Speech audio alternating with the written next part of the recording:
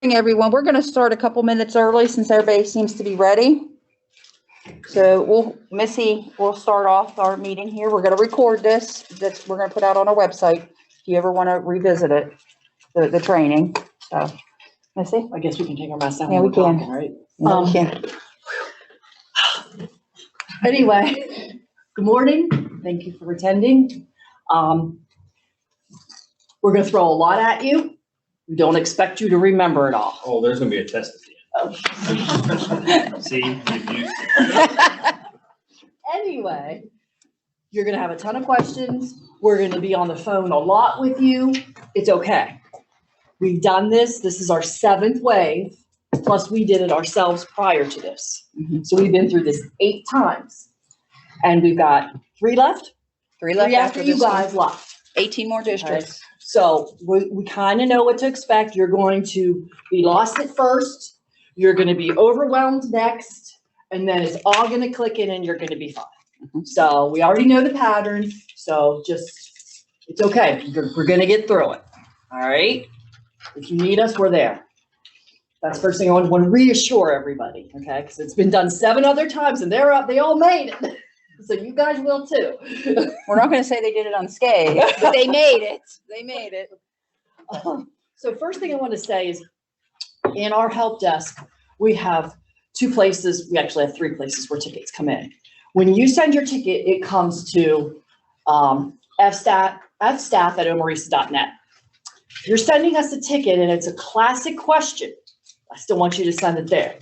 But if you're sending a ticket and it's a redesign question, we need you to send it to fstaffr@OME-RESA.net. That way we know when you ask the question, is it a redesign question or is it a classic question? Eventually we'll have everybody on the fstaffr@OME-RESA.net. But we still have people on classic, we still have people on redesign, and you guys will be on both for a month. So we're trying to keep track of who's asking a question in what system. So if you could send your redesign questions there, that's a huge help to us. Introduce us. Oh yeah, I guess I should have introduced us. I'm not sure if you all know who we are. That's Adam Lewis. This is Melissa Crosley. I'm Missy Valkowski, and that's Jerry Neidel. So you know the names, I may just not the answer your faces. tickets with JD too, just so you know. And she goes by Missy also, but she signs her tickets Melissa, so you know which one of us is which. So poor Adam, he doesn't have a nickname. Well, we do have a nickname for him, but we can't tell you what that is. So. The other thing I wanted to point out is when you guys decide that you're going to go live on the redesign, totally drop classic, not do it any longer. The SSDT requests that the treasurer fills out a certification notice. Okay. We suggest you only parallel for 1 month. It is totally up to you if you decide to parallel more than that, but the longer you parallel doing double the work, the more frustrated you're going to get and the more behind you're going to get. We had a district do it. They didn't want to drop the classic and they paralleled for a couple months and they were crying on the phone because they were just so behind. So I suggest if you balance at the end of March, classic to redesign, drop the classic. Again, that's totally up to you, but that's just what we've seen. So I wanted to share that with you so that will help you make your decision. So for the certificate that you need to fill out when you decide that you're going to go live, it can be found on our website. So if you go to the OME-RESA website and you go to support, and then you click on either USAS or USPS redesign, either one, right there's the go live certification for redesign. Okay. So when you decide to go live, we need that filled out, signed, and sent back to us. Then our executive director signs off on it and she sends it to the SSDT. That when they're keeping track of every single district in Ohio and who's on because of this deadline. So we need that filled out when you decide. Okay. Did I say everything I was supposed to say? It's up. You can see that we have the links up there too now for your districts for the redesign. There's a USAS and a USPS. They're in alphabetical order. Just know that these are temporary for now, because once you go live, we are moving you to the server down at the MCO ESCN. It's just more secure, They're maintaining, the MCO ECN is maintaining all the redesigned districts information for us. So this is just a temporary link right now. Once we get you live, we'll pack up your information and send it to them. They're keeping everybody's right now at this time for all the ITCs in Ohio. And the reason it's temporary right now, you're here at OME-RESA Right. on our servers. You're- Once you go live, then we move it to the MCO ECN. And they give you a new link. and this will be updated for you, and because we'll actually need you to stay out of your redesign instances. We refer to them as instances while we move that, and it doesn't take long at all to do it, No. at all. 15 minutes maybe. Yeah, so we will schedule with you like first thing in the morning, last thing in the evening. It doesn't affect your work. It's just we're moving where that information's housed, and then we will email you and give you the new links, and they'll also be updated out here as well. So, do you have anything else? I don't think so. Okay, so we're going to get started on payroll. Adam is going to take you through the menus, but I just want to go over one thing, why I have your fresh minds here. If Adam's going to log into a training instance, and off to the right, you will see that there is a help link. When you click it, a menu drops down. There's one for documentation. Okay, now this is in both instances, by the way, just so you know.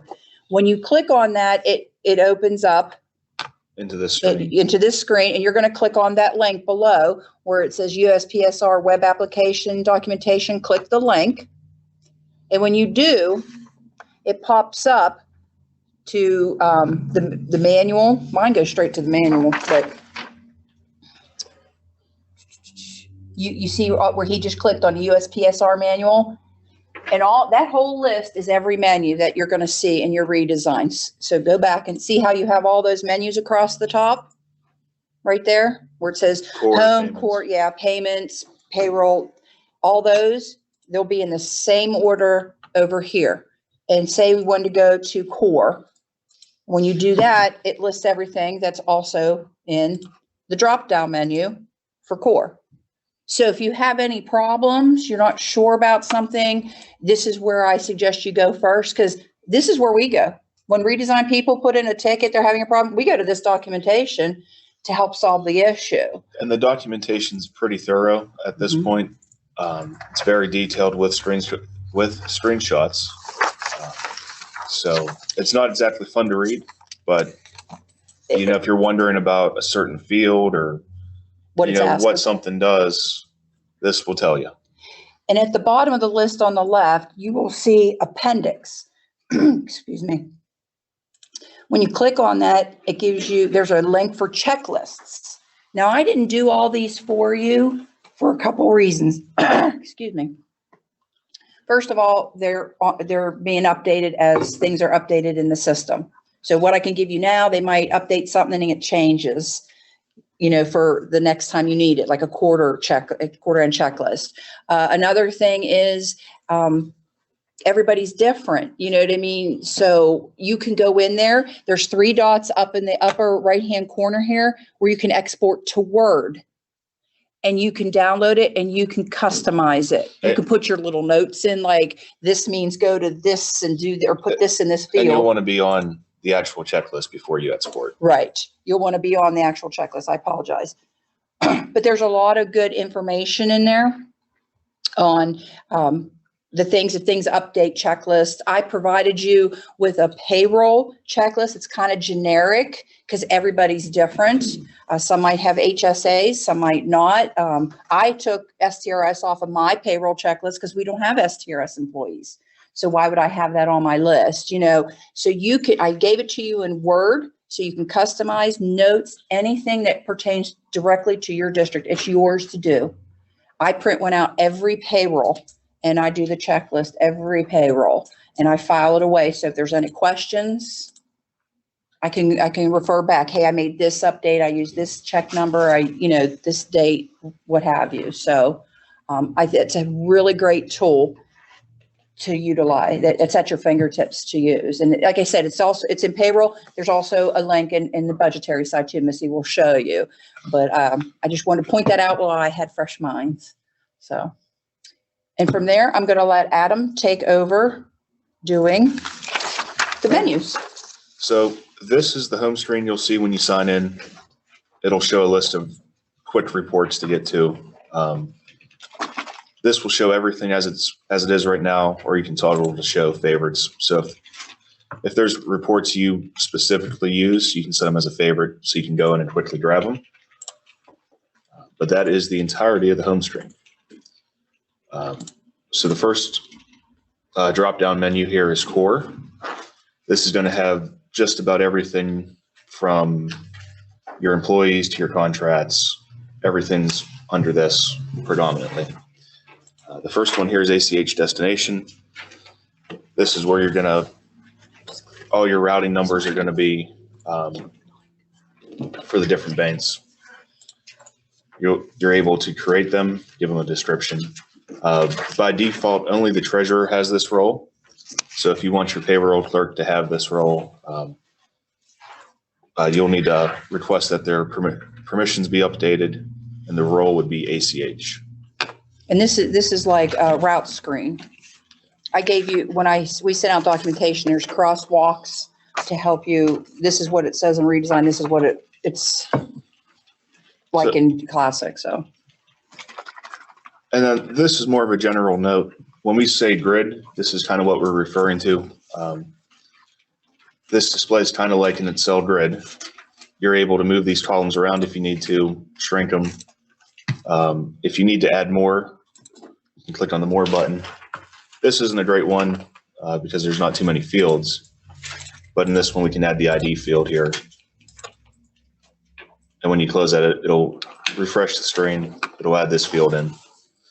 You're also able to run quick reports here if you want to grab the information off the grid. At the top here, you have filters. So if you know what the numeric value is for, say, a routing number, you can hit equal, and then you can plug in your routing number. That's a great way to see if your routing number is already on file. Someone has a new direct deposit. Before you go in and change it, you need to go here first. So, to see if it's on file. And rather than scrolling down, if you actually know the number, you can put an equal sign and type in the number. And if you just type in the number without an equal sign, it'll show you anything above that number. Well, that number and anything above by default. So you have to add into this before, like you can't do it in an individual person. No. You would have to go, if you're adding a new direct deposit, your first step is always to go to see if that routing number is on file. And if it's not, you create. And we highly recommend for the description, you put the bank name, to try to tie. If you notice that we did it in here, but I know some districts didn't do that. And it's not wrong. It just makes it a little easier sometimes. Okay. And then the next one is Ach Source. That's going to be your bank accounts for the district. One question here. Sure. So to have access to that, treasurer has to give you access, but the payroll can have access to see if an account number is on. You won't even see it in your menu. Oh. And I don't understand why the SSDT set that up like that. I'm not even going to try to question it, but we did bring for the end of the training both days, we have blank user authorization forms. So the treasurer's sitting right here. She can tell us what you want, what new, and we can get it going for you. We just have to have you take it back, give it to the superintendent, have them send it back to us. We with can give the superintendent. access while Yeah. you're here, but then we need the signature. We still need a signature. So you Sure. can't even view then, you can't even get in, okay. Right. So No. if the payroll person gets access, is it one person has access or we both still then have access? You both still do. Okay. Everybody's different, just like in classic, if everybody has it, everybody can see it, because you can even move the grid around. Absolutely. You can, the way it's displayed. So if you want to change where you have everything, this will only affect your account. Yeah, So you can move these columns all around. You can add as few or as many as you want. So you can go in here and, I want to see all of these different fields on the grid. and it's going to load with all of these different columns now on the grid. And you can move. And say if you had a bunch and you don't want them, rather than going back and unchecking them, you can always hit reset and it'll restore the default view. Yeah. So whatever you do to your grids does not affect their grids. Okay. It's individual. But it's totally customizable for you. Is the same. Yeah, the Absolutely. information will be there. It's just, Okay, you just want to how we see, view it. yeah, you want to see the ID name first, but your payroll person wants to see the last name first. You know what I mean? But yours will stay the way you want it. So. So this is very similar to ACH Destination, but this is just your bank account. This is where you do maintenance for your bank account, the district's bank account. So real quick on the grid, and this will be the same across, you'll see in general 3 buttons here. One will be an eyeball. This is a view only. It won't let you change anything. The other one is a little pen or a pencil and paper. That's your edit button. That'll open that up so you can come in here and change. Say you type that in as West Banco and that should have been Chase.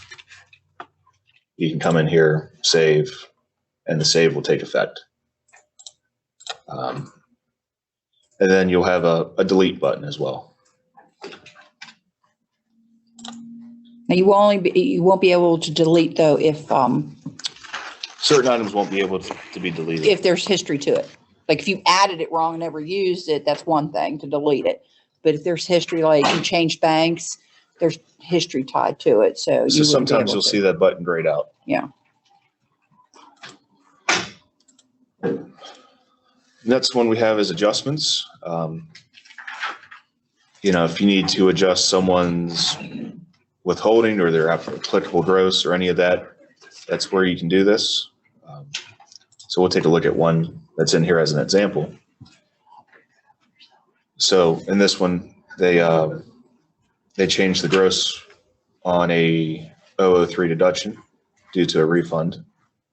And you can select as applicable month to date, quarter to date, year to date, fiscal to date. You're able to choose from the drop down payroll items. And we can do one of these real quick, just so you get an idea. So you can choose the employee. You can choose, and it'll only show payroll items that are tied to that employee. So it won't show you all of them, every payroll item ever. It'll just show you what's tied to that person. And you can select your type. And this kind of replaces when you did your fringe benefits at the end of the calendar year or any adjustments, a deceased employee, you have to go in and adjust their total gross and their, taxable gross. You no longer go on to that federal screen. You don't go on and make the adjustments here. This is where you do it. You'd go and find the name, the 01 record. You're reducing this. The date has to be in the current posting period. You can't backdate to a previous month. And then you'd put a description, deceased employee, just for you. So you were wondering, why did I adjust somebody? This is here. It would go here. And the same thing for ODJFS weeks. This is where you would adjust ODJFS weeks. So, and the really good thing too is if you type in a number wrong, you can simply click on the edit button. So this should have been $500 instead of $50. Mm-hmm. You can go in, change it to 500, save, and that's it. So it's very easy. If you make a mistake, it's very easy to correct. Mm-hmm. So this is where, like, if you wanted to add extra per pay to take out for federal or state income taxes or something? No, this is just the adjustments to what's already been withheld, like already done. Like I said, like deceased employees, when you pay them and you have to go in and take it off, ODJFS weeks, and it's not limited to 001. I'm just using that as an example. You will see when you do refunds of deductions, this is where you'll see those refunds and how it adjusts the city, state tax, if it was an annuity, you know what I mean? So. You don't have to adjust it on like the fiscal, the year. Pull that back up. I'm glad, because that's what's gonna bring up. You see at the bottom? Oh, okay. You would check which ones you want this to apply to.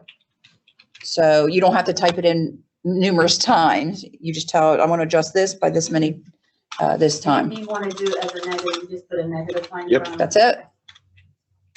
Because as you'll see, the second one on the grid, amount withheld, it is a -50 because it was an adjustment, it's a refund of an annuity. So it's a negative, and then you'll go down for this employee and you'll see where, okay, here's 001, we withheld tax because it was annuity, you know, for federal and state and Medicare, yeah, Medicare too. Okay, you mentioned adjusting the weeks for ODGFS. Mm-hmm. That's a big one for us because we pay a month behind on all of our part-time people. Yeah. So I'm going to do that instead of on the attend screen. That'll be here. That either, this is where you would do ODJFS weeks adjustments. So you'd select the employee, select ODJFS weeks, and you want 2 weeks.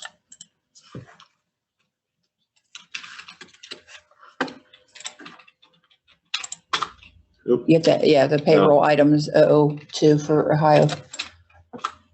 Well, the date, the posting period Oh, doesn't okay. exist. So if you get an error, this is very important. If you learn nothing else, learn this. If you get an error message, it'll show up something similar to this, a red box. Click this details button. If you don't know what the error is in regards to and you're putting it into us, open this up, select all of this, and copy it into a Word doc. This helps us a ton if we're trying to figure out what the issue is. Because sometimes this one's pretty easy. Posting period does not exist. So we know that for this date, we don't have March created yet. But sometimes they're not very descriptive, and all this extra fun reading here really does help us.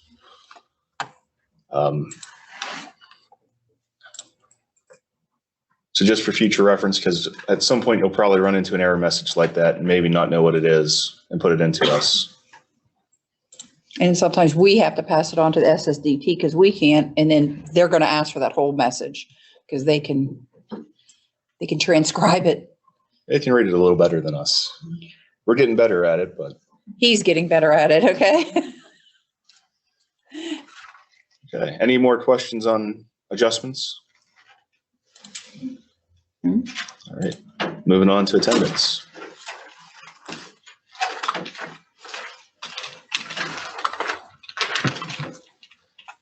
So this is where you're able to create absence and attendance records.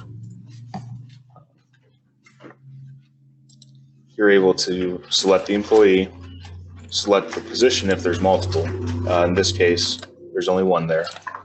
The activity date, the length, whether it was attendance or absence. Daily or hourly. Yep, daily, hourly. What kind was it?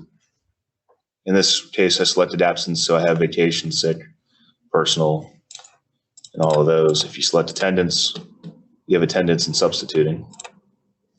You have subcategory if you want to use it. Subcategories if you need it. I use that when I do overtime. We have one person gets overtime, so it's attendance and I put OT there. And then if it's substituting for, you can choose who that substitute is in for. How's that report for, SIRS, like the days? Like we have like a sub bus driver that comes in, so I manually have to enter their attendance in order to give them days to report to SERS. Okay, well, you also do a timesheet too, right? You don't just go to attendance. Correct. Okay, so at the top there, it says no posting to pay, you dropped sorry. it off. Wait for it to pop back up again. See where it says no posting of payroll? Here's where you would choose current or future. And once it's in there, you can go over to future. And that's where you put the hours in, SERS hours. Because you might need to adjust the amount as well. Because if it was a different rate, you know, the way the job's set up, you would do all the adjustments there. And I will go over that because we're going to run a payroll this afternoon. You can also mass add. Did you do that? I'm sorry, I don't want to get ahead of you. No, you're fine. Mass add, you only would use this if the days are consecutive for the same length. That's when you would have to, that's when you could use this. So I just wanted to point that out. You can't just randomly put it in. I guess you could go in and take days off So if you could put a week in February, I don't care what week. No, I mean employee, yeah. Length, absence, that's good, that length's good. Just one day. No, yeah, and then go to start date, put in February, a week, I don't care, a week in February. And you see it has the no posting still there, so you could post it to future, current, or no posting. Now, when he hits create, you having a problem with the mouse? Yeah, a little bit. Hey. Yeah. There you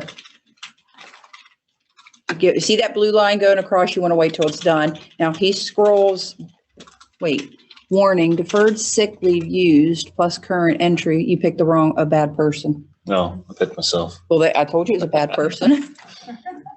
So let's use your son. Nope. Wrong one.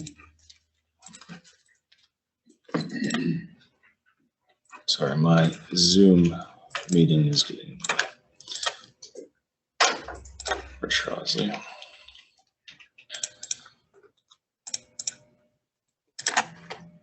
And you can either use the drop-down calendar like Adam is doing, or you can manually enter the date yourself. Whichever you want is up to you. What happened to your dates? Put them in. Oh, you already hit create? I haven't hit create yet. Oh, okay. We're having bad luck with that. But either way, February 8th, those 5 days would have a green. It would show something on that calendar, and you could go in and conceivably right click and change that to none, but you can't change the length, just the type, whether or not. If you notice above the no posting mode, there's also a box if they work weekends, if you want them to include weekends. So this is just, there's more in the documentation to help you if you need it. This will feed over to kiosk, right? Pardon me? Will their attendance feed over from kiosk, or is this just for? This is anything, yeah, like anything on top of kiosk will basically still work. You're going to create the report and you're going to import it in here just like, yeah. And you also have the option there, no posting, post to future, post to current. It's like the screen is almost identical question wise in here as it is in Classic. And we call Reflections Classic, just so you know.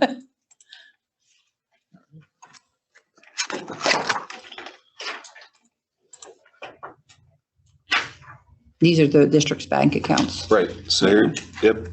These are just your bank accounts. Only the treasurers are going to see this.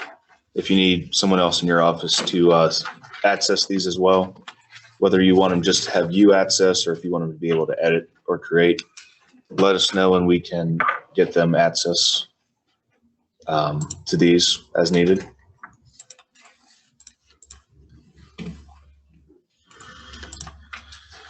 Okay, so compensation screen, this is going to show all of your contracts and non-contract compensation.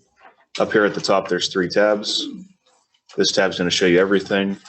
If you just want to see contracts, you would click on this tab. And if you just want to see non-contracts, this final tab. Now compensation is the second page basically of the job screen where you put all the dollar figures in. If it's called stretch pay here, not equal pay. Just a little terminology. You're going to find like some terminology. They changed it a little bit. So we'll take a look at a contract. When you set these up, you need to select the type, whether it's contract or non-contract. What job calendar is this employee using? You can add a description and a label. And this is very important in redesign as the system is very date driven. You must have a compensation start and stop date for contracts. So these 2 dates are very important. Your pay plan, whether they're daily or hourly. So you have your unit amount, hours in a day. Contract work days will calculate based off of the job calendar. So that's why those 2 fields are grayed out, your days worked and your contract work days. And that's why it's important to have those dates in, because it will go out and it will read the job calendar and say between this date and this date, there's this many work days. You don't have to count them. So under the contract area, you have your pay per period. If you need to override it, because the system will adjust potentially a penny each pay, you can say, I always want for every pay for it to be $2,083.33. Now the final pay, if there's a little bit of adjustment, the system's fine with that, as it'll never pay more than the contract obligation. So you have your contract amount field, your obligation field, your stretch pay, which was equal pay and classic. If you want to give a free text field there for contract type and pays in contract.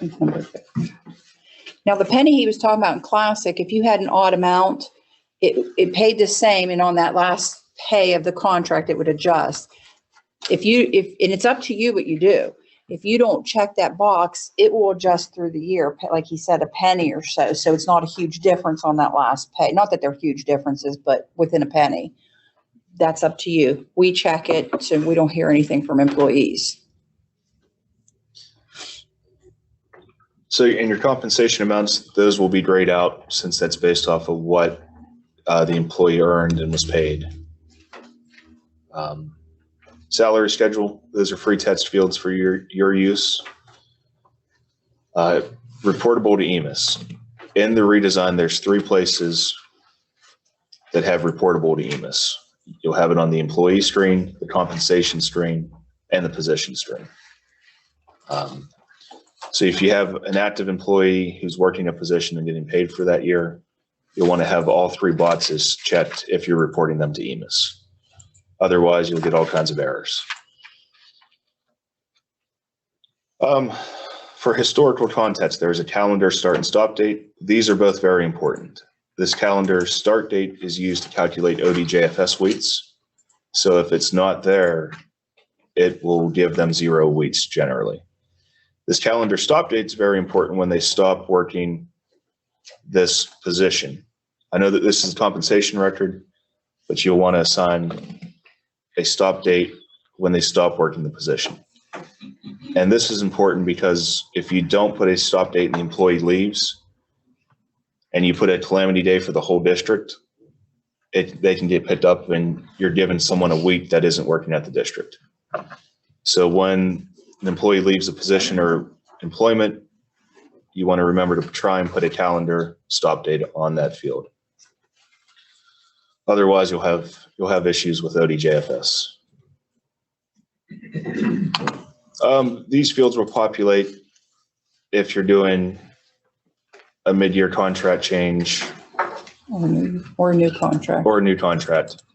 So if you use the copy feature for your contracts, it will show you down there what contract you copy this from. So you have your pay group here and pay group description. Those fields can't be modified since it's pulling information from the pay group code. The position code, yeah.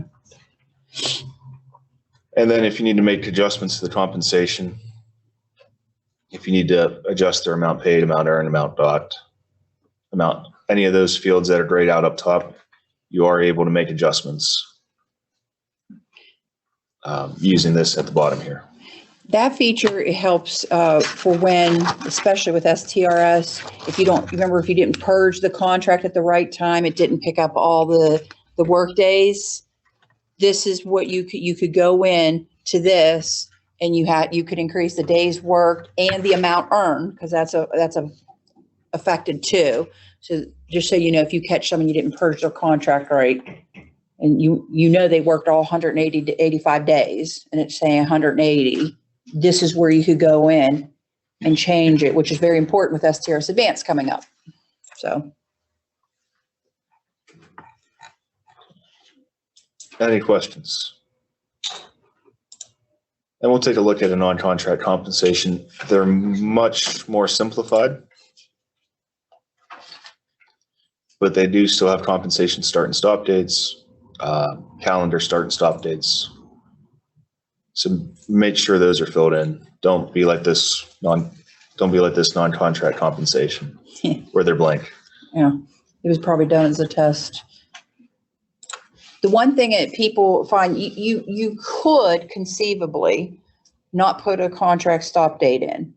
But the bad part about that is some people don't want you to combine like calendar year to date. That will always stay the same. You just keep building on that. So what you paid for the second half of the previous year is going to be mixed in with the first part of the new school year. Some people don't want those totals mixed. In that case, you do want to stop. Plus, it just updates everything, do a new one, dates of this new contract. And then that way your figures are more accurate.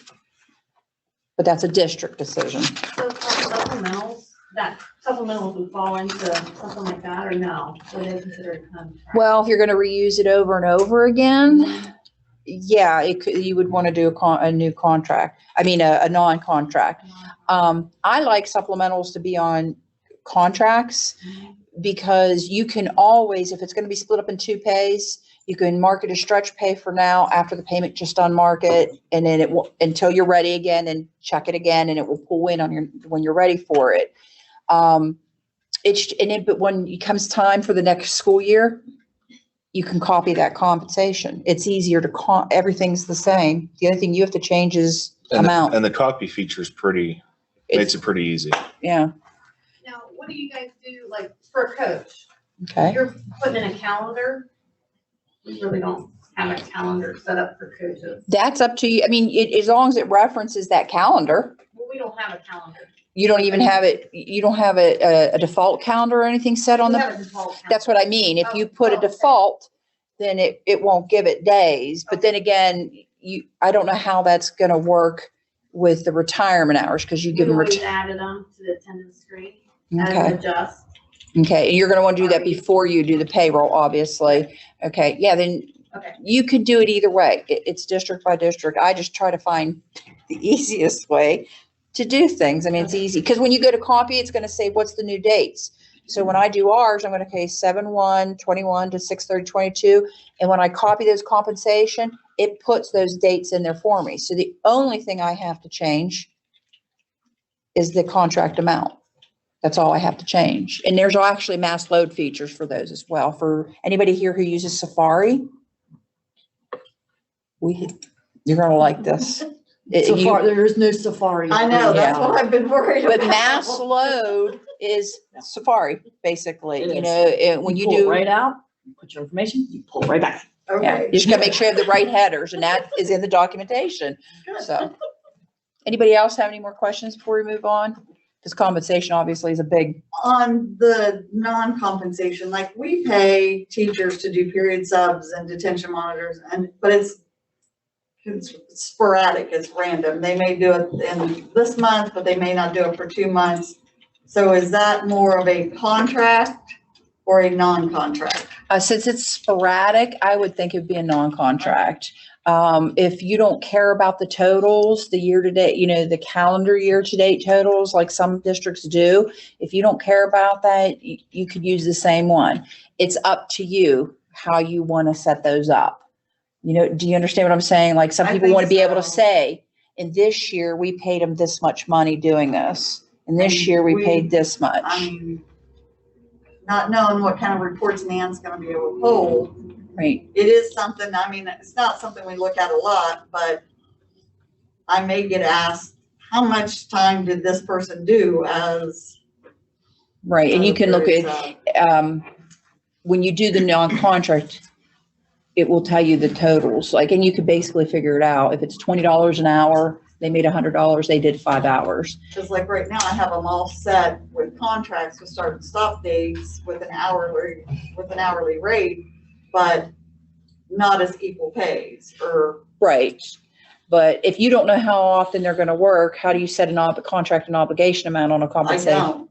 See, and I I would set it up as a non-contract. I would set it up as a I think non-contract. that would be a whole lot easier and cleaner. Yeah, but we'll try whatever way you want to try. We may have to play with that one. Yeah, we'll see what happens. I've never had to do a compensation with no obligation. So that's why I'm a Well, little it's required discombobulated. field. It is a Pretty required. sure it's required. Yeah, if So it's I a don't, required field, then we wouldn't be able to do it. it can't be left null, so you'd have to put a value in there. All right. So is this where you go, like if you've got a regular teacher and they do some tutoring, is this where you go to enter their tutor time as, that's like non-contract, because that's just, sometimes they tutor a couple hours a week, sometimes they don't. Do you have a separate job set up for tutoring? Or do you just pay No, off I their, just pay it off of their regular regular as a job? miscellaneous and then just charge it to the tutor code. so then when you said it, then you would set a contract compensation, just like you would the second screen of the job screen form. And when you pay, you would select that compensation record, you know, like compensate position number 1 to whatever position it is in future or current, whichever one you use. No, this isn't where you would go to do that.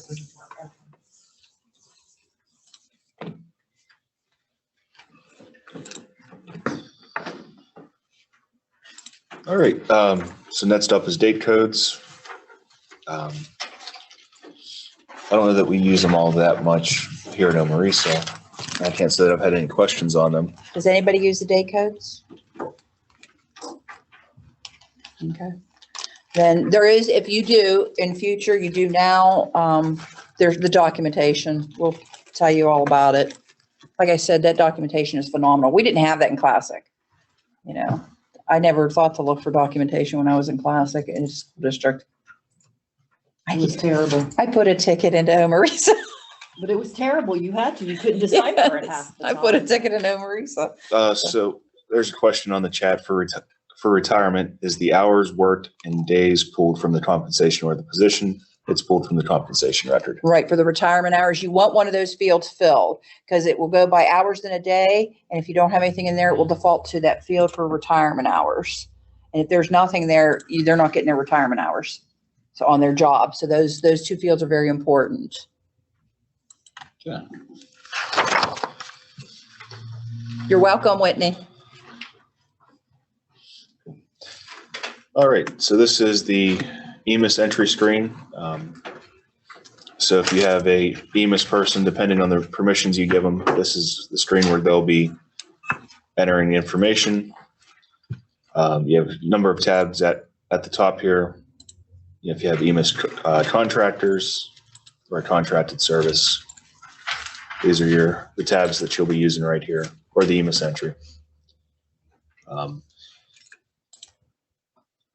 For the Emis, for the position entry, on this screen, you're not able to create, you're only able to edit what's there, and that's because it's pulling from the position record.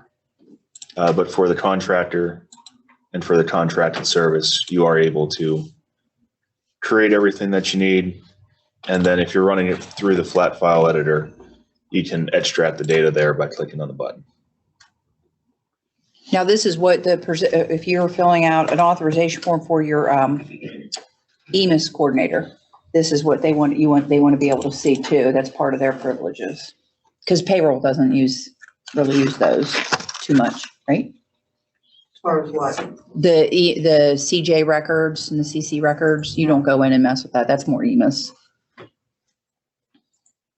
All right. Any questions on those tabs?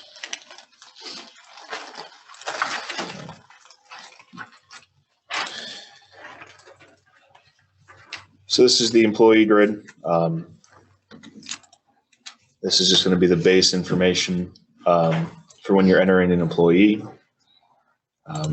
Most districts have it set up so that the employee number auto assigns. From there, you're able to fill in everything else, social, name if they have a legal name. Otherwise, just leave this blank if they don't have a legal name. Their address, all their information. There is a report to Emis button on the employee screen. So if that employee's going to be working in a job, you'll definitely want to make sure that is turned on. All of your dates.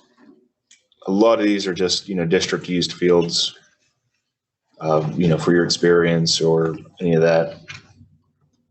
It's a combination of bio screen and dem screen. So will our current bio and dem screen automatically pull Yeah. in? And Yes. if we have a marked to Emas, it'll Right. already be filled out. However your data was set up when we extracted it, that's what we imported into here. And usually there's no problems with it.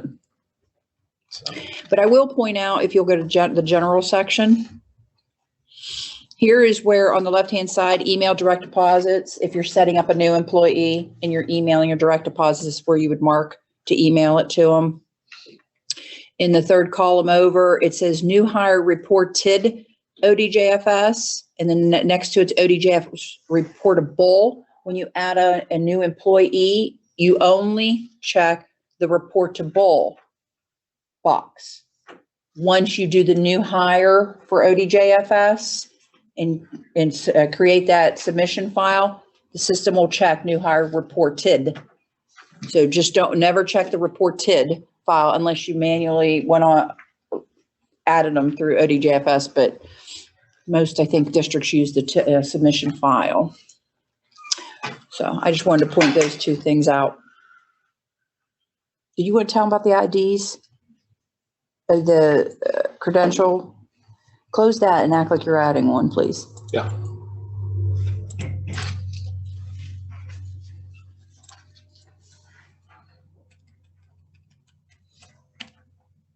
Did they change it? You want me to go all the way through? Yeah, no, just go all the way, the credential. Remember if they put it in the wrong box? If it's a classified person? It's down here under staff demographic. Oh, they moved it then. They did. It used to be up top. Yeah, that must have been a previous update that we missed. But at the top, it used to have a credential ID and it had one down below. You had to use the top one for like your teachers, and then the classified, you put it at the bottom. Well, they finally did away with it because people were starting to put it up top, and if we're like classified, but you couldn't erase it once it was in. So if you plug a credential ID into this field and say they're a non-credential or a non-certificate employee, you can't take it out. Yeah. Because it'll blow up the system. It has to do with the data collector. If the data collector sees that once had a value in that field, and it causes a whole host of issues. It's literal brimstone and fire with Emus if you delete a credential ID and leave that field null. Yeah. So if you accidentally put a credential ID in there and it's a, ZID or whatever, just leave it in there because brimstone and fire will happen. Do they still need to put it in the field as well as ZID? Because the credential ID field will override it. Okay. So, it won't hurt to plug it in both. But if you accidentally plug a non-credential ID in the credential ID field And save it. It needs to stay there forever right now. Just to tell you what happened, we had a district do that, and it showed all of their courses as invalid, all of their teachers as invalid, and it was because they had a janitor that they put a credential ID field in, saved it, and then deleted it. As to why that's happening exactly, I can't tell you. I know the SSDT had a JIRA issue on that, but I don't believe it's been resolved yet. So that's just a little landmine to be aware of. Yeah. Do you have anything else on this? Any questions on the employee screen? Because this is an important screen. Is there anything you want to go through it slower? You want to look at, you tell us what you want. So just another one to be aware of, this ECE qualification. You don't want to leave this blank on someone that's reportable to Emus. So make sure there's a value, whether it's not applicable or any one of the other options. That will cause you an Emus error if you leave that null. And also, if you look under credential ID, that's where you see your long-term illness too, since that time of the year's coming up as well. Just point that out. Any other questions? Oh. So the identification number, we can assign that ourselves. If you want to. I know most districts have it set up so that they leave it blank, and when they hit save, it'll automatically assign a number that's available. But you can override it, yes. You can override it if you want. Like ours is like the first three letters of the last name and then, Right. And that's how it's set up in the configuration. However you had it set up in your configuration is how it's used. I don't know if it was set up. I always typed it in. Okay. Oh, you always type it in? Yeah. And you still can. You can still do that if you want, or you can set it up that you don't have to worry about it. We can set up your configuration, 3 letters, 5 numbers. So I'll just mention this since I have it up here. This isn't tied to redesign. You can do this on any web page. But if you hold Control and press F, it'll bring you up a search bar. So if you're looking for a field on a screen and say, I can't find name for some reason, you can type in name and it'll highlight all the different places where name is on the screen. So this will work in redesign. This will work on your favorite news site if you're searching for a keyword or something. And then you can use the arrow down and it'll take you to all the different places where it's at. One other thing I want to show them. Yeah. If you'll notice, if you'll scroll to the top, please, you can create templates.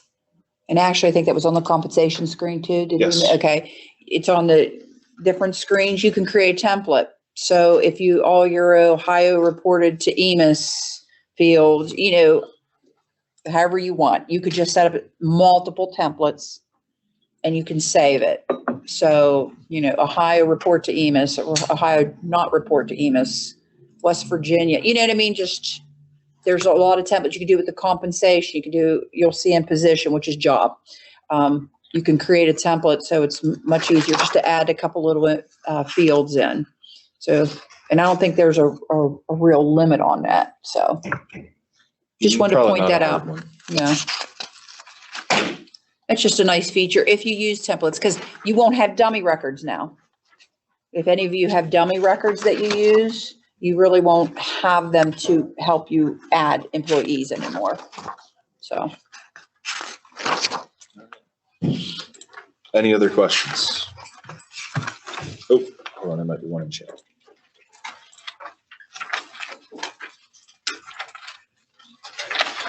So we do have another question from Teresa. Does the ZJ number automatically get assigned for non-certificates like it does in Classic? Yes, I do believe so. All right.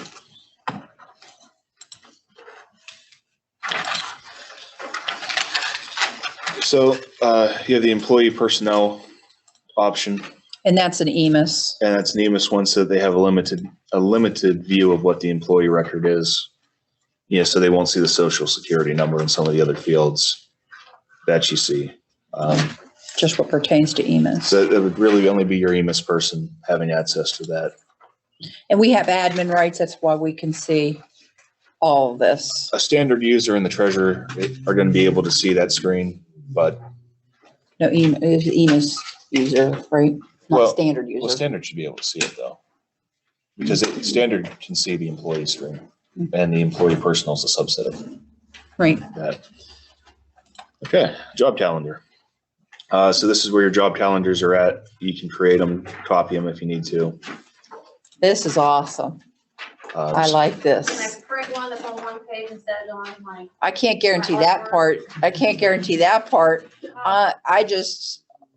This is just, you can build it. You could copy it like he said.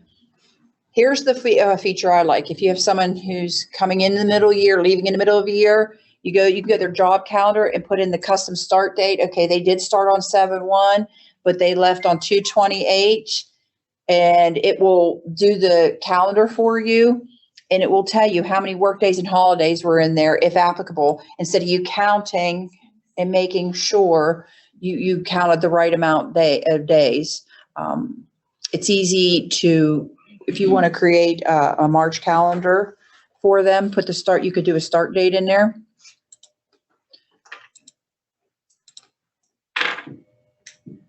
Don't include weekends.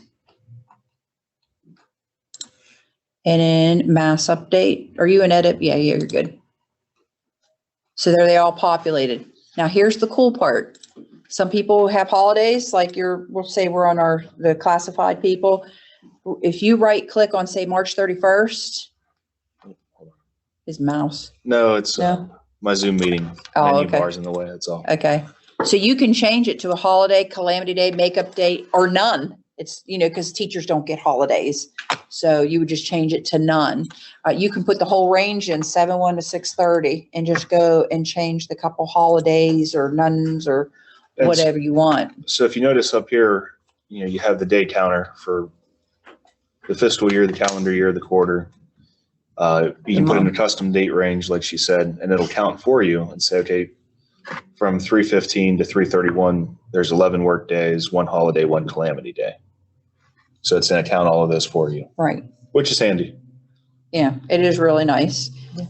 And, you know, say if we want to change this holiday back to a work day, it auto updates immediately up here. So I do really like this. The new I do like this job calendar over classic. Well, we print out the job calendars and give to our employees at the beginning of the year. That's why I didn't know if it will show July through June on one page and be able to at create the like reports. header things, a teacher's calendar or. I believe there's a job calendar report. Okay.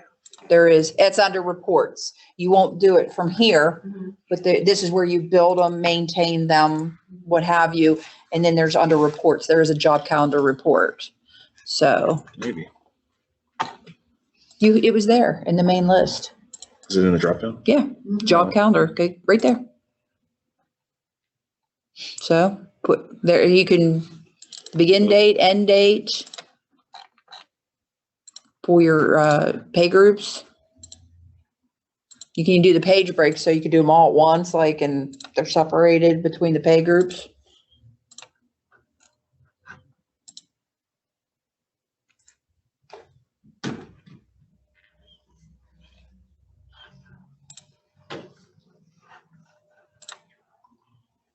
So that's what it would That's look the one like. we just set up.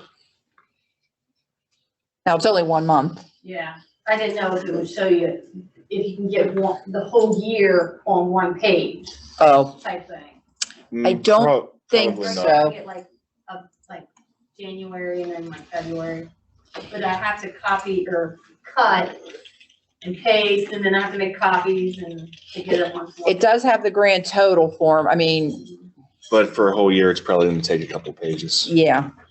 just with the way it's displaying. All right, go back to core. Who's next? Any questions on job calendar? Here's a question. Will the job calendar go over to kiosk for employees to go out and look at their own calendar and month? I've never had that question. I honestly do not know. I If the didn't job know how calendar goes others over to do it, kiosk. so they know what their work days are. Did they have that in Classic? Was that a feature in Classic? don't I didn't think so. No, Yeah, no. I don't think so. That, for the most part, Classic has stayed the same. I mean, for the job count, the kiosk part of it No. has stayed the same. So if it didn't do it there. No. So, wait a minute. I don't think that would. This is each, oh, okay. If you're on the chat, I thought we had someone in the chat. I didn't. oh, we're good. Okay. All right. It's just verifying the days off the attendance screen. Right. As far as USPS web goes, do you use that at all with this? No, No, no. because USPS web's tied directly to Reflections. It actually interacts with Reflections, That's so gonna go that'll away. be gone. Yeah, all of that. So will go away. redesign will replace both Reflections and web. But your CD site reports, that's one of the things Jerry takes care of for us. Once you're set up, he takes all those reports that are on the CD site and he pulls them right into the redesign. So you don't even have to go out to the CD site anymore to see them. There's a space you go to in Reflection or in redesign, and all your reports from the past are in there. And when you close months and fiscal year and calendar year, those reports will generate automatically just like they did in the processes. And then we'll cover that tomorrow, and I'm sure they'll Yeah, cover yeah. it Right. today. But you're Yeah. not gonna lose those reports. But unfortunately, that's another privilege that they need to be given to see the archives. Right. Especially in payroll, those are restricted without a role. But that's something, we'll get to that here in a little bit. Okay, so up next we have leaves. Okay.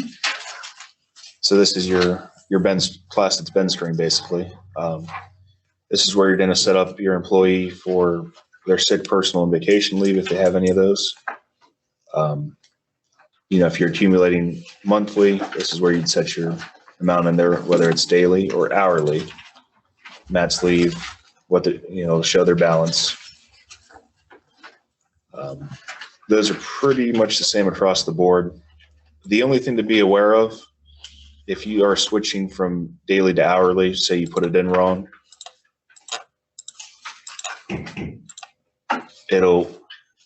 when you go to hit save, it'll give you need to tell the system if you're switching hourly to daily or daily to hourly, how many hours are in a day. And then it'll calculate what the balance should be. So. Question for you. Sure. If we don't use hours right now for their leave, do we just leave that blank? Or does it? You would leave it daily. You would, okay. Yeah. It has to, you have to select something. So if you don't use hourly, then they would be daily. Okay. So I'll wait till you fix those. Because I think, yeah. All right. Okay. Now, what's nice about this grid, it tells you everybody's balance. You know, like personal, 3 days, sick leave, you know, it can tell you right across. You can filter by someone's name just to see their balances real quick if you wanted to. So if we just want to see Crosley, you can start typing it in. So if you have multiple, or I guess similar ones, you can type in specifically just Crosley. You type equal sign. Yeah. Or if you just start typing it in, it'll start sorting if you don't have the equal sign. So, but yeah, we'll show you the balances, how it accumulates. And so any of these columns you're able to filter on. So let's just say you had daily and hourly people, and you just wanted to see your daily. You can sort by leave unit, really any of those. And again, if you were doing just, you want to see everybody's sick balance. If you filtered by sick, you can do a report now. You know, just so you can look at everybody's. And what's nice is you see the accumulation per month. Is that set up properly? You know, maybe accidentally put 1 day or 1.05 or something along those lines. Now, will this automatically accumulate per month, or will we still have to do like a Ben Act? You still have to, it's a benefit update is what it's called here. You'll still have to. This is just balances you want all in one place. Is there templates able to be set up on this, like to automatically set up 1 quarter days for everybody, 250, 240, whatever? No, I do not believe there are templates for that. Yeah. Okay. So this is where you could conceivably create this screen, because when you set up a new employee, this is something that has to be created as well. So this is where you could do it. And there's another place that we'll get to later that you can do it as well. And then there's a second tab, accumulations. So if you need to manually accrue or take away days, for, you know, for whatever reason, you would want to go to the accumulations tab. You can select your employee, their position.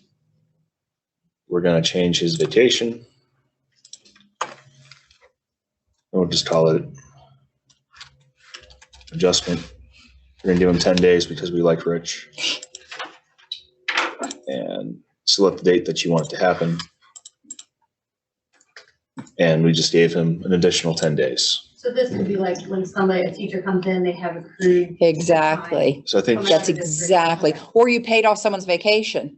You paid it off. You want to go in here and do a negative to get it off of their balance because you've already paid them for it. So we have an example here. You know, Princess Valkowski transferred in from the district, and we gave her 100 sick days. Oh, they abuse me all the time. she was the new employee I created on our last wave, Princess Valkowski. It's constant. No. All right. Is there any questions about any of that? That's pretty. I'm assuming there's a mass change that we can mass change, like the maximum, like if a contract comes up and they decide to increase all certified staffs, Yes. maximum sick to 260 days or whatever, we can do a mass change on all certified staff. Most likely. I don't. You are able to make a mass change here. That's on accumulations. You're on the accumulations tab. Oh, that's right. You need to be on the leave. See, there's No. not a mass change Because they're there. all individual. But we don't know if there's a mass import. There's probably a mass load. Yeah, there's probably a mass load. Where's my tablet at? Hold on. I'll just search it. We looking for? Mass for leaves, if you can mass load. Do you want the tablet? No, he's doing, he's good. Okay. But thank you. Okay. Mass, yep, leaves. Employee type, you see how he went straight to leaves? Henry, So- you will not be able to create new leaves, remember? Now we need to change. A cum per month. Isn't that what you were asked about, cum per month or balance? The total, the max. The limit. Max advance Yep, amount, right max there. leave amount. So this is where you would go here and it will tell you the headers you have to have on a spreadsheet, and it has to be a CSV. So, and Has to. the good thing on that is, say we have our people here, we're only doing this on our daily. However you filter it down, you can click on this report button. And then on the format options, you need to scroll all the way down and there's another page, Excel field names. And that's going to generate an Excel sheet with all the data, but it's also going to give you the headers that you need for the import. And then you can generate. I've gotten error reports doing this, but it happens very rarely. But using that, I get an error, and the error report's really nice. It will tell you exactly what's wrong. You know, it shouldn't be this. So then that's when you go to documentate. Oh, okay, I transposed what I did something wrong, and you could fix it very easily.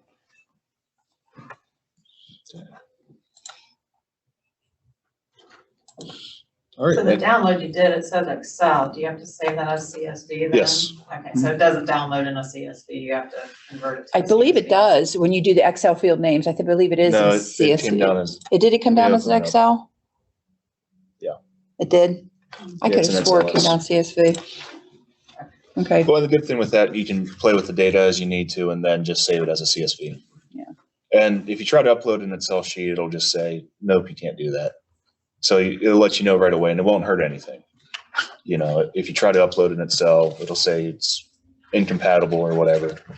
So it doesn't hurt anything if you do that accidentally. Any other questions? So the next one is organizational detail. This is the information about your district. Only the treasurer is going to be able to see this unless, you know, you're given access to it, but standard users won't see this. But this has all of your address, your EIN, state EIN, ODJFS number, all of that good stuff. basically your USPS con. Yep. So this will have been imported from Class, so this should already be pre-populated for you. You know, feel free to review it just to make sure everything's in order. But you shouldn't have to mess with this screen too much. Not unless you move. But you know what, you also see the STRS Advanced there too. You know how you could go into your USPS con and you could see your STRS Advanced, how much it was, and it would tell you if you paid it back or not. This is a place you can go to check on that. One of the places you can go.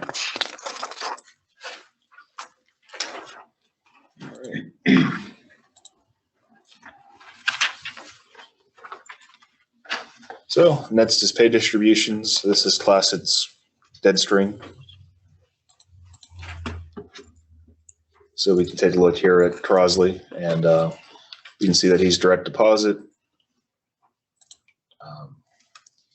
You know, you can apply, you know, if you only want 50%, you can set that as a percentage or a fixed amount, whichever. Yeah, that way, if someone has multiple direct deposits, they want one to have $100 every pay. You can set that up as a fixed amount or as a percentage, depending. And then all of their banking information. Now, under ACH information, both file fields are required. So your ACH source is your bank, the district's bank. You cannot leave that blank. If you do, it won't work. You'll get an error trying to process your payroll. And every employee. Will that and even if let you're- you save it? Pardon me? Will that even let you save it? They might have changed it at one time. They did it. You could save it because we've had somebody say, It threw it back in there. So it's not gonna let me. It's a drop down, gonna- that's why. It's gonna force you to Go up, choose. now save. Did it let you do it? It let me save. So see, it needs to be an error and it might be a JIRA issue. But that has to be in there or well, you'll get an error during payroll. Every single employee in your district has to have one. Moving forward, new employees, even if they get a check. So if you go down and add pay distribution, he just clicked it. You go up, check. Now, this is a secret that you cannot share with your district. I'm serious, you don't want to share it with your district. They can have direct deposit and a check in the new system. No. You don't want to share that secret? I told you it was a secret you didn't want to share with your district. How many direct deposits can they have? Is there a limit? I don't believe there is. I mean, Let me look. I don't think I there is a don't believe hard. there's, I will, Well, I'm sure there's a limit. But well, but it's not like two. yeah, it's it's not not like two. 2 or 3 or something. I will tell you this because it just happened to me personally. I changed my second account that I was depositing in. So when I did the next pay, obviously I'm a pre-note. My first bank still got the direct deposit. The new bank got a check. So now obviously next time they'll both be direct deposit, but it will split it. It won't be one big check. Can you override that? I don't believe you can. Because if you hit pre-note, it's gonna issue But, it. I mean, can you say, no, I don't want to send it as a free note? You can. I can't tell you what to do. It's obviously highly suggested you do a pre-note, but if you decide to do that, that's fine. Are you able to send free notes in advance of payroll? We've never tried it. Okay. We've never tried it. When I worked for Coda, that's what we would do. We would, like, days before we run our payroll, we'd send through all of our pre-notes and we would get notices back if they didn't hit. Good or That way bad? we would know if our payroll was gonna hit. So we never pre-noted a paycheck.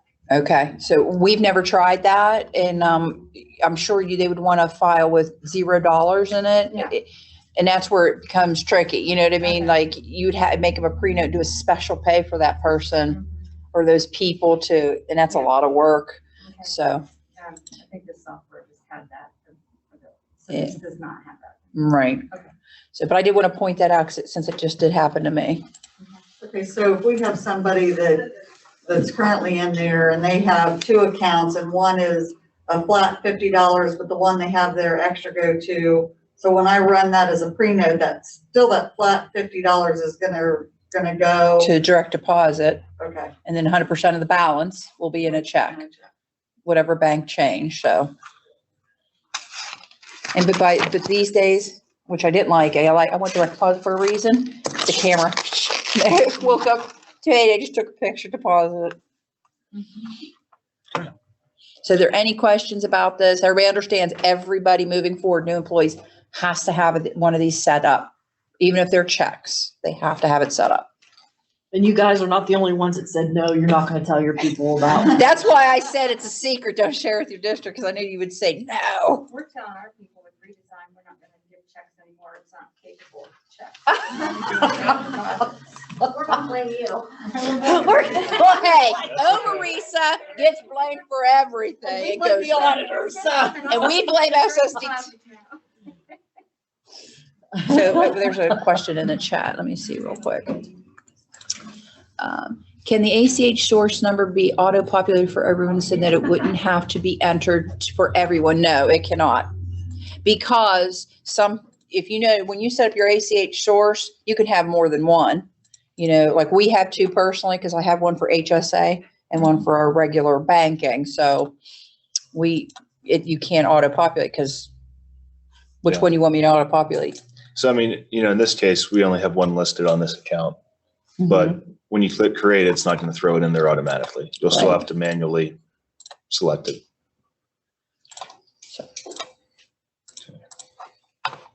Oh, let me get that down.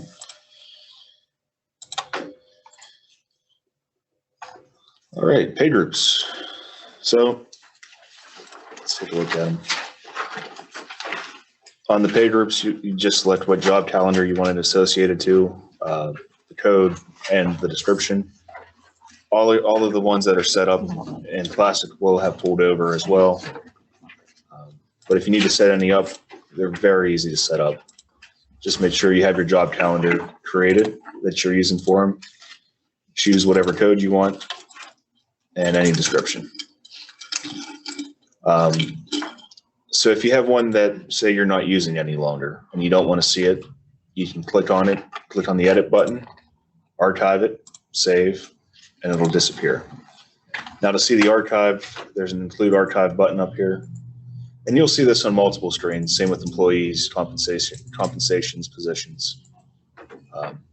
You can click include archived to see all of those old ones that are archived, in addition to the ones that are not. So for this 240 administrator, that one's not archived. Filter by false. Oh, that'd be too easy. I know. So this one's archived. Say we did that accidentally, we want it. You just click edit, uncheck the bots, save, and then it's back with the all the other ones. So, any questions on pay group? Now, my pay groups are not tied to a calendar. Because like one of mine is OPSI, but it's anybody that would be in the OPSI union, whether they're a 12-month or a 9-month. So Okay. am I gonna have to go in and make adjustments? They can do You it don't without a pay have group. to. Yeah, try adding one. Okay, so I was wrong there. You don't need a job calendar. So you're able to. Okay. do it. One thing I wanted to point out that we didn't point out on the employee screen, it's not concealed anymore. You know how you conceal your employees? It's archived and it's on the employee screen, just like Classic. Now, if you archive an employee, they will not report to Emis if they're archived. So if you still have them as a C or something and forgot to change them to a U, that can cause Emis errors as well.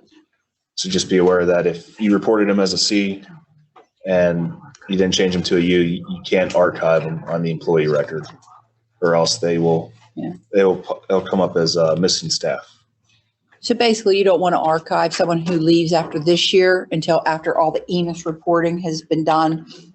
You know, that list of things we have you do after Emis closes, that's basically on that list. Archive them then, if you reported them correctly. You want to show them what a position screen looks like when you create? Sure. Oh, we're on. Oh, wait, Payee. you were on pay group. I'm sorry. Yep, we're on the Payee. So Payee is class, it's dead name. Am I saying that right? Dead name. Dead name. So you have their payee number, name, secondary name. This is where you're going to tell it if it's an electronic payment or not, and all of their information. Sort of also like the vendor for it. But it's separate now. Whatever you add here as a payee does not go over to budgetary, because there's two separate instances. Now, they're not combined like they were in Classic. So this is specifically for payroll.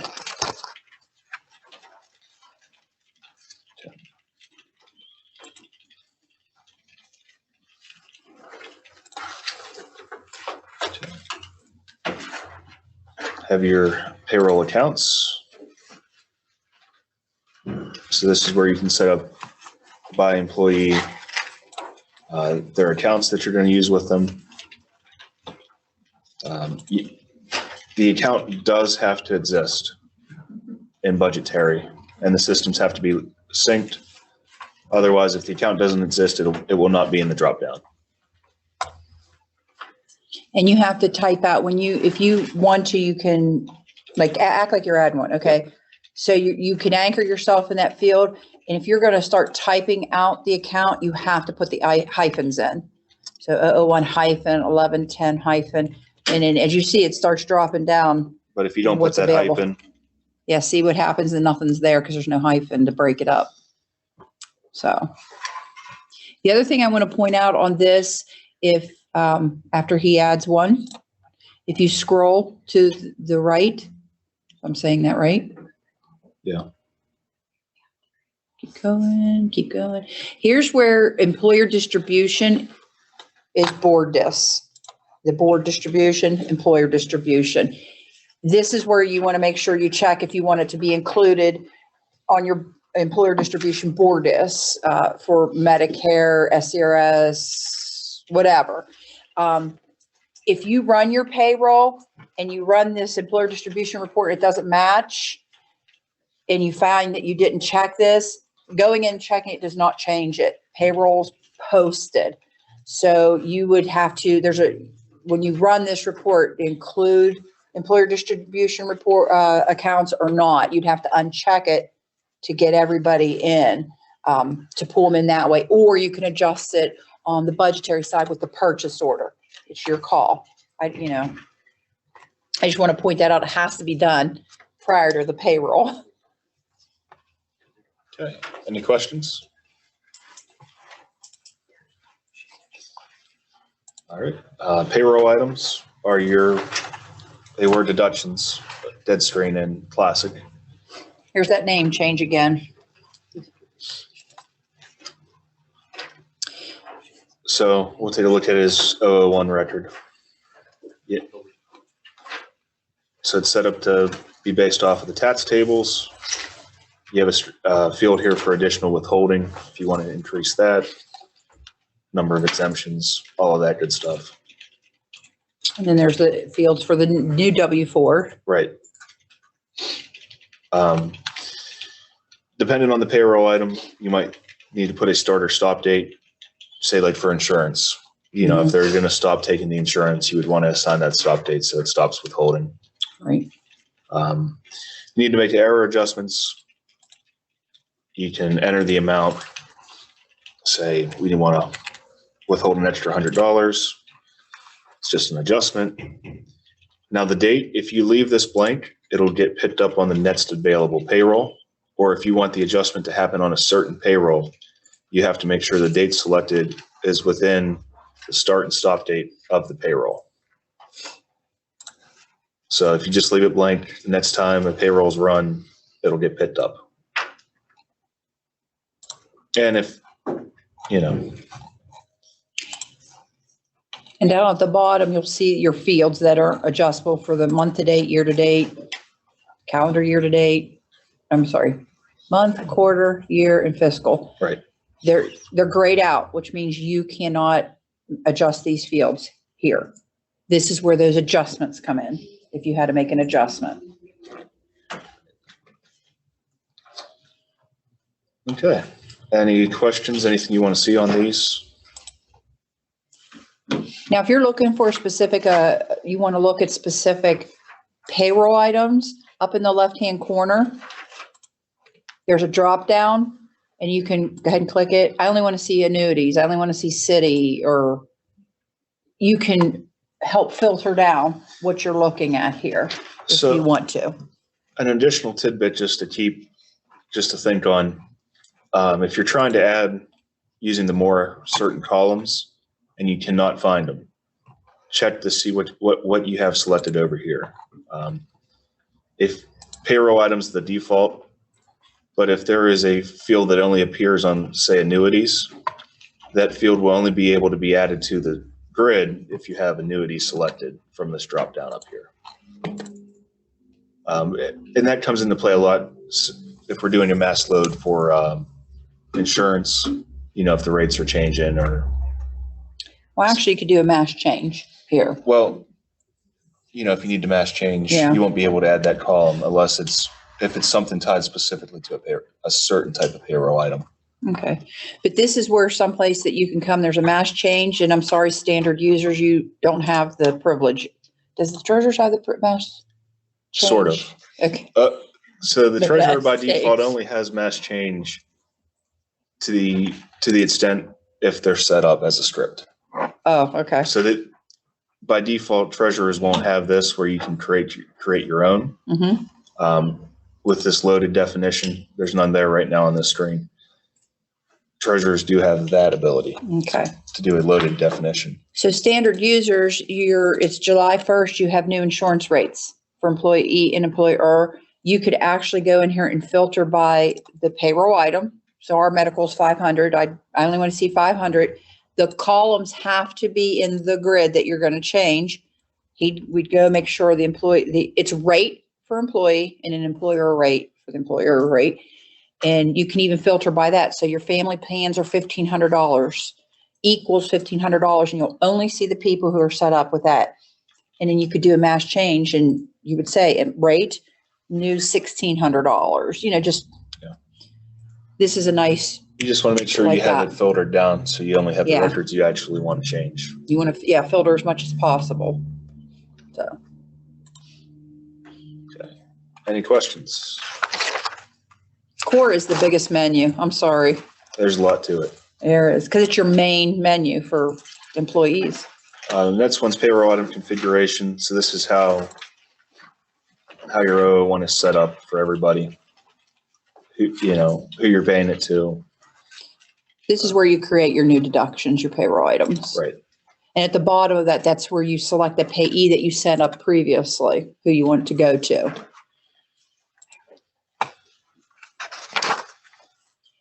Okay. Questions? All right. The position screen.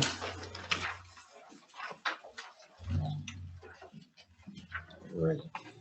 So the position screen, this is where you're going to create the job, but not the compensation aspect of it. Page one. Page one.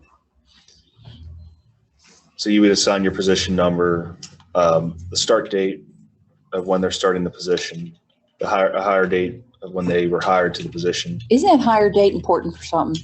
Is it Emus or is it a?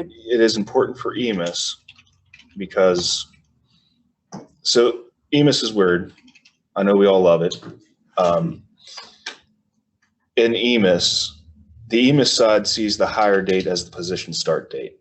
So if that field is null for hire date, it'll throw an error. But on the Emis side, it says error, you don't have a position start date.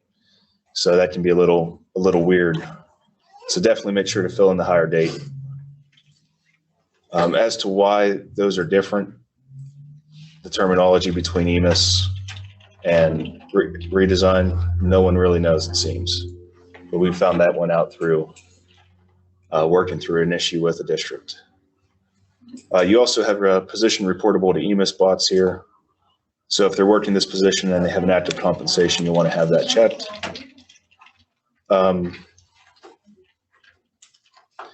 This Emis related information, these fields, if you enter in contract work days or hours in a day here, that will override what is on the compensation record. So think of this as an Emis override field for anything you enter here. Okay, so if we have an employee that's been with the district, say 5 years, and they go from a non-reportable into a reportable, is it gonna automatically populate their original hire date? Yes. So then I'll have to change it since they're just gonna be going to a reportable position. Are they going to be the same position? It's just now it needs to be reported, is what you're saying? No, we have a lot of adult ed people that start in adult ed and end up in the high school. Uh-huh. So we're a weird duck. So in that situation, you would have an old position record for the old job. And if you started a new job, you would create a whole new position. Okay, So you'd have position 1 adult ed, and then you'd have position 2, say he's a regular teacher. okay, so back on like the main employee screen, when we set them up, is there not a hire date there? So let's go. Well, and that hire date's tied to that. It's a hire date for that position, not a hire date for the employee, if that makes sense. Yeah, that's what I'm trying to figure out, to make sure it doesn't So it's take not, like an no. original hire date and populate So it in. no, it's not going to pull a hire date from the employee stream. Okay, It's a hire date for that position. okay. But on the employee screen, there's a report to Emis on that as Yes. well, right? Yes. So we would have it, like she said, I know what the person she's thinking about went from adult ed to the high school. He was never reported to Emis because he was in adult ed, but then we'd have to. Right, you'd have to go. Yes. Yeah. And on the employee screen, check reportable to How we Emis did now. with done screen and position. Right. Okay. There was something on position I wanted to say, and I can't think of what it was. Let me look at it. All right, no, it's at the top. It's in the top section. Right, first of all, right above the eligibility flags, you have your retirement code. this is where you select that they're STRS or SCRS employee. Or if it's something that you aren't withholding retirement on, such as, A board member. well, not only that, but I was thinking more along the lines of pay off a vacation. Attendance incentive. Yeah, this is how you would set up that position screen for them. They wouldn't have that. Now, below the word, the eligibility flags is where you check their eligibility for sick, personal, and vacation leave. This is what's going to, you have to have these checked, so when you go to create their leave screen, it knows which ones you need to set up. So I just wanted to point that out, that that's where those are found. You can also designate building codes, department codes, assignment areas, and all that good stuff. Your funding source is here. Can you make it a little bit bigger, Yeah. the plus sign? If you scroll to the top. Oh, you were on one, that's why. If you were creating a new one, there's, up in the right-hand corner would be the template, if you wanted to. So when you go to create a position, you have to select an employee. And then you do have the option for a template. Saving, or yeah. So maybe your elementary teachers, or, you know what I mean, like your middle school teachers, because it has the building IRN, you could save all that information in there and just change the certain parts of it. So. Is there a way, like right now, like in the browse, when you enter a new employee, you bring up the browse and you search, make sure they're not in there. And then you say new employee, and it kind of prompts you what screens. Does this? And we'll get to that. That is someplace. And after he finishes that one, I'll jump over some things and get to that briefly, and then we'll hit it again later. We're not going to say, okay, we did the position screen, we did this screen. Well, it doesn't tell you, remember how you could do it, and once you did it, it filled it in so it wasn't selected. It's not so much that, but they are working on a thing called a create wizard, I think it is, that when you create, it will tell you what you need to fill in. It's not ready yet, and when you go into your deductions, just like in Classic, you can tell it, I want this to be part of the create wizard, like your federal, your state, type thing. So. Any questions? Hold on, we got one in Wait, chat. there's a, yeah. It was reportable to. Have an employee who's reporting. Yes, it is. All it is on your, the employee screen. There was a question, I'm sorry. Is it possible to have an employee who's reportable to Emis on their contracted job, but they work another job as well that is not reportable to Emis? Yes, the employee screen has to be checked, report to Emis. But when you set up the position and compensation on the contracted position and compensation, you will check those boxes. You want those jobs reported, but on the the ones that don't need to be, that position and compensation, you will not check those boxes.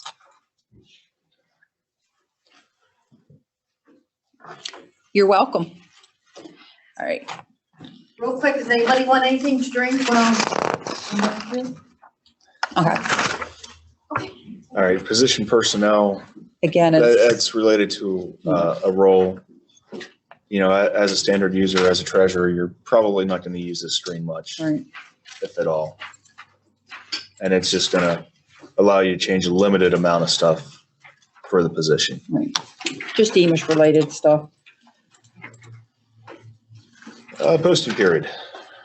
So by default, only the treasurer is going to be able to see this. This is another role that we can add for a user.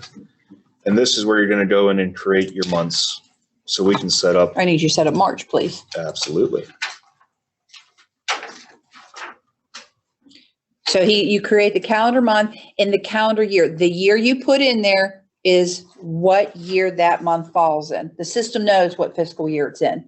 So when I was adding September, I put September 2020, even though it was fiscal year 2021, the system knows that it is fiscal year 2021. It just wants to know what year this month is for. So when you're adding for the new fiscal year, July through December, you will put 2021, even though it's fiscal year 2022, because the system knows that those are fiscal year 2022. So there's also bots to make it current. Current's going to be the month you're in. So if you do that, it's going to close out February if I have that checked marked. I'm gonna leave that unchecked marked. So March is now created. If we want to, you can use the check mark there to make it current. But currently, when you create it, it opens the month. So you are able to do a little bit in that month, but not actually post Post the payroll. post the payroll. So in this particular case, if you needed to start on a March payroll and you're in February posting, your posting period's February, which you can see up in the upper right-hand corner where it says February 2021. That's your current posting period. If you weren't done balancing or doing something that needed to be done for February processing, but you needed to get started on the March pay, it has to be open for you to enter time sheets. You can actually initialize the payroll. You cannot post the payroll. So unless the month is current, because you need to post a March payroll, so you need to be in March to post it. So that's a nice thing if you have someone who's working. The payroll person's not getting behind if the treasurer needs to work on something. So does that make sense? Once you close out for February, will it automatically open up March, or do you have to go in and create this once you're done closing for the previous? You have to go in and click to make this month current. Once you click to make this month current, it automatically, it makes February not current. It leaves it open, but it's not current. So if you were ready to close it, which payroll isn't like budgetary, you kind of want to leave, that month available. You could go right in and close that month up when you're done. So right now, like, I finish payroll, I balance everything, I do all my month end, whatever. And I continue on with my payroll, but I can't post, like March, I can't post until budgetary has closed.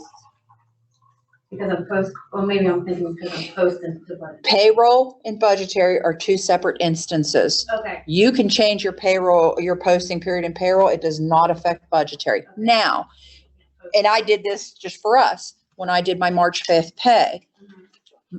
And you have to post those batch files. There's a connection there that you post. It's sitting in a pending file over with her in USAS. And I'm pointing at her because she usually takes care of USAS and I do payroll. It sits there. It does nothing to her books. So even though she's in February processing and a payroll posting is sitting there for March, it doesn't do anything. You have to literally go in and post that batch. So currently, like same way we do now anyway. Yeah, so it does not affect anything for her. Like I said, they're two separate instances, literally.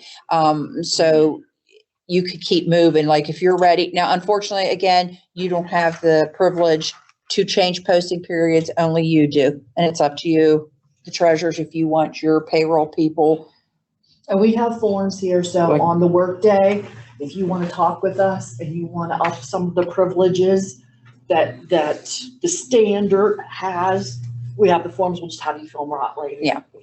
And you could take the forms back for your treasurer, your superintendents to sign and get them back, email them back to us, so we can get you rolling. We want to get you as best position as we can get you in when you leave on Friday. So. And it's just that the SSDT puts certain guidelines for each month. Rule when she's done. And then it's up to the treasurers to decide how much more you want to give your staff. Okay. So we're going to go ahead and make March current. Let's click of a button, screen refreshes. Up in the top, you'll notice that it's now March 2021. Mm-hmm. And it's highlighted. And when you close out a month, so we're going to close February, on the back end, there's a bundle of reports that's running all of this, like all of the same reports that were ran with the CDs. So those will be running for the next probably 10 minutes or so. And then those will appear in the archive. So any other questions? So that's the core menu. That is the biggest menu. If you check to close out February, but you don't move that file, can you go back? Can you open it back up? Yes. Mm-hmm. So if we want to, we can click open. February's back open. Okay. Now, when we close this again, it's going to kick off another bundle of reports. So you'll have two sets. And there's a way to prevent that from happening. But if you make changes, you don't necessarily want to do that. In this case, it's just gonna show, here's your originals, and then here's all those same reports, but with a 1 after them, and a 2, and so on and so forth. So you don't want to sit there and keep clicking those because it'll keep running report bundles. But if you click the little check mark and you say February's closed. Yeah. But then you're like, oh shoot, I forgot to do this, and I didn't transfer that file over, we can only bring over one file when we finally do transfer it, right? You mean the payroll file? Yes. Yeah, okay. And say you open March by accident, you can go back and make February current again. Okay. Is this where the auditors kind of have a little? A little bit. Yeah, A little bit. because you can reopen a previous month and open it back up. And make changes. Mhm. Now that report bundle, ideally, unless you do something to stop it, it's going to run again and have all those changes. So if you do that, it's fine. Just make sure to let the auditors know, use the most current reports in the archive. And ideally, it's probably good to have both sets of reports because you can show them, What you okay, change. this is where I closed, this is where I found my problem and fixed it, and they can compare, yeah, that is what she changed. You know what I mean? I'd rather have them, to be perfectly honest. I don't like the auditor. I mean, they're nice people. They are. But so that's the whole core menu. Is there any questions? Please do not hesitate to ask. This is the time. Does anybody need a quick little break to go to the restroom or anything before we move on? Anybody need anything before we move on? Well, I'm going to take a quick break. You're the presenter. I know. Okay. Sorry. He But needs, if you want to continue on, go ahead. okay. Well, I'll wait. We'll wait for you. Nothing's working? All right. We're going to take a couple minute breaks, guys. I'm a mess.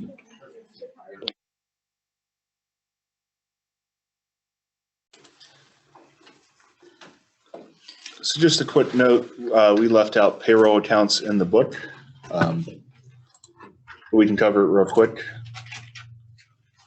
Well, we did go over it. We just we don't have it in the book. And the great thing too is if you're using the documentation,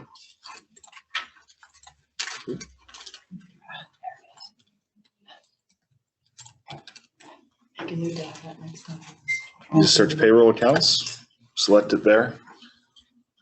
And there is quite a bit of documentation on those notes, how to add them, all of that good stuff. So I apologize for that. But you know, if you're looking through the book and you see something and you want a little bit more information on it, just type in the name into the search bar into the SSDT wiki, and all of those have a nice article on them with pictures and with a fairly good amount of detail about what everything does. You should fire me. No, you're fantastic. If you I'm go, I trying. go. I'm trying. All right, let me get.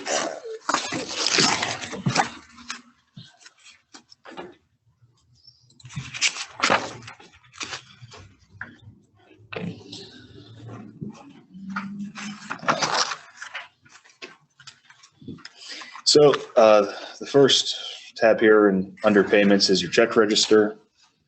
This will allow you to reissue, to print checks, resequence, reconcile, unreconcile, and all of that good stuff. You know, so if you need to reissue a check,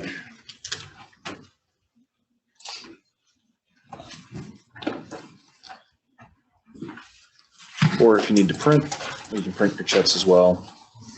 If you want a PDF just to view, or if you need an XML for whatever print, whatever software you might be using. How many of you use Edge for their printing? Okay. Have you guys been in contact with them regarding the transition? You have been? Have you been in? Not really. Not really. Okay. You might want to do that when you go back because some people have encountered a little bit of a delay. And we want you to be able to run some checks while you're dual processing to make sure everything's good before you go live. You'd hate to go live and find out this doesn't work. They told So, me you have to have ultimate edge. yeah, you do have, We do okay. that. And then she said it's a real simple. Okay, yeah, because I mean, we talked to him a while ago and. Yeah. Right. Do that. So just getting up, I think somebody had check, what was that one? ABS. Not ABS. Scott, what do you have? Create a check. ABS, create a check. Okay, create a check. I don't know. Have you been in contact with them at all? Okay, so you're good. $500, but they can do it. Okay. If you We'll send have, the bill. we're not familiar with Create a Check, but we just have, we have a district, Ohio, OVESC, they use Create a Check, and, you know, maybe they can help a little bit Yeah, with I it. talked to Megan. Beautiful. She's a wonderful person, sweetheart. We're in the process of moving over to SCU, are they a problem, or?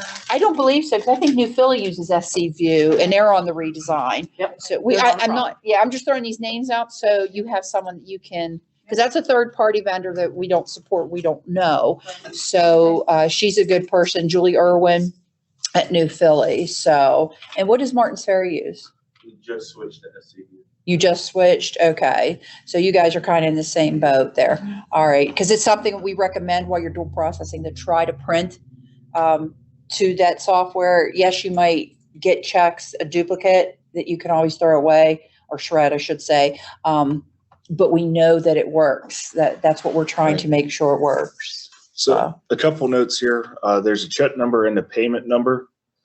And the reason you have both, because districts can have multiple checking accounts from different banks, that payment number gives a unique identifier to that check number in case you have a duplicate between, you know, two different banks. So we can reconcile this one. Gives you the quick informational tab that you reconciled it. So it's really easy. You just select the check that you want to reconcile or checks, click reconcile, and that's pretty much it. If you need to unreconcile it, same thing. So if you accidentally reconcile it, I mean, that's really simple to change that, you know? Now the reissue, that's for where you, will you click the reissue? Yeah. That's what I thought. So if you need to reissue with a different check number, this is where you would reissue the new check. So Let's see. print. So I think you did the three. And auto, does anybody use the auto reconcile? They get a file from the bank. Okay, we need to get you set up. There's, do you, I'm trying to think of how to. Auto extract, when I'm transferring my file. Oh, okay. So you get it from the bank and you upload it in down to Classic and it reconciles for you? I'm sorry. Did I screw up? I'm sorry. No, you didn't. I Oh, was thinking of a different. You're probably thinking of Positive Pay where you extract your check numbers and upload it. Okay. Do you do that as well? The Positive. You don't pull it down from the bank and insert and put it into Classic. Okay. Because this is where you would do that if you did that from your bank. So I wanted to make sure. So we don't need to go over that since no one seems to use that. Okay. So if you need to resequence as well. That was 921.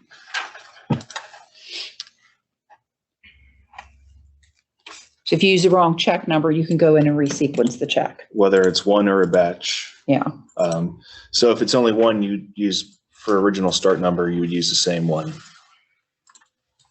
And let's just change that to Make it 95. 53. Okay. Now, if you wanted to void the old check number, you would check that box.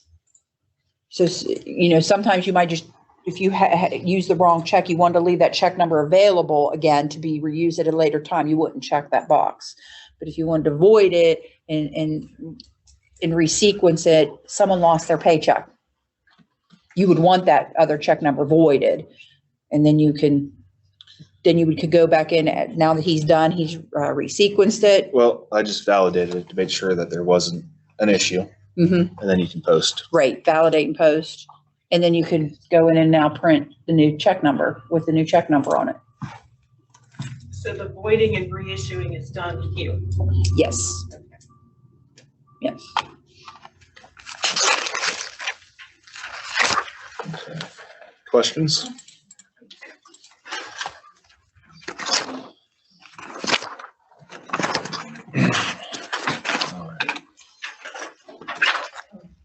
You know, some of these the manual payments, a lot of you probably don't use. back in the day, when you couldn't go online and transfer money, you know, like interest, payroll account got interest, you needed to move it over to budgetary. You know, you used to have to do a check for it. Now you can go online and schedule the you know, come to the 21st century, people. Are we in the 21st century? Yeah, we are. Gotta stop and think. Yeah, we are. But still, it's available. All right, so if you need to make a manual check, this is where you can make it for an employee check, a payee check, or another.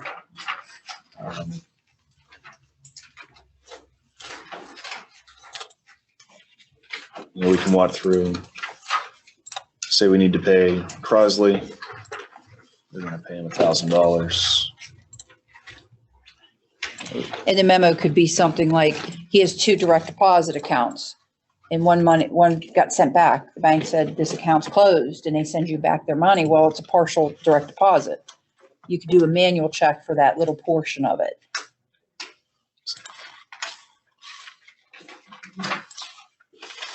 That was created. Say if you messed up and you need to void it, you can void it there or unvoid it. And once you create it under manual payments, it'll show up under manual payment checks tab up here at the top.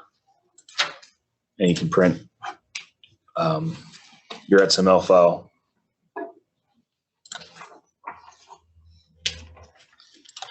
And if for some reason you lose this XML file and you need it again, you can just click on print checks. Toss it again. It won't hurt nothing. So in case something weird happens, you have a download blocker or something, and you need to, the first time you try that, it blots it. You can go back in there and reprocess it again. It's, no issue whatsoever. You can also reissue or resequence as needed for these. Any questions? Where do I put that direct deposit came back in the system so that I have a net zero on my check? Is that in this system, or I can do that in budgetary? Do you mean the example I just used? If the bank sends the money back to you, And goes back into my payroll checking? it goes payroll, this manual check will get it back out. Sure, but where do I record that money came back so that I don't have a duplicate payment going out against that employee? You probably have to, believe it or not, in your payments for your direct deposit, it will show the name twice for each bank, and you could void that one. Okay, I can go in. Go in and void, and then you can, if you want to reference that direct deposit number, something just for you. That would be a good idea. Payee or your deduction checks. I wish they wouldn't have changed that. Yeah, there's a little bit of change in the lingo that doesn't help, but. So when you print this, it's coming out as an XML file now? Yes. It's no longer a .dat file? Right. Correct. You have an option there. Yeah. Let me see if there's one in there. You can also print it as a PDF if you want a copy for yourself, if you print them out. Like I print some of my memo checks out. That's when I used to like PDF. Yeah, if you have Edge, you want XML. I think SC View is actually, you're doing it in SC View. You're not coming in here to create checks. So I don't know how that works with a reissue or anything yet. I think SC View pushes it over, but Okay. I don't know.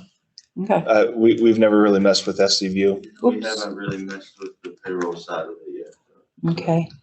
Let's see. We have a couple questions here. Let's see. Amber. Okay. Okay. She's good. Whitney first said she didn't have sound, so. Okay. So as Missy said, Payee is for your deduction checks. On this screen, you can void or unvoid as needed.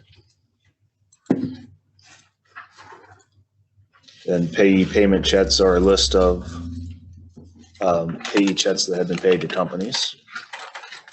If you need to reissue or print or resequence, you can also do that here.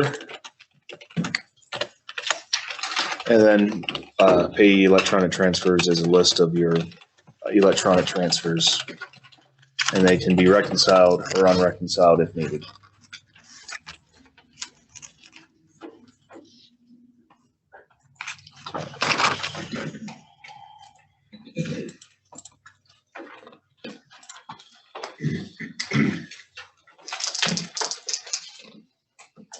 Payments payroll, it's going to show you your payroll payments to your employees. There's 2 tabs up top to see direct deposits or to see actual checks.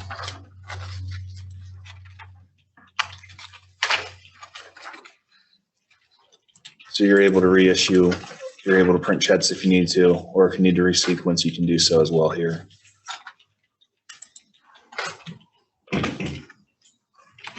Did you show them direct deposit? I was answering somebody. An ACH tape again?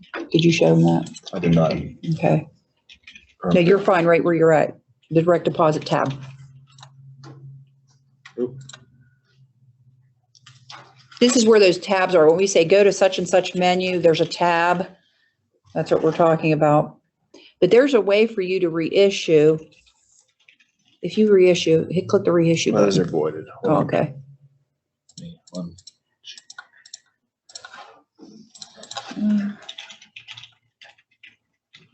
Yeah.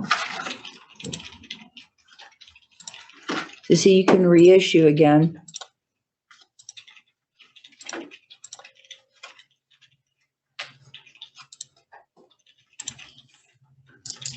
You can print it out. So if someone's direct deposit, something happened, you can go in and print the check directly this way as well.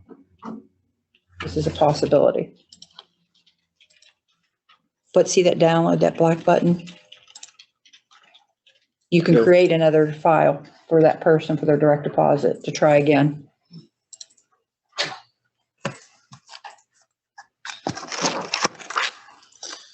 Any questions?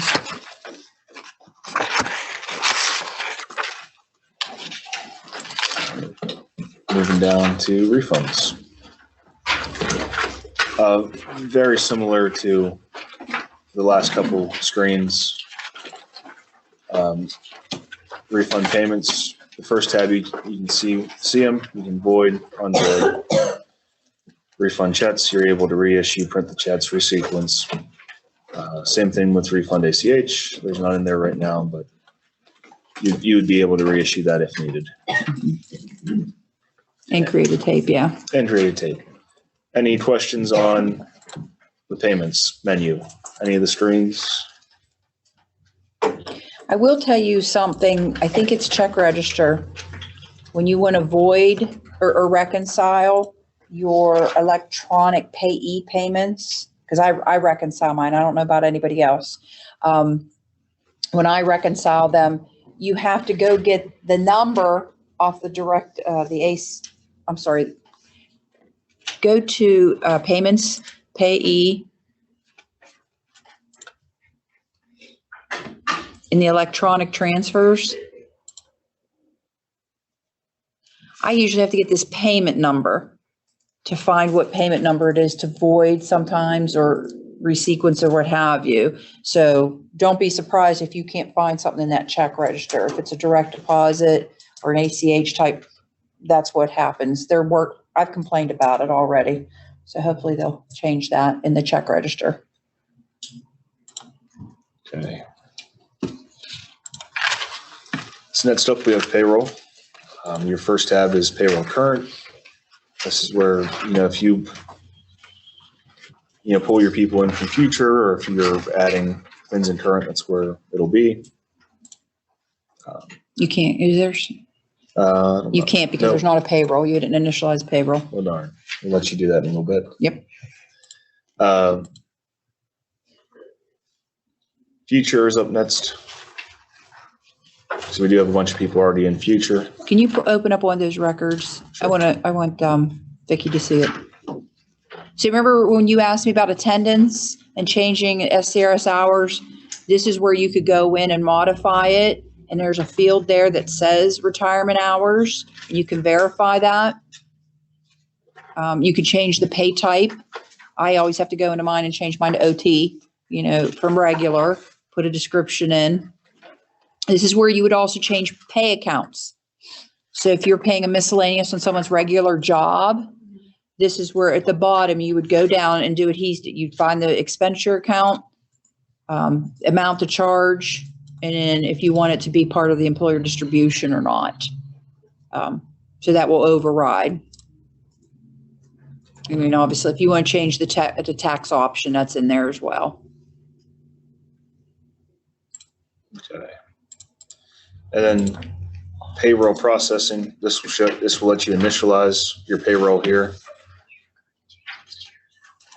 And you can also, on the posted tab, you can see all of your older payrolls.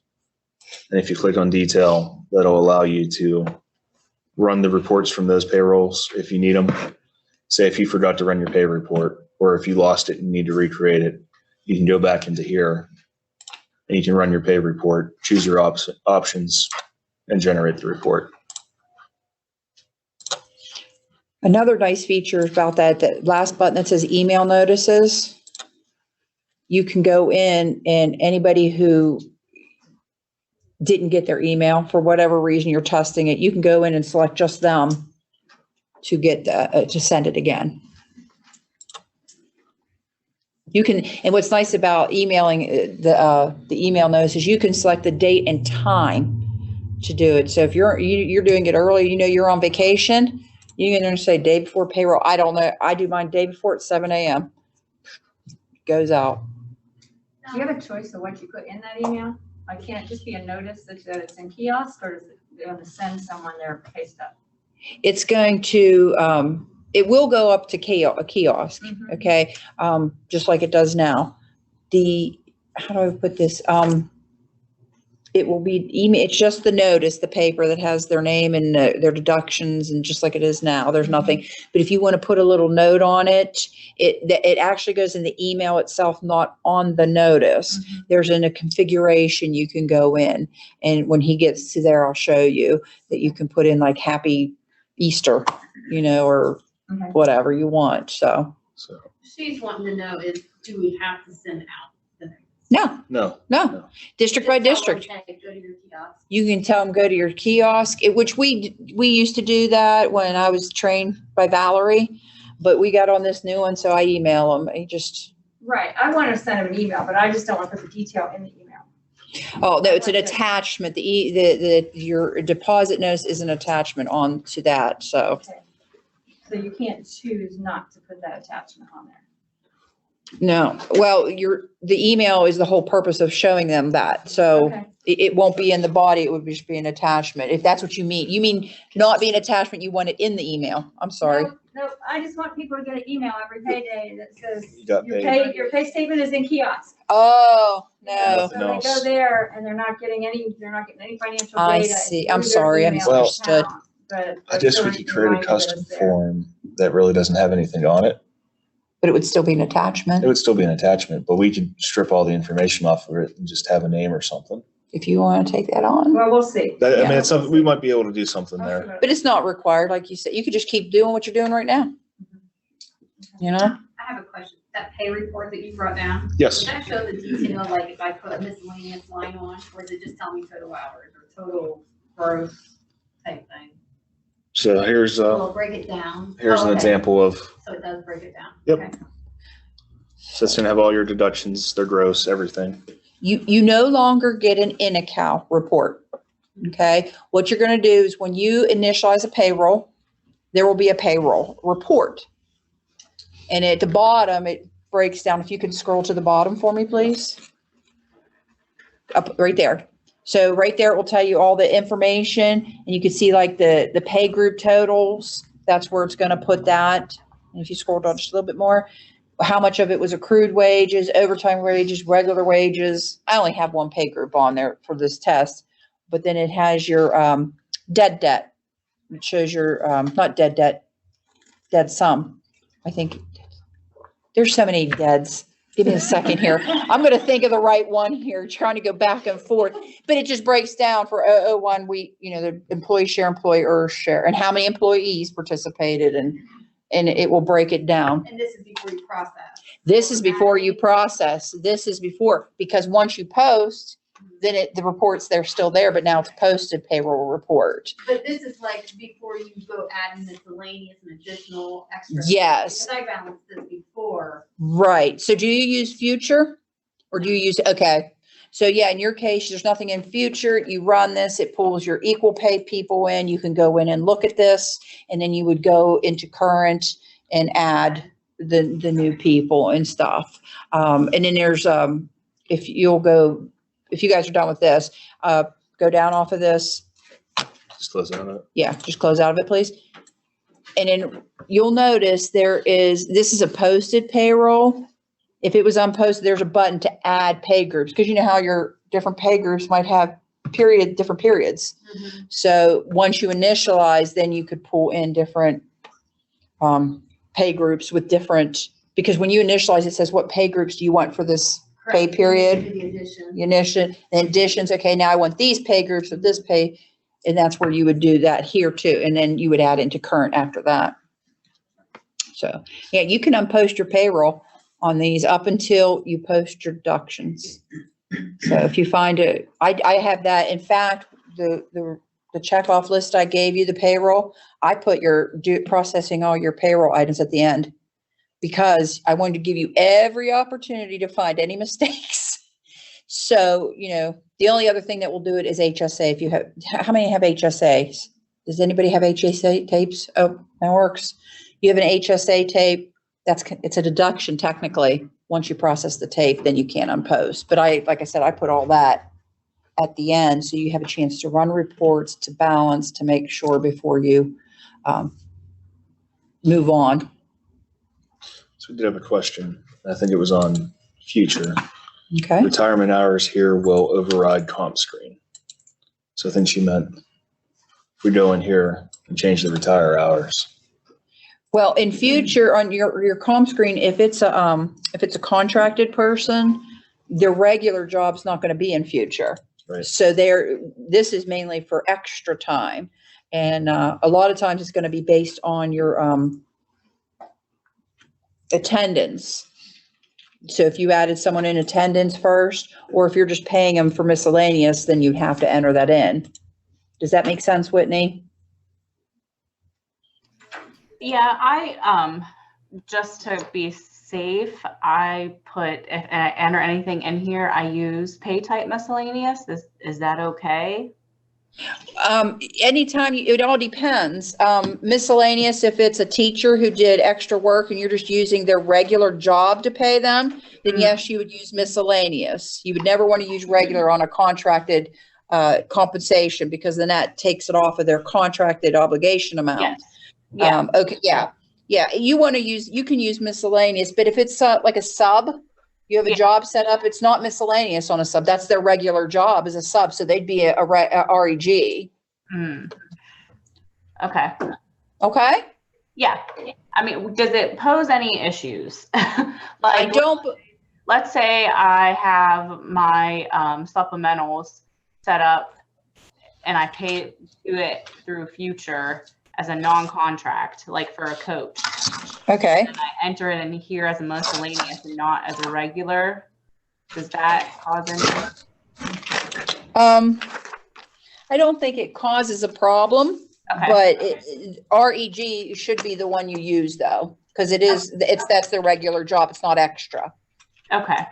Okay. All right. Thank you. Welcome. All right. And Missy's going to cover payroll in more detail when she does a test When we run a payroll, yeah. But does anyone have any questions?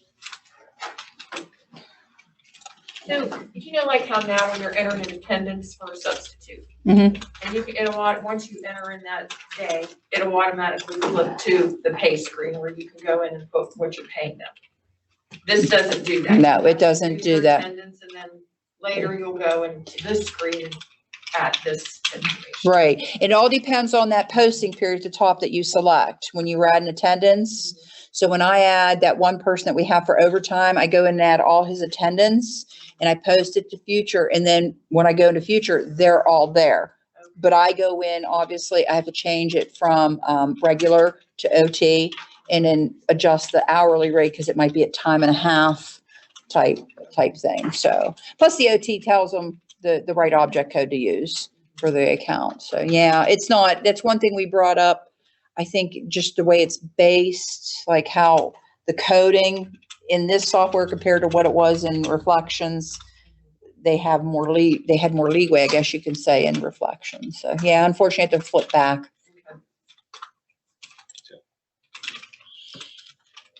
All right. Processing. So benefit update and projection. So this is where you will do your accrual for sick leave or all leave types really. You're able to select what type, what date you want it to accrue, which pay groups or individual employees. The second tab here is to let you reset personal leave. Again, same thing, you can set a specific date and select. With all of these, you are able to generate a report before you actually run. So you can run this as a personal leave reset report. That's Well, report means you posted I'm it. sorry. You have your projection report, which is what, same as classic, I guess. Yeah, And then your actual reset report or your actual accrual report is what will run the program. which is your actual, like it was in classic. You had projection and actual. Same thing, you can convert personal leave to pay, or you can convert personal leave to sick. And then if you have part-time people that get sick leave, they have their own separate tab to accrue sick leave for them. Mm-hmm. Same thing, there's projection and a natural. When you convert the personal leave to sick, does it show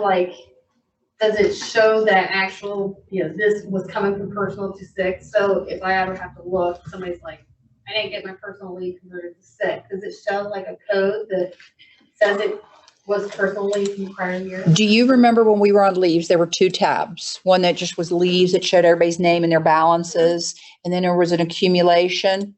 In the accumulation, you should see that person's name minus blah, blah, blah, personal days. Okay.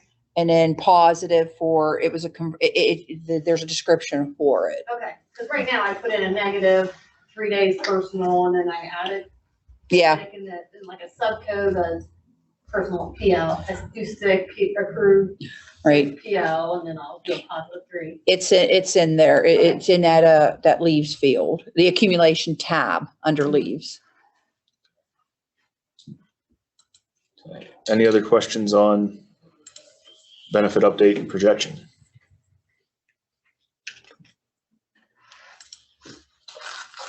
Next one under processing is new contract. There we go. So you're able to create new contracts here. There's also a tab for mass copy of compensations or contracts. And you can also import contracts on these 3 tabs. In general, so it's at the end of the year, you want to copy all of your teachers. You can pull over the pay groups. You can filter that if you want active, inactive, or both on the jobs. You can also, so if you know what your contract start and stop dates are for this pay group, you can plug them in here. So on the new contract, it'll auto-populate. Once you have all that selected, we'll do one real quick.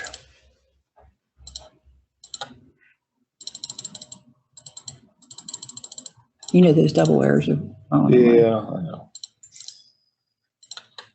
Oh, and I must not have anyone in that pay group.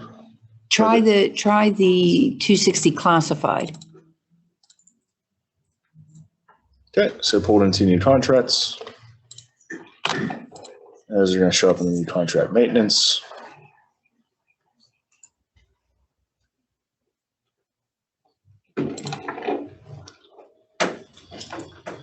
Okay, so this pulled in our new contract.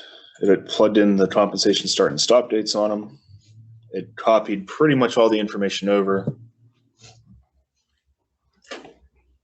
And you can make any changes as needed to the contract amount or contract obligation as necessary. And even pays in contract if So it's yeah, a if you had 27 pay year. right. Or if you had someone that started mid-year and they pull over with, say they only had 20 pays, Yep. you can go in and change that. So that is important to remember when you do this. If you had someone that started mid-year or something weird. So go in and double check and change that as necessary. Able to still upload, or is that not an option? You can still upload them. This is where you upload it. Very simple. You'd have to go to documentation to make sure You have all the required you fields. have all the required fields set up. It would create a new, And when you load it in there, Compensation. yeah. But when you upload it, go ahead. I know what you were gonna say. show up right here in new contract maintenance as well. Right. And this is just like new contract in Classic. It's sitting there. It's not active yet. So how do you activate it? You select the ones you want. Get rid of this one. You can click activate. Are you sure you want to activate lock and pay period? Transfer pine. So there's a primary compensation flag. It's just a checkbox to say that this is the current contract, so to speak. It's what we're primarily paying this teacher on. And that would create his new contract. Do you still have the salary schedule option in here? Where you can build your salary schedule? You know what? I haven't had anybody ask about the power for the salary schedules in here. I would have to look into that, miss. Yeah, we'll have to look into Not that that one. many people must use. You got that? Nobody Yeah. does he? I love it.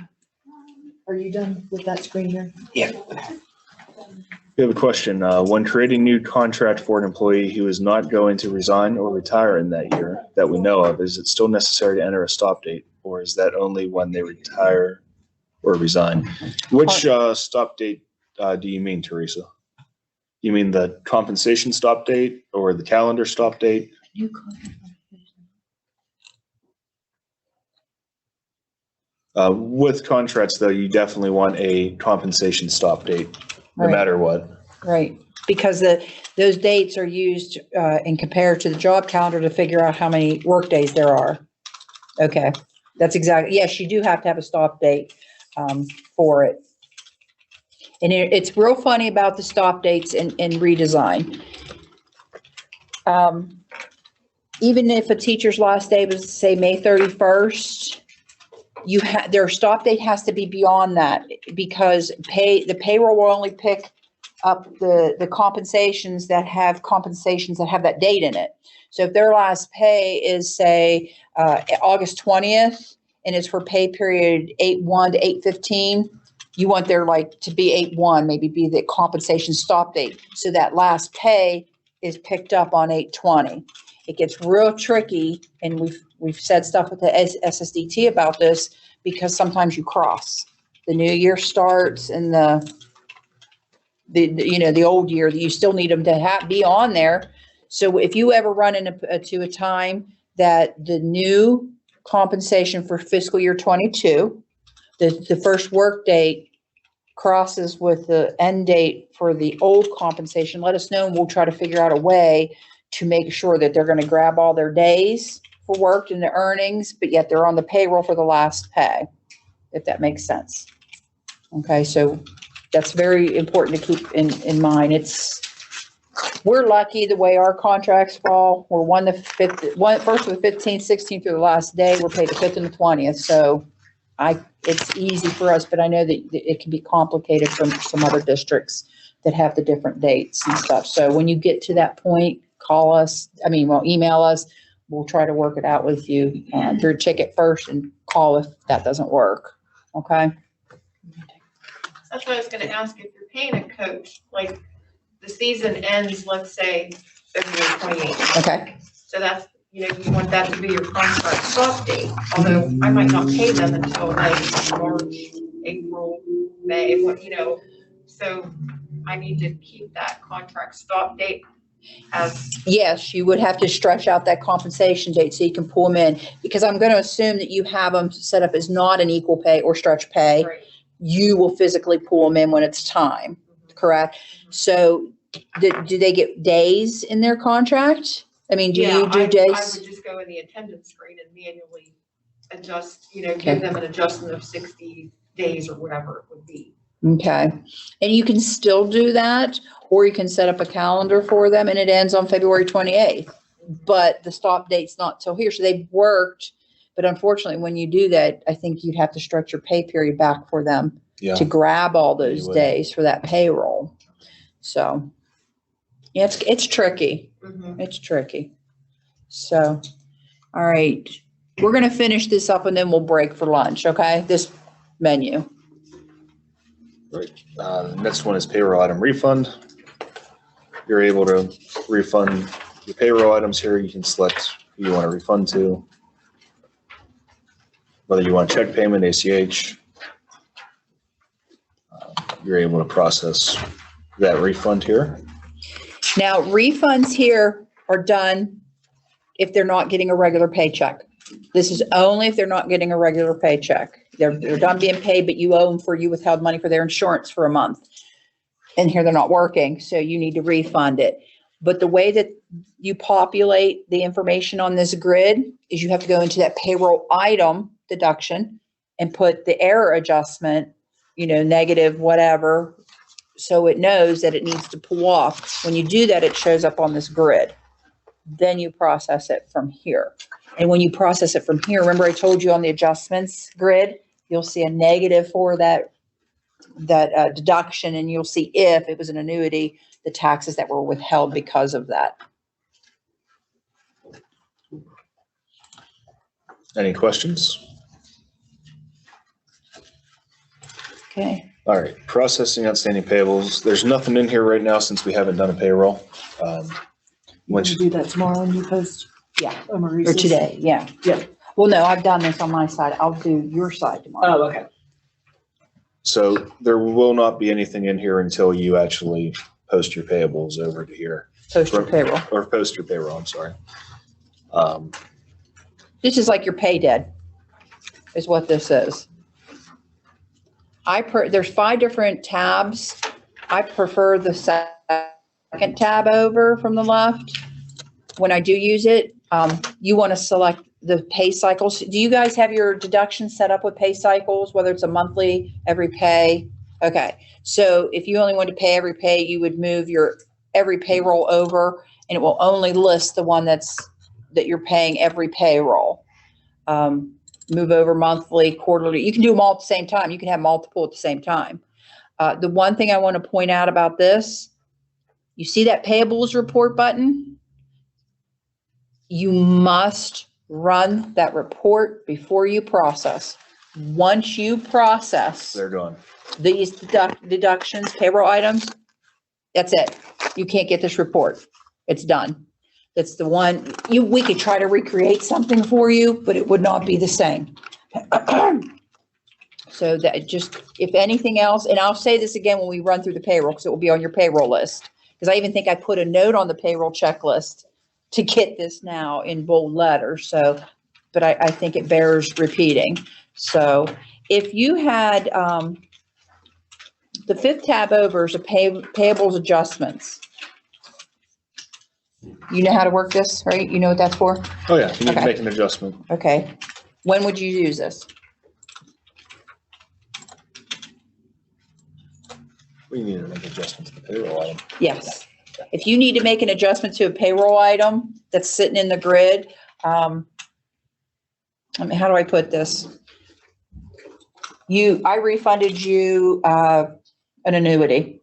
I wasn't supposed to withhold it, but I had already sent it to Ohio Deferred. Ohio Deferred sends me a check. Well, I need to get it back to you and do a negative adjustment on that payroll item. Well, that payroll item negative is going to show up in this deduction grid, but you don't want to short the payment because they gave you the money back. So this is where you'd go to that 5th tab and do what we call an offsetting entry. So I would do NAN, your payroll item is your Ohio Deferred. I want to do a positive $50 to offset the refund. And what this will do is it will put it over on the grid, but it's going to offset each other. So you're not shorting your payment. Does that make sense, what I'm saying? Okay, that's what that tab's for. If you have to get something off that grid or on that grid, what have you. It's usually off. Okay. Any questions in this menu? Any so far on anything? How about our Zoom people? You're awful quiet except for Whitney, the good student. Just kidding, just kidding. They're hungry. They're hungry. So I think we're gonna, Yeah, they are. They probably are eating up, paying attention to us, huh? All right, well, then we will take our lunch break for about half hour, miss. Is that good for you? Sure, whatever. Half hour or so. So for the people in person, please help yourself. You can. all right. So everyone absolutely loves reports and redesign, and there's no issues whatsoever. Yeah. So, the reports are a little different. They'll look different. Some people don't like them as much as classic, but just part of the change with the new system. There's really two types of reports. You have what are known as canned reports, which are all of these that are on the drop down, starting with ACH submission through W-2 report and submission. These are predefined. You really can't change how they're built or do anything with them but run them. And most of these, you'll use for your ACH submission or ODJFS or SRS, STRS. your W-2s and all of that. I do have a note here that for ODJFS starting next quarter, you will be doing your own ODJFS and at the end of the year filing your own taxes. Now that's just filing. That's Right. not printing. We'll still print your forms. But with the redesign, starting this year, we are having districts file their own ODJFS and their own taxes. And the reason for that is when you do your ODJFS and your W-2s and 1099s, we grab the files in Reflections and append them, but Reflections is going away. So there's no way for us to append all these files together because we can only make one submission under our ID. So this is why we're starting to let people slowly but surely do their own. Steubenville was our guinea pig. They did September's quarter and December quarter and W-2 and 1099s. So, and they felt it was fairly easy. And Missy will get the information to the treasurers because you do have to apply through Eric, I believe it is, for your submission login information type stuff. And she has well-documented step-by-step instructions out there for you to do this. So I don't want you guys to panic, but we still will do your printing for your W-2s and your 1099s. So don't panic on that. So with all that said, we have a secure site for you to upload those files. It's called Cerberus, and we're going to pass these out to the treasurers. It's your login credentials. There's a link. But you can also get to this link from our homepage. Can you bring up our homepage real quick? And I'll pass these out. Very simple to get to.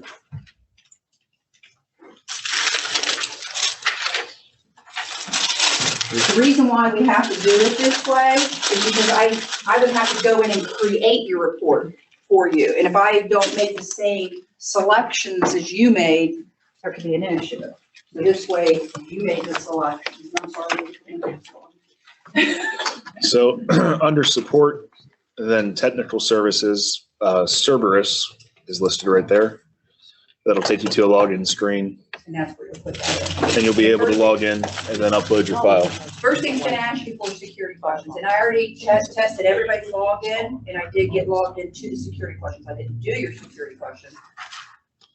But you will have security questions set up. It's just with social security numbers and all that information on a W-2, and even 1099s having social security numbers on them, we felt this is the safest way to get that to us.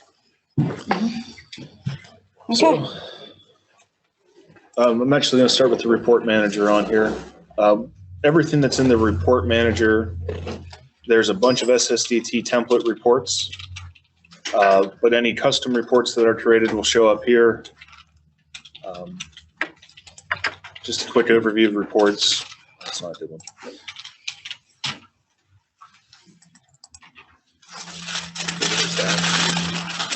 What are you trying to? Well, I just want to show them 3 tabs. Often, some would be a good one. Oh, Well- that's a budgetary blah. About an earnings register. Yeah, earnings register. Well, that's one of the canned reports. Oh, that's a canned report. What about, My blue line's payroll flashing. item? Oh, your blue line. Yeah, there's this blue line. If you'll see, it's what you're waiting for it. That is gonna be a little frustrating to you at first because you're used to classic. Snap. Sometimes that blue line is very hard to see if your screen is darkened by like a selection you made. SSDT is working on an update to change that to maybe a spinning wheel or something that's easier to see, but they haven't made that change yet, so. Will that delay get better? I mean, is it a problem that's being worked on or? Depends on a lot of things. First of all, remember how when we sent out the emails and asked you guys to clean up things, make things inactive, accounts inactive and such? If you did that and cleaned up to the best of your ability, cleaned up your vendors, made them inactive, the system doesn't search inactive things. It only searches active. So that's less records that it has to go through. So that's one thing that will make the system faster. Another thing is your internet connection that your district has. That can cause it to be a little bit slower. Is there another miss? Actually, if someone else is in there trying to run a report, doesn't that affect it too? If someone's trying to do the same thing or? It can, but not necessarily. Okay. But know that the SSDT knows that speed is an issue, being that it's all web-based now. Adam actually went out to New Philly with an SSDT member and they did some testing and running things while they were watching the system to gather some data. So they know about it, they're working on it. They make improvements all the time in our release notes that we send out. Where they're making back-end enhancements to make things quicker. So they know about it and they are working on it. If there's a report that runs extremely slow, they are aware of it and they constantly will send us something and say, hey, we have improved the speed of this report. So those combination of things could cause it to be slow. Okay. So obviously the combination of things can work to get better too. If you clean up your accounts, if the SSDT sees a report that's really slow, they're working on it. As far as your internet, if it's seriously slow and it's on everything you do, not just a specific report, and you have cleaned up everything, then I would have your tech people contact our tech people to see if you have exactly what you need as far as, it's gonna laugh at me, gigawatts, I don't know what my talk is. So, We're not Back to the Future with the gigawatts. I like Back to the Future. So did it stop yet? Yeah. Okay. So when you click generate and download, it'll bring up this screen and this is your report options. You can select the format if you want PDF, CSV, Excel, so on and so forth. If you want letter, what page size, the orientation, the default name of the report will be there. If you want to change it a little bit, you can call it whatever you want. And that will appear on the top of on the actual report. Yes. So don't put anything too terrible in there, Like this is a pain in the butt. especially if you're sending it to an auditor. Yeah, but if you want to put, like on my payroll reports, I'll put 3/5/21 payroll. So I know when I'm looking at a certain report, it's for my 3/5 payroll. It's at the top of every page. There is an option for summary reports that greatly condenses the report. It doesn't work with all of them though. So if you check that option and it returns no data, that could be a reason why. Just if it's a summary report already and you choose the summary report option, a lot of those will error out. I just want to mention real quick, while he's going over reports, don't focus too much on reports right now. Okay. He has a separate report training that he does. So get in there, play around, and then if you have questions, obviously open tickets, we'll work on them with you. And we do Zoom meetings to show you reports and help build things if you want. But then, like I said, he does an extra report training as well. So don't be too focused on it right now. Just know that they're out there, know their options. And just know, you can mess with reports all you want. Running reports or messing with them won't break anything. So they'll always still be there. The defaults are always still going to be there. So you can't hurt nothing with them. There's another tab there, show report options. This only works with the PDF format and it just shows what options you chose. Just like your options page in Classic when you chose to see those. There's 3 tabs. Report options is the default. Query options, depending how the report is built, this may be grayed out or it may be an option. So in this one, you can enter a specific configuration code for this payroll item. And then you have a sort option, which lets you change how the report will display, primarily in a PDF format. You can add control breaks to certain properties, whether numbers or the payroll item number in this case, or the rate. You're able to drag these over to add them in or take them out, and that'll change how the report is displayed a little bit. Right now that's set to ascending. If you uncheck it, that'll put it in a descending order. You can also add in a page break as needed. Say if you have a report and you have your property set up a certain way, there is a save and recall feature up here that you can, once you start typing, this little save button will light up. You're able to save how you organized your properties, if you have any query options that you entered, and what report options you had chosen. You then can select default, or you can select your saved and recall. So it's very similar to Classic's save and recall. Then you're able to hit generate down there to generate your report. Close out of this. So that's the generate and download button. This eyeball will open up how the report is actually built. That lets you change the name. Say if you make a custom report and you want to share it with another district, you're able to download how that report is built. And I'm just going to glance over the custom report creator because it is a little involved. Just know that it does exist. You're able to change how the report is built, what filters run on the report. All of those are present. So just know that that is the thing. We can cover that in more detail in a report training, but it is there. The report bundles, in payroll, there will be a bunch of these, and there's only a couple in budgetary that are pre-set up by the SSDT. A lot of these are running your month-end stuff, your fiscal year-end, calendar year-end, when you close those posting periods. These are working in the back end to generate those reports. You're able to create your own, if you have even one report or a selection of reports, you can create a bundle and you can set them to run at a specific time of the month or based off of a certain event or whenever you like. So the report bundle, it's very handy, if there's certain reports you run every month. Most people tend to use it a lot more in budgetary when they're setting up, like fin sums and bud sums for people in their district. So that is there. Is there any questions on reports, anything you'd like to see? Well, I know that was a quick run through. yeah, that's absolutely fine. There are a couple of things, one in particular, while I'm thinking about it, on your employer distribution, which is your board disc, the Classics board disc, when you run that, and you have a payroll item that is split between the first and second pay, and it's an odd penny. In Classic, the odd penny always came out on the first pay, and the lower amount was on the second pay. It's opposite in the redesign. The extra penny comes out on the second pay. And the reason why I bring this up is when you're trying to balance your payroll reports, if you're off that penny for that first pay in March, if it's okay, all my family plans for medical insurance, I have 25, I'm off 25 cents.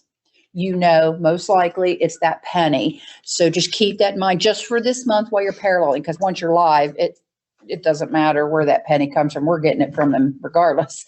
But I just want you to keep that in mind, that extra penny is the second pay of the month. Okay. I was just thinking that when I saw employer distribution. Okay. Any questions? All right, we're moving on to system.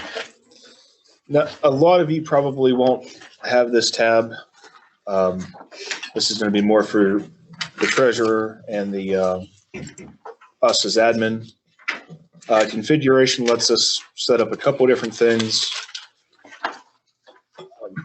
A lot of it has to do, like, for example, you can set your ODJFS information up to submit to ODJFS. So this is something that'll be done once, more than likely. Same thing with W-2 configuration. A lot of this is, there's an Emis configuration for Emis reporting year. So nothing too important here. You really won't use it too much.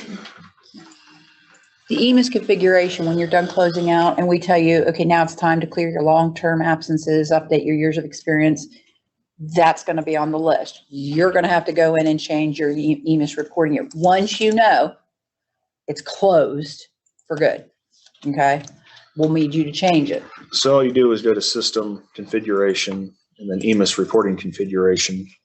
And this one hasn't been updated in a long time. It's still set to 2018, but you can set the year, say,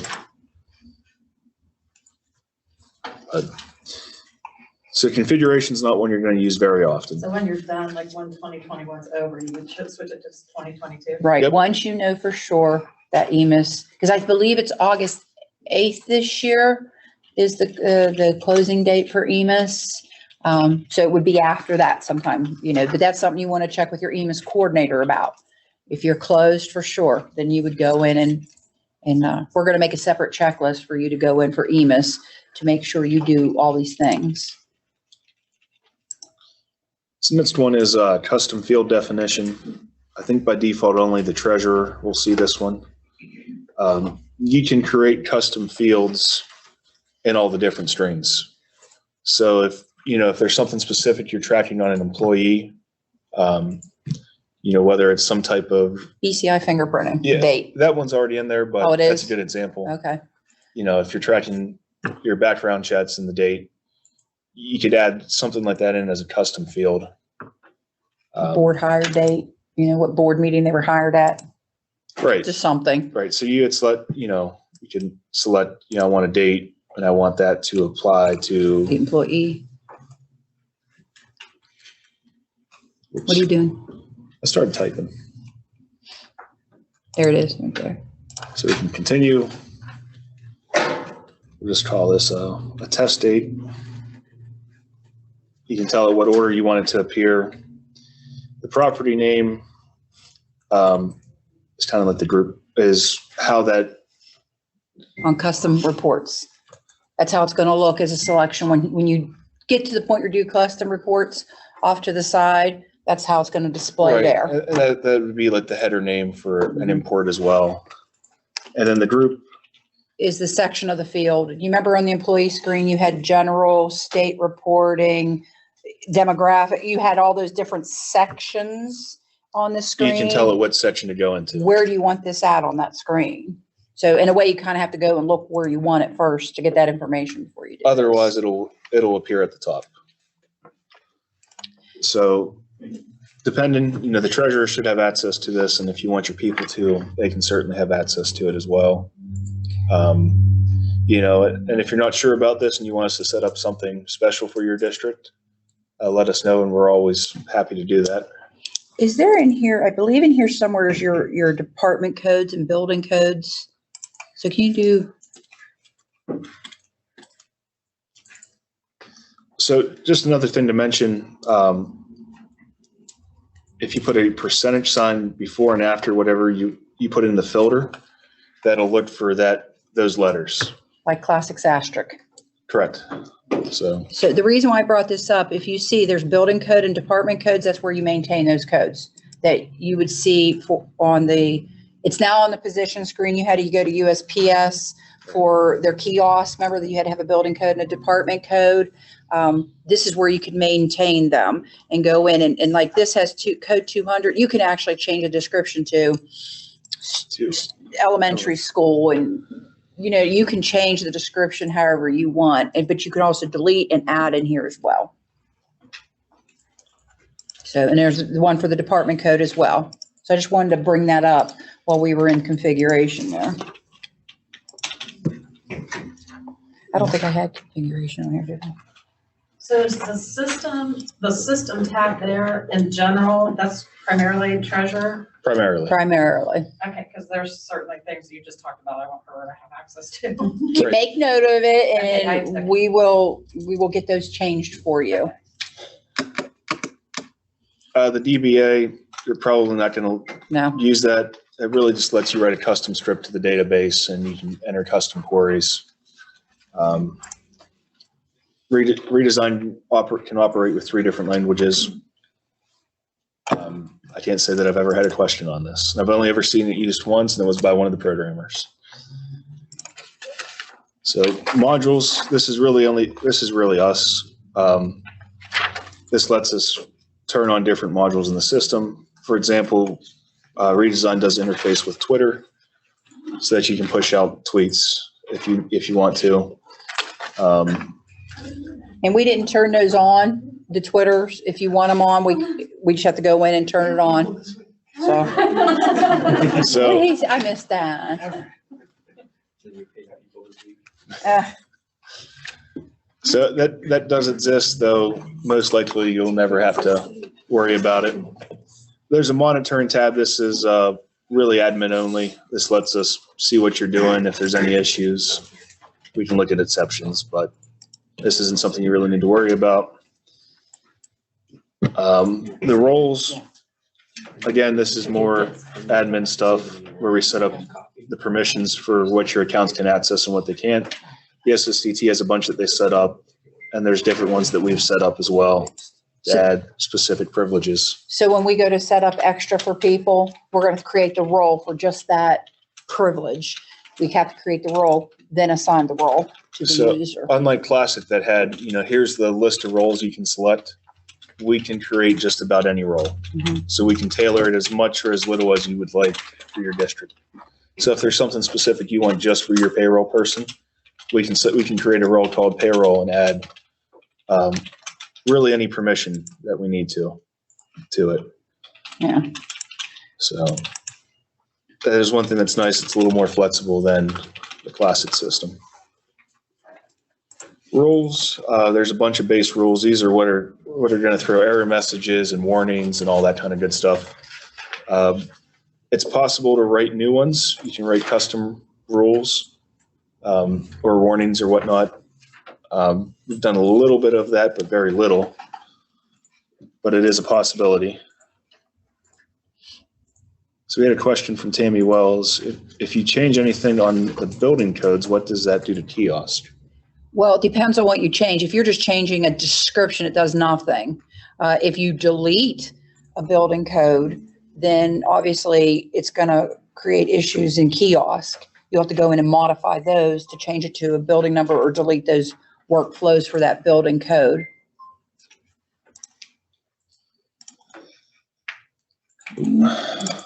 Oh, so real quick before you get off that, the rules, this is where you have, I know it's kind of small for you guys, prevent personal leave balance from going negative, prevent sick leave.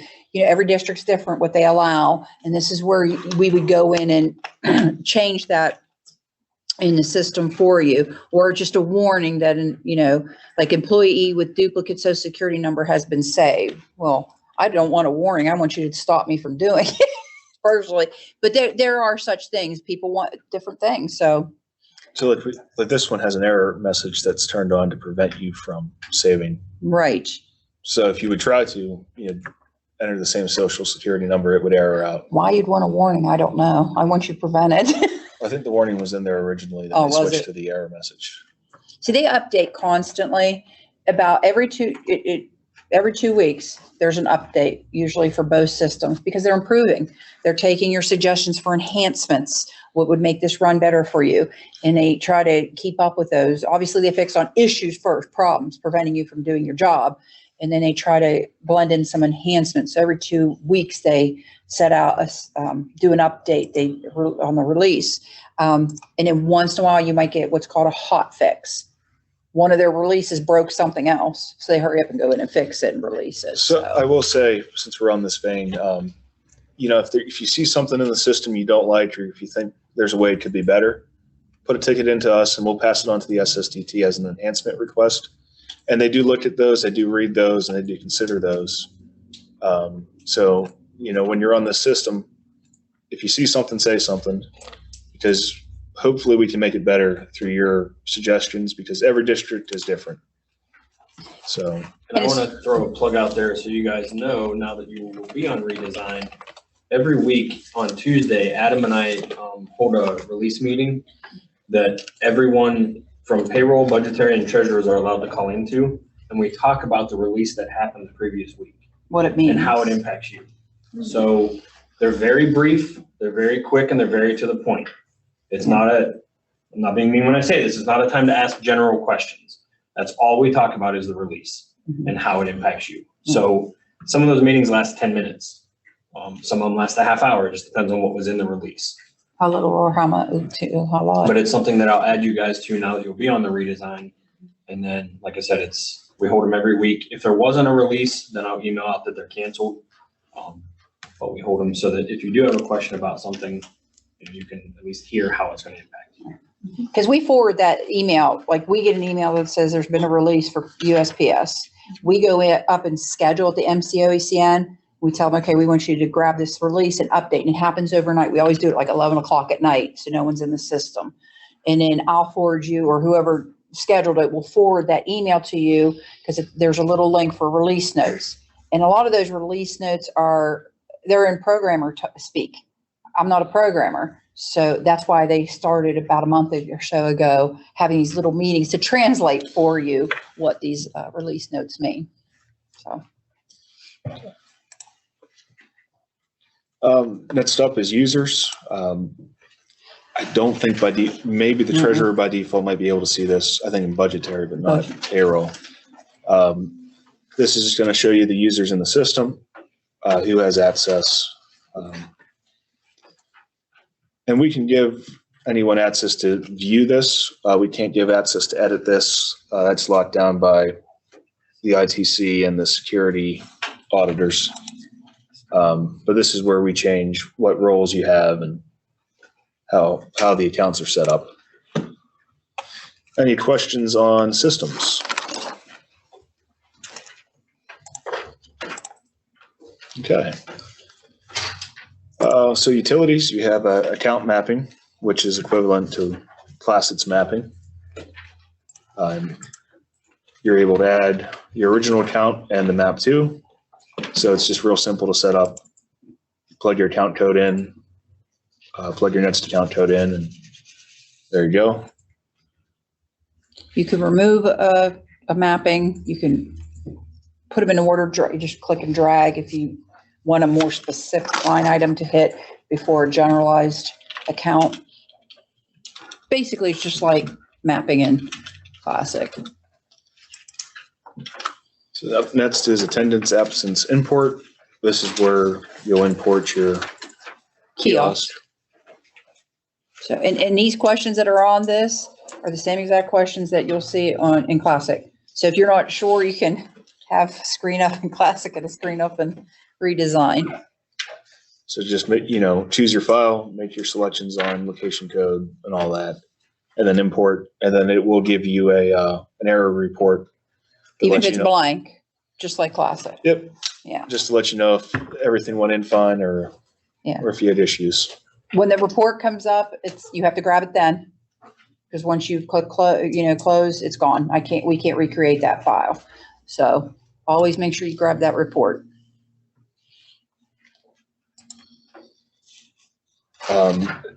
Is anyone doing in Classic currently automatic payment reconciliation? No, we asked about that. Okay. But the positive pay, the second tab, pay rec extract, those are for positive pay people. So if you have positive pay, we need to help you set this up. It would be great if you showed us what your file looked like that you use now, like send it to us so we can make sure it's set up exactly the same way. Okay. The change password option, you won't use this since we're using Active Directory. And why are we using Active Directory? Because it's more secure. There you go. Custom grid creator. This isn't something you'll probably use. I've never used it yet. I've only ever seen it used once, and that was one of the programmers who liked to do his own thing. But it is there. The file archive, by default, I don't believe any of you will have permission to see this, so that's something we'll definitely want to get the treasurer at least. This is basically your CD site. So you have your payroll archive, pay form archive, and W-2 archive. The nice thing about this is, you know, if someone comes in and says, hey, I need my W-2 from 5 years ago. I think the classic documentation will be able to pull in everything from 2007 or 2009. So you'll be able to go in there, you can view a PDF of their W-2 and print it out and hand it to them. So no more digging through bots to try and find an old W-2 or anything. Yeah. How long will this information stay like in current versus going to the archive? Or does it archive every year? So when you close out the calendar year, like the W-2 archive gets created for that year. Okay. So it's based off of those report bundles they run. And I believe the actual W-2s we upload. Yeah, I think Jerry Like when we uploads get your print file, we run it through a program, then upload it into the W-2 archive. So that way it creates the individual W-2s. So when we print them for you, after I'm done printing, then I upload them here. And in And the then if you kiosk. have kiosk, once they're here, they show in kiosk as well. So And that's the last step that we do, as you know. Because filing your taxes and printing is number one. Well, number 1 and 2. Okay. And just like a payroll CD, here's your pay. You know how when you would initialize a payroll and it puts those out on the payroll CD, you can put these in order. If you go over to year and up in the upper, I don't know if you did you show them that yet? You want to put them in order. If you go up into see that little arrow up in the upper right-hand part of that box for year? You can toggle it for ascending and descending. So it puts it in order for and you. it actually works on any screen that you're in Redesign. Yeah. If you have a grid in front of you of information, every title in the title of that column can be sorted that way.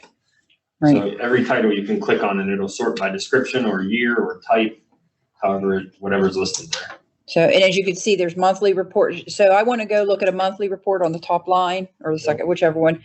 And once he clicked on it, now it lists all my monthly reports for 2019. And then you're able to download them as needed. Mm-hmm. So you can really click anywhere on this line and it will open up. But that's something that, like for me, I'd have to get access grant. Yes. Correct. So, Correct. Is there yes. a reason behind why? The SSDT's crazy? Oh, no, So- sorry, I didn't say that. So They're great people. They really are. So the thing with the SSDT is there's a steering committee that dictates a lot of this to them. And that steering committee is made up of mostly ITCs and some school districts, I believe. And certain ITCs and certain school districts argued about which access should be granted with these base roles. So there's a lot of stuff that some ITCs said, well, we don't want our district people touching, say, the Emis reporting. We want you to be able to do that, but other ITCs don't. So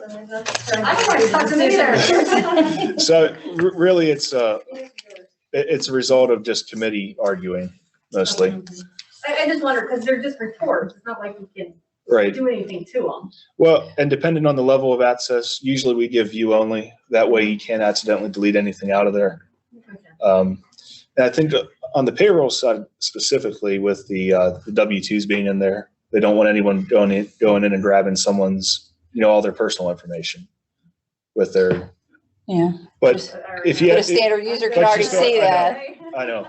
Well, that's how I feel about the route screen. Yeah. Like that a payroll person needs that to do their job. So why wouldn't you give them? I can understand maybe posting period. All right, you don't want them close a month till you're aware that everything's done what it needs, and I'm okay with that. That one, I Yeah, never quite understood that It's all one. committee compromise. I think they just don't want to be responsible for it, so they pick the treasurer to be the person responsible and who gets to see it. So if it comes down, I get to carry the load. It's your name on the bottom of that form. And the good thing is we can create these custom roles and give you access, Mhm. Okay. Job scheduler, that's going to show any jobs that are sitting out in the system that are currently running. Like right now, these 2 month-end reports ran because I opened and closed February a little bit ago. So those will show up there for the day. And then there's another process that clears them out after the end of the day. So. And this is where you'll see where you schedule your email direct deposits, if you do that. Yes, they'll show up here as well.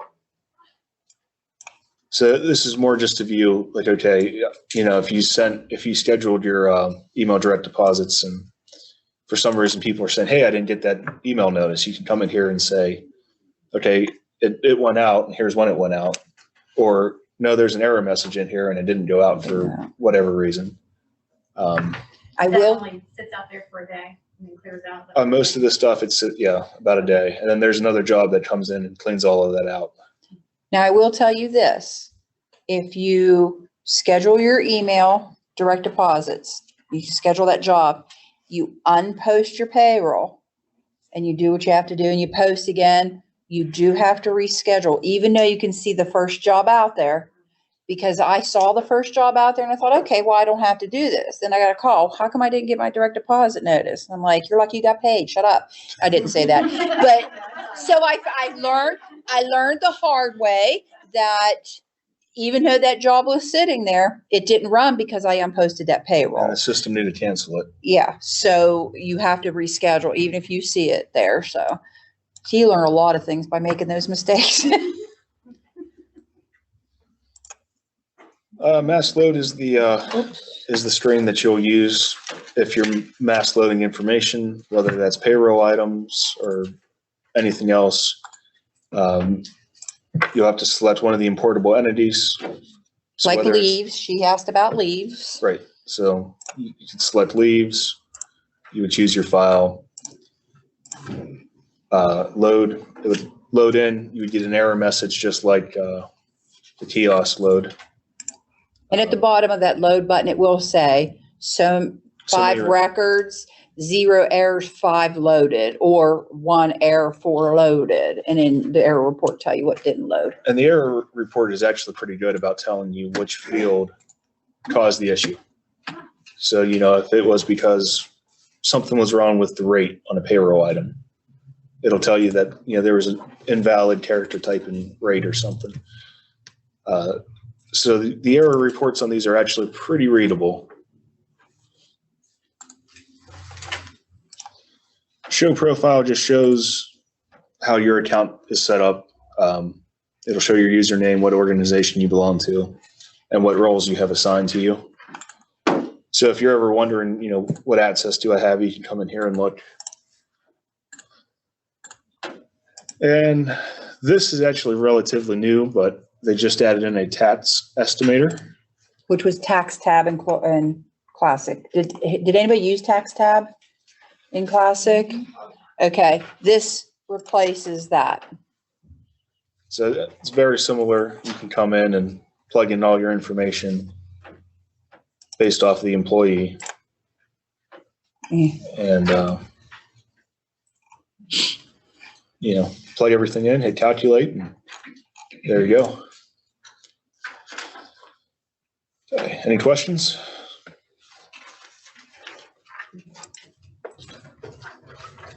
All right, under USAS integration, before starting the payroll, especially just this runs, so let me start over. This runs every 24 hours, generally early in the morning. This one ran at 4:01.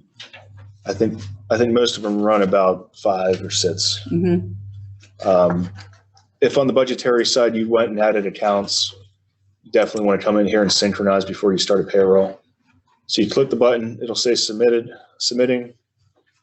and then once That it's does not done, mean it's done, yeah, just so that doesn't you mean it's know. done. It's just telling you it's submitted.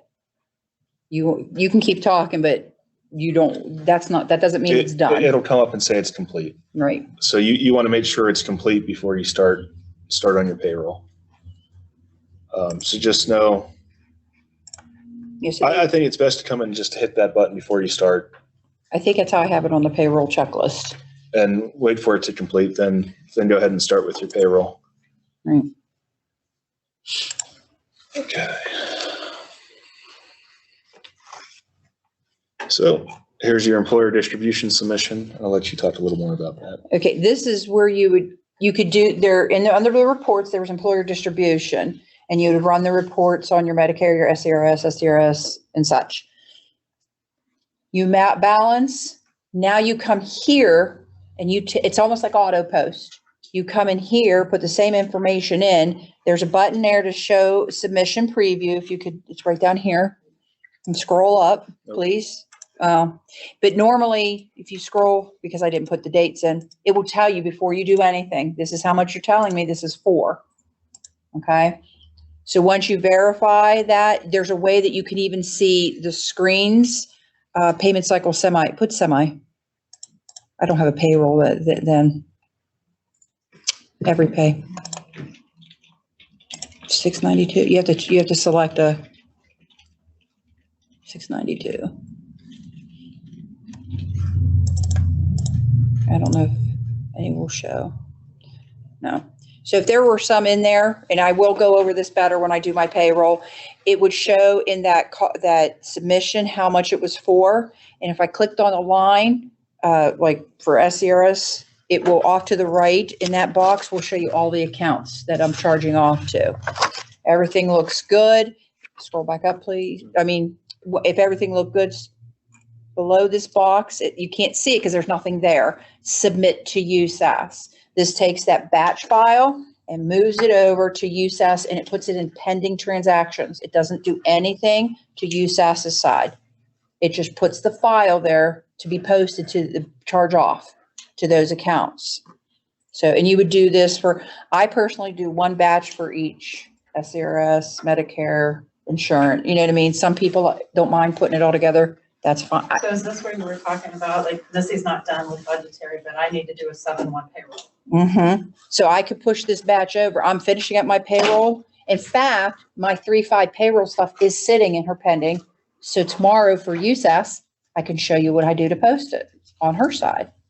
So, so that's the employer district, or better known as BORDIS. You have the employer share of retirement submission, which is like board rep. Does anybody use board rep? Not board ret. You use board ret. This is where you would go after you ran the report with your numbers. You'd come over here to post it over to USAS into pending transactions. Pending transactions, once you post it from there, turns it into a purchase order. And then you'd invoice just like you do now. So, yeah. You can call me Missy, that's fine. So we use SEView to create our requisitions, but I pushed BORDIS into USAS. And then it pulls it from USAS over into SEView for me to make adjustments to my racks, and then I submit my racks. Okay. Is that going to be a problem? I'm not familiar with SEView. If it's reading what's in USAS, once you post it, not the pending, it won't do anything.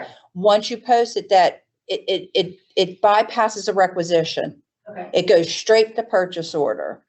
So I would assume with SEView, it's going to read, hey, I see a purchase order there, and it's going to pull it on that side into there. If I understand SEView. Right now, I post it in SEView, and it comes over, or I post it in USAS. It comes over to SEView as a special. It comes to me as my rec, so I can make adjustments because I have to add lines and do reconciliation. And then from there, I send it to the treasurer to approve my rec and to be sent to. And then once it's approved, then it'll go to the purchase order. Okay. It bypasses a requisition now. You do not have a requisition. So how do I make adjustments? You can adjust the purchase order. Just adjust the purchase. I go in and I'll show you this tomorrow when I post. I'm a creature of habit. I want it to look a certain way. I go in and I modify the purchase order, not the totals per se, but what the description says. Like, you know how in Classic it says SCRS -400? Yeah. You know how it doesn't do that in Redesign, it does something different. Well, I like them to stay the same. So I don't have to do it. Yeah. It's anal, bottom line. I'm anal about it. So I go in and I modify that. And in the description, I'll put like 3-5 board share of Medicare or something. So if an auditor's just going through quickly, they can see that. So yeah, you can modify that purchase order any way you want. It just doesn't go through the requisition stage. Is that an audit issue? We haven't had an audit issue. I think it's. We do have an audit trail, so it shouldn't be an audit issue. But you're gonna wanna make sure that, so one thing we have to do is once we switch it in SC View, we have to make sure that then SC View talks, if there's an order in which SC View talks to the state software. So if you modify it, would modify it in. SC View? No, we actually make our modifications in, once it's a purchase order, we go into the state software to make our modifications. Okay. But then we have to bring that back over into SCV once it's modified. So make sure you put that on there to be trained on. Right. And that's and actually in your payroll checklist, because it's a Word document, when you're going through, put a line in there, go to SC View and pull in after, to remind you the modified purchase order. And then once it's a purchase order, you invoice and you do the check just like you normally would do, even in Classic. So I think some of the audit trail is on your bud disc that the treasurer and superintendent signs off on. It lists everybody's pay. It just has all that information in there. And that's part of it. Those deductions are part of their payroll. And maybe that's why it bypasses. I'm guessing. I honestly don't know. So.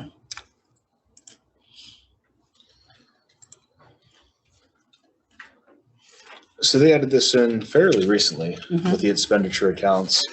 And this is a very simplified grid that'll let you come in and check for accounts in USAS, basically. Yeah. So if they budgetary added a account code, instead of going through the process of account synchronization, if you're good, in between, I don't know, you could go in and put the account code in and see if it was synced with USAS. And if it doesn't pop up, either one, it hasn't been synced, or it hasn't even been added on USAS. Maybe you did do the sync, but it wasn't added, so it can't pull over something that's not there. That's just a quick shortcut to see if it's actually available to you on the payroll side.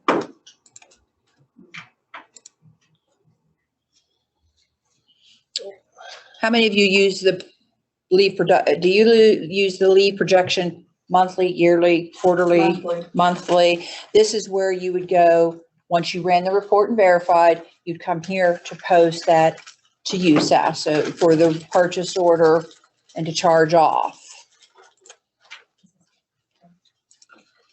You missed payroll. Well, who cares about payroll? I do. Okay. So here's where you'll be able to post to your USAS payroll submission. It allows you to post to USAS. So you can come in here, find your payroll, and tell it to post to USAS. Right. Now hit post to USAS. And then see, if you look at the top in the middle, it says pending. So it's over there, it's been received by USAS, but it's pending. So when tomorrow, like if I were to show you what mine looked like, that's what it's going to look like for my 3-5 pay. It's pending. It's over there, but it hasn't been posted yet. So one thing I want to bring up too is because I'm going to tell you this twice. Payroll does not use a purchase order anymore. So when you go into USAS to post out a pending, the payroll, it automatically goes to disbursements, which checks. Now it's called disbursements. And you would assign the memo check number or physical check number. I don't know. We transfer. A lot of people transfer. There are a couple who use a check to transfer money. But that's where you would go. No purchase order anymore for payroll.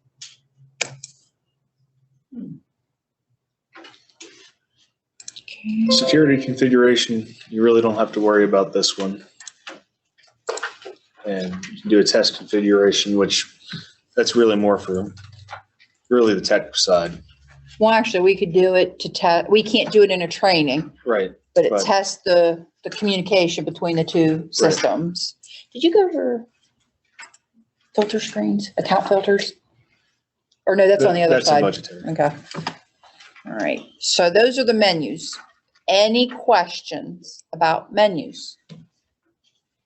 Okay. One other thing we're going to show you is it's called the employee dashboard.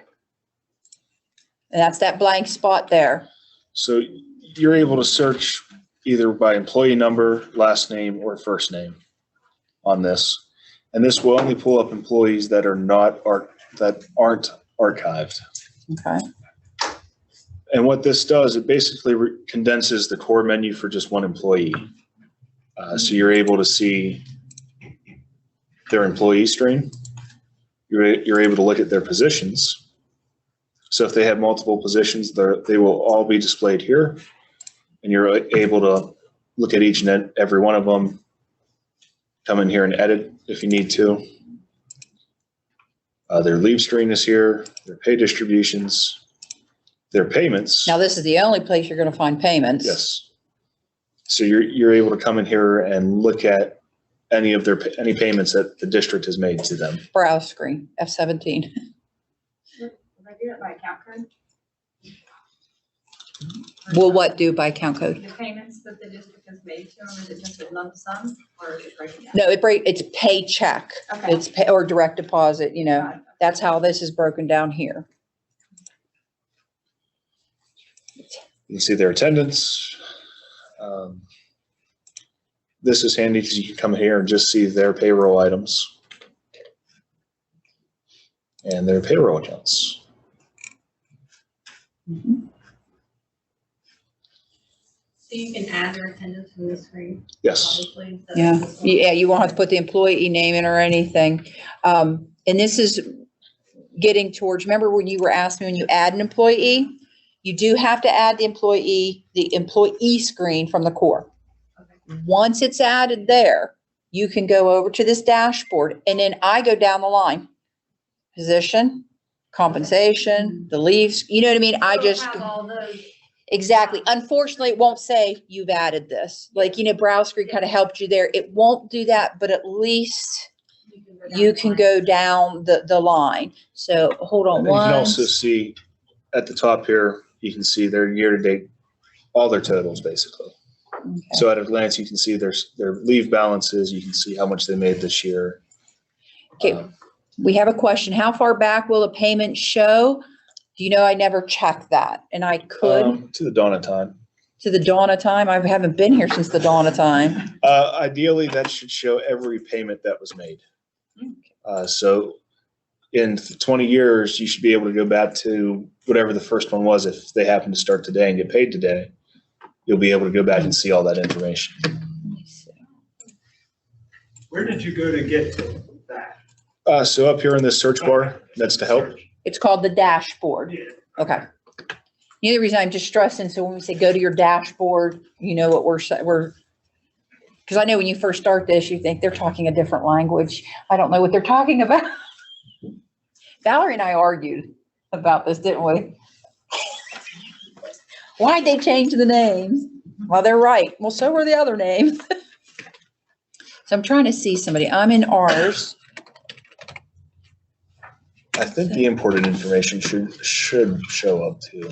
Yeah, I'm almost positive. Payments. I'm checking mine personally to see how far back mine. I was gonna say, I think when I was looking at mine yesterday, it went back to 2010. I started, Check my mine. first pay was March of 2017 and that payment's in there. Yeah, I think when I was looking at mine yesterday, it took me back to 2010, Okay, and when did you start? 2001. Oh, okay. Maybe since the last archive. Yeah, huh. So, but at least we know it goes back pretty far. Yeah. Goes back pretty far, so. And we put all your payroll CD, I think, when did Valerie stop doing those? Was it 2013? No, we were talking. 10? No, it had to be longer than that. 2005, 4, I think 6? 2007. Somewhere there, A she lot of it- stopped doing those purging for this purpose. So I think a lot of the districts, and it varies a little bit, but I think most of them go back to 2007, if I'm remembering right. And maybe I just didn't wait on mine to populate back further than 2010. So, And that's completely but possible. ideally that'll always be in there. So that anyone down the line can go back and look if there's ever a question about what was paid on a payday. Okay. Ideally, that'll eliminate, having, it'll make it a whole lot easier to find those old records. Yeah, no, it's from the 80s, is what people were looking for. Hey, there was nothing wrong with the 80s, all right? Thank you. She had to pull an attendance book out the other day, and no lie, it was pieces of paper this big, and people hand wrote their Oh, wow. attendance. I think it was. It was from the 60s. Went back to the 60s. You had to pull that out for someone's records.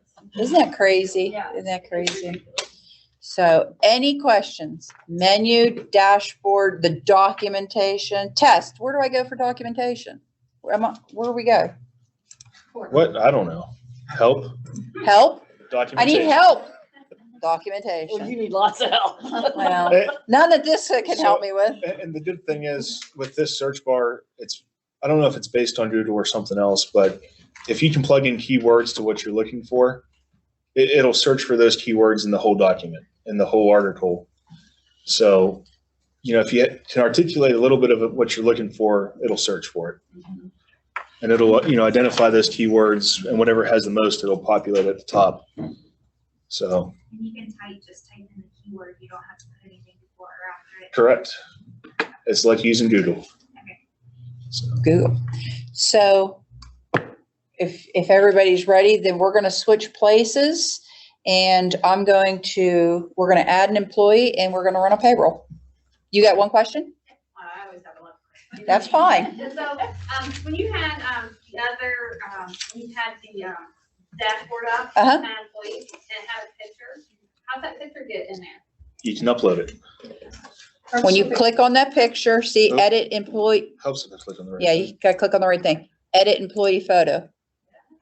That's a picture of my We had like our grandson. live touch files then of staff. And Yep. get them in there. So that way you can upload it. So if you have someone come in and you don't know who they are, you can bring them up and say, hey, you don't look like that. Right. Yeah. I mean, and seriously, especially like you have a huge district. You're one of our largest, and how are you supposed to know everybody who works there? So there's only 25 of us, and I know all of us, but I loaded up everybody's picture. So you have to load them obviously individually. Yes. Attach the right account. So Right. again, it's, You call you Melissa. Do you? Because life touch usually would probably ask us for an employee file that would have employee ID numbers, and then they would attach the pictures to So- them. well, let's And look at that could be, Mass let's look at Well, they mass do load. Students too, so if we because we can load students in as it, Let's see. Mass load, employee. So no photos.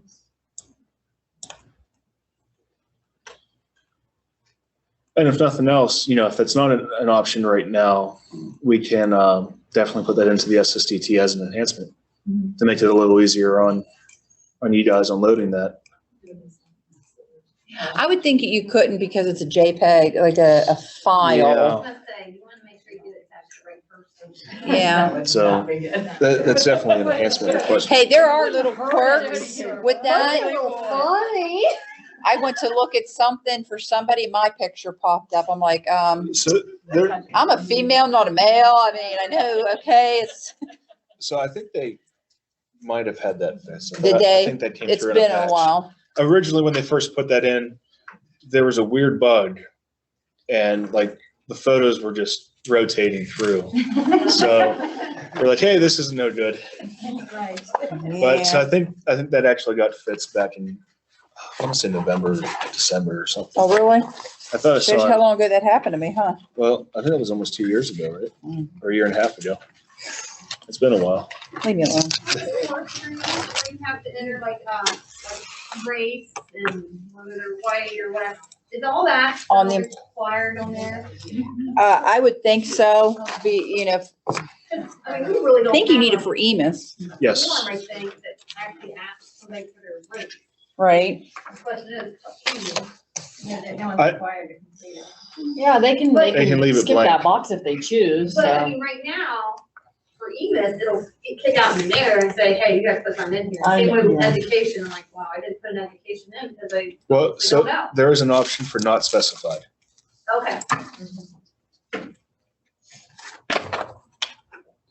Okay, so you ready? Yeah. All right, we're gonna pause the recording just while we switch our computers.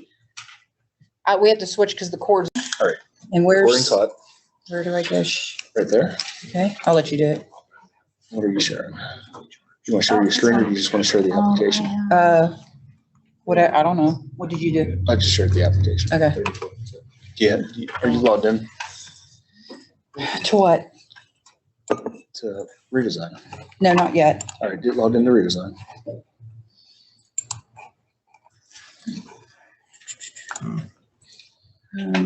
Let's do this one.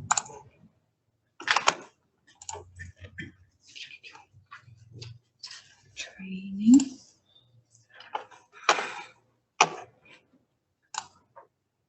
All right.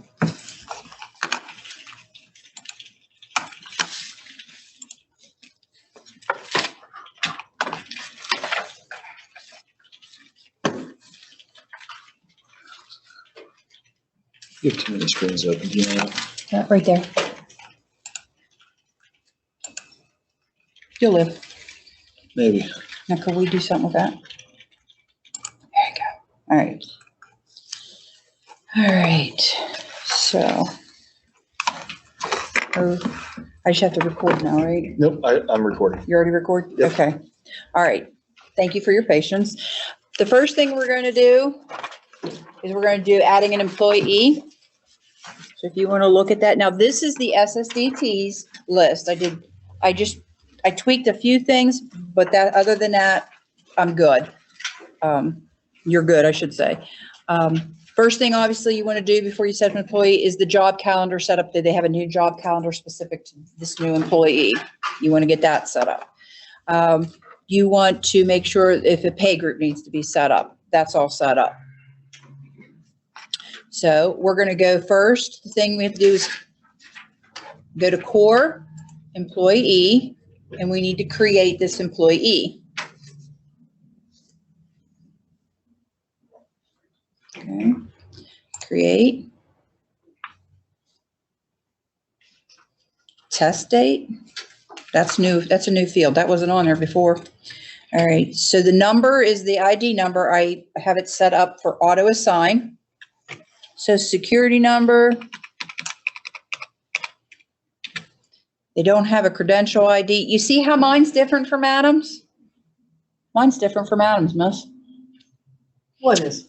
The credential ID is up top on mine and it was at the bottom on his. Well, that's not even possible. I am in test. Please tell me I'm in test. Yeah, I'm in training. Well, First I thought I was mine. Was he? Yes, he was. So credential ID, Melissa, you said you have it set up auto assign. Is that automatic? Like if we have it set up auto assign or? whatever it was in Classic, got imported over to Redesign. What do you say is different? His is up here, and when he went to add employee, it was down low. Oh, it's up here Up right here now. Okay. So it's credential ID. It's messing with you. Here's my credit. This is going to be a teacher.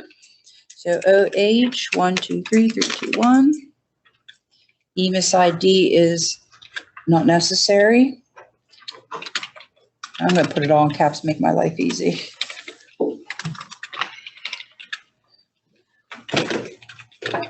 Anybody get that one? Mom and Pop. Well, it's better than Mickey Mouse. Remember those, all the Mickey Mouse and all that? So the legal name, I'm going to tab past. I'm going to put in an address. Oops.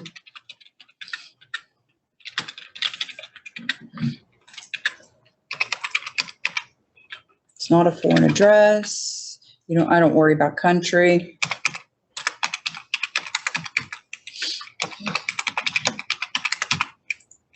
If the person's phone number is unlisted, let me drag this up and over. If it's unlisted, I'm not going to check that. They had a second. You see that you can have up to 3 email addresses on here. Is this where the direct deposit will email show? Yes. Marital status, we're going to put married. This is when I was trying to show how you could create fields. I created an S and G under general. Does anybody know what I meant with S and G? Oh, dear God. Missy, tell 'em. Shits and giggles. Because I was doing it for that purpose. So you gotta have fun. You know what I'm saying? I am a dork. I admit this. Okay, so we're gonna email direct deposit. Gender is female, multilingual, new hire reported ODJFS. I'm not gonna check that. ODJFS reportable is what I'm gonna check. There's no OSDI code. They're not part-time. I do want them reported to Emus. And this is a new one, a spouse's first name. Birth date. I wish that would go away because it shows up in the kiosk and I can't tell you the number of requests I get from people wanting me to add that. And it's like, I'm not doing that. No, I don't know why, but okay. Let's see, the hire date we'll put. Would you say it was spouse's name? Is that what you said? Spouse's first name. Yeah. Oops. Like you have time to. Yeah. Look, listen, payroll is just a push of a button. I don't see what the problem is. That's what everybody tells It's a us. push of a button. The checks pop out. Yeah. If I hear that one more time, I swear I'm gonna scream. Or I'm gonna- Hire date, is that the date you said will be reported to Emas? Because That- like, No, this particular hire date will be used for ODJFS. because this is the date on the bio screen. I usually put the board hire date on that, which could be June and they don't start until September. And that's completely possible. I mean, Okay. I tend to, I think of it as the first day they work for ODJFS. That's me. Okay. But then, see, there's where you can add a custom field. Board hire date as opposed to this hire date.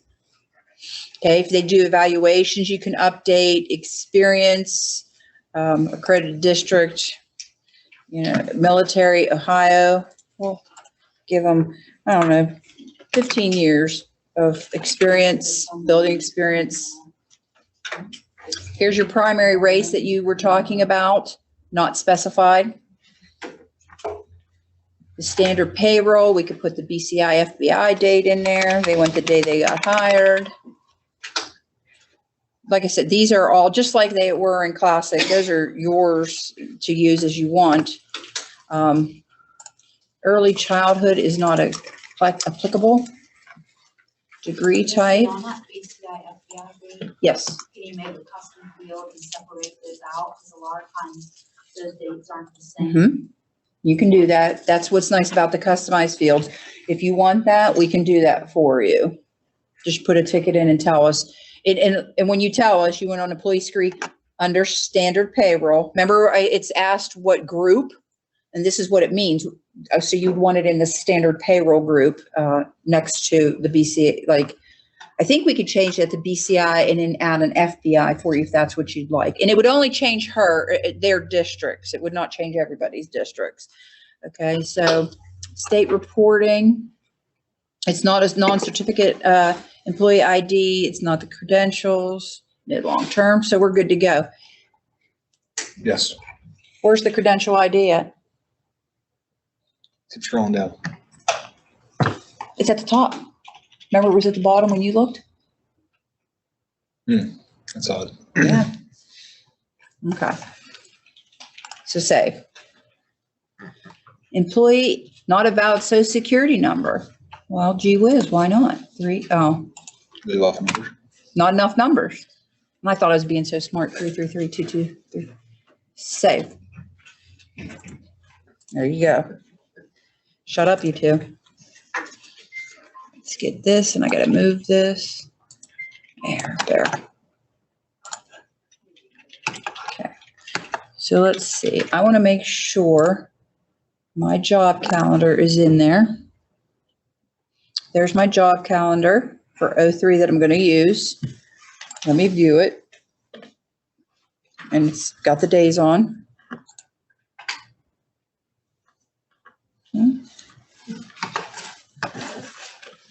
All right, so since I have added the employee screen, now I can come over here and find them. There's all the information. If I made any mistakes, I can go straight up into employee and modify it here. Melissa, since you're in there, on that experience, you know, like for, Emus before, your total experience and your authorized have to be the same. Mhm. Is that still the same in there? We haven't received any errors on that, so I can't say if everybody has it matched or they don't. But I'm glad you brought that up, so I will go up there and I will, you said authorized had to be the same as total? Total and authorized have to be the same for teaching. Okay. There you go. Thank you. I've never done a payroll with teachers. I've always done payroll here, so there's certain things I'm not great on. Okay, so now we went to positions. There's nothing there. I want to create a position. Position number 1, teacher. Job status active. Pay group is going to be, I'm just using my arrow key in my tab right now. Appointment type, certificated. I'm just going to pick one here. There's no sending service, full-time equivalency, hire date. It's going to be the same in this particular case. Oh, I'm sorry. I did that backwards. 2021. And you have to use the forward slants. You can't just put the date in and it will adjust it for you. So let me show you what happens. If I did that, it just would, I swear this is killing me. It changed it. It has to be. What's it? I put it in without the forward slashes. Was that on one of the releases? Possibly. Yeah, you're doing these meetings too. Retirement code. See, they're constantly updating and tweaking, and you don't notice it sometimes. I mean, I've never tried because I always knew I had to put that in, so that's on me, and I apologize. Okay, so supervisor. Adam, you can be their supervisor, okay? Are you sure that's wise? No, it's not. They're eligible for personal and sick, but not vacation because they're teachers. Position report. They are a 230, state reporting, they're certificated, so regular, C. Now these are the fields, like Adam said, if you wanted to override what was on the compensation. So let's see, we'll do first grade. Oh, no, paraprofessional, that's a non-applicable. Oh, wait. Yeah. Contract, again, these are fields that are, could be overridden, used to be to override, I'll get it out. Okay. There's no separation date, it's not a paraprofessional, building IRN. Experience current class, I'm gonna leave that blank. Assignment area, well, gee whiz, general education. Funding source. What do we want to use? It's not poverty based. We'll give a 572, 100%. And if they had more, again, these are for you if you want to use them for something else. They're not mandatory.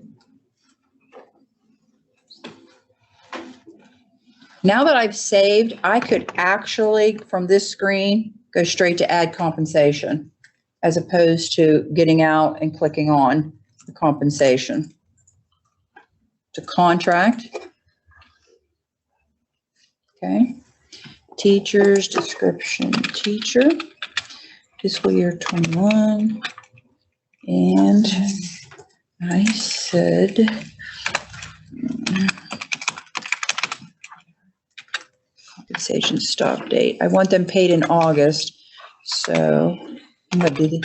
And it did it. They're semi-monthly, these daily. The system will calculate that.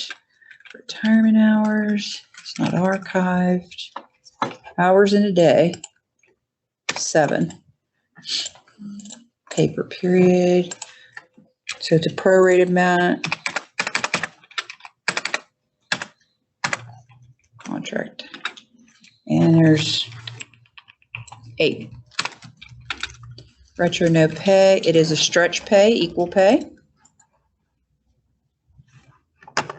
And this, if you use these, I'm not going to use this right now. Reportable to Emus, calendar start dates. And that's it for now. So save. So it's been calculated. It's telling me the unit amount has been calculated and the pay per period amount has been calculated. So if I go to compensations, there it is. But you know what? Now that it's been calculated, I want to make sure that we override these amounts. Wow, $5,000? Okay. Leaves. I got to create. Now you see, I only check sick and personal days. So there's only those two on here. The vacation's not on here because they're not eligible. Daily, max leave. There's no reset. No daily. Max leave amount. All right. Because there's leave max. Okay. So now their leaves are set up. Pay distribution. Oh, I hit save, dummy. Direct deposit. Code. These codes could be anything you want. I just follow the same vein that we did in classics, the 700s. So I'll just do a 700. Direct deposit, account number. I'll leave it at percent. I want 100%. Stop date, there's none. Priority. Now here's where you're going to, demand credit is a checking account. The next one's a pre-note for a checking account. It says, I'll read it in case you can't see it. It says automated deposit, demand credit records. That's a checking account. Pre-notification of demand credit authorization, which is what I want. But there's also automated deposit savings account credit records and pre-notification of savings credit authorization. Okay. So I'll go in and I'll find the correct ACH. And that is one thing I failed to show you. I should have made sure that the ACH was in there first, but I didn't have one to really do. I just was arbitrarily picking one. And then again, this has to be selected. There's only one. You would think it would default to it, but it doesn't. So save that. Now, had this person had more than one, I would come down and click add again to add a second line.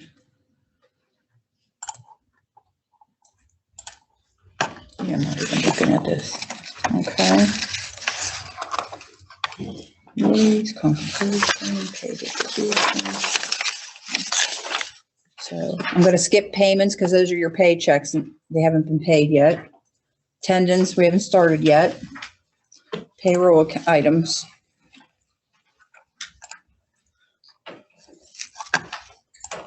And I just go down the line like that. And I'll only put in the bare minimum for right now. Marital status. Okay.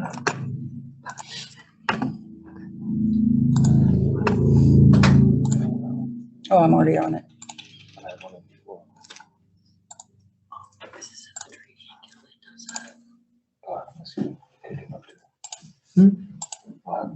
Wants a little bit of extra money held out. Okay. You don't have to put start dates on these if you don't want to. I do, and I didn't put it on the federal, but you can.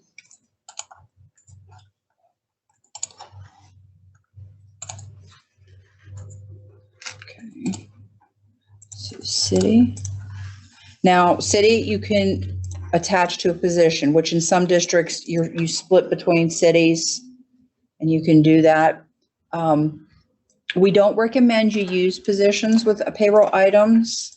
For obvious reasons, if you tie it, even if they're just a regular teacher and you tie it to position one and then they have a side job, well, it's only going to do the taxes on position one. It's not going to do it on position two. So we don't recommend it for that reason. But there's times that you do need it. If someone has maybe SCRS, SCRS job, those types of issues going on, or splitting two districts. I mean, straddling two cities. So I'm not going to do it in this case. Rate type is a percent. It's 2. Deduction. Now in Steubenville, employer, because it's a RETA city, employment or residence. Okay. Now here's something else. In Classic, 692 is Medicare. 694 is Medicare pickup. There's no longer 694. It's all combined on 692. So you need to know that for when you're balancing, you know, between the two. So like when we were comparing reports after we did your export import, we had to add the two numbers in Classic to match the one in Redesign.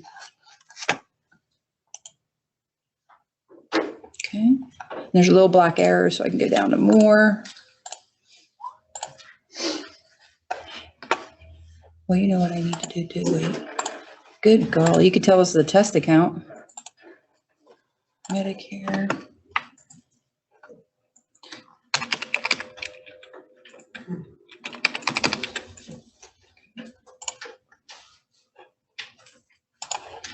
I will also need to add the STRS.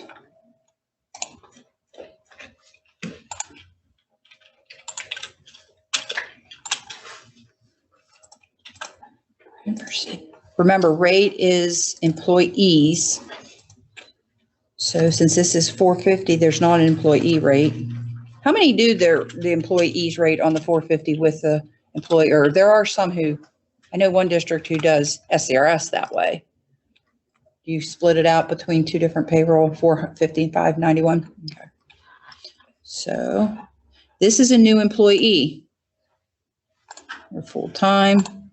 And the employer rate is 14%. They're not retired, rehired, it's not surcharge exempt. They don't have pickup, so it's not an increase.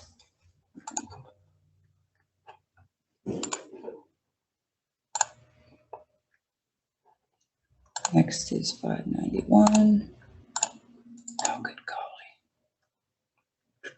One more.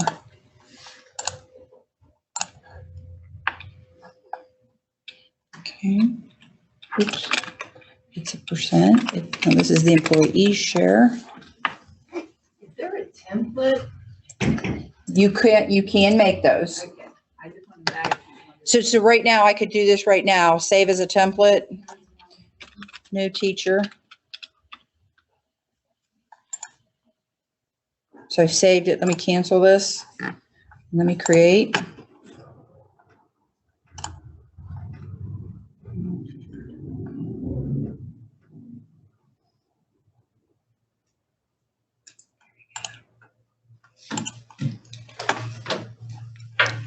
Okay, choose template, and it put it in.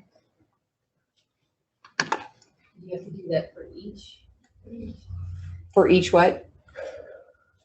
Every deduction code. You could see, I was just going through adding them without a template, so you can see what I was doing. But yeah, for like a new teacher, a classified person, you know, they're all 10, 14%. You know what I mean?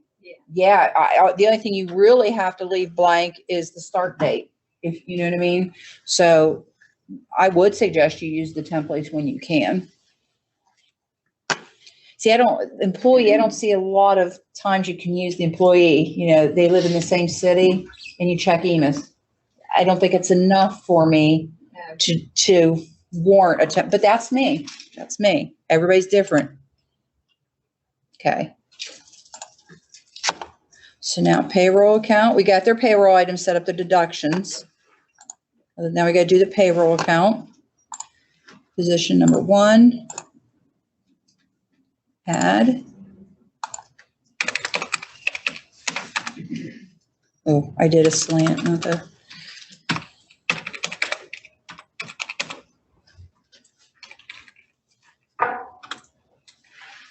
Okay, 1,100, just elementary. Active percent, 100. Start date. Actually.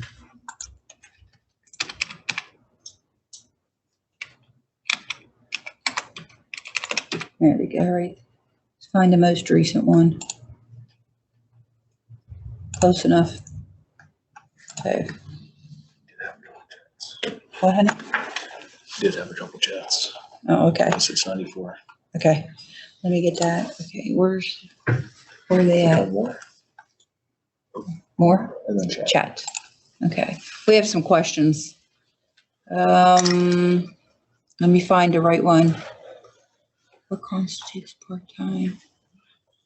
Okay, thanks. Oh, okay, so I'm gonna send Mary, you said yours is like Adam. Are you talking about the employee screen with it up top? I'm gonna guess it was a fluke. What constitutes part-time? Well, this is a question by Stephanie. If a normal teacher's job is 7 hours a day, if it's only 3.5 hours, part of that, if it's not the full 7 hours, then I would assume that you would check part-time, like maybe 3.5 hours a day, like a class size reduction. Teresa, is the termination date the same as the separation date in Classic?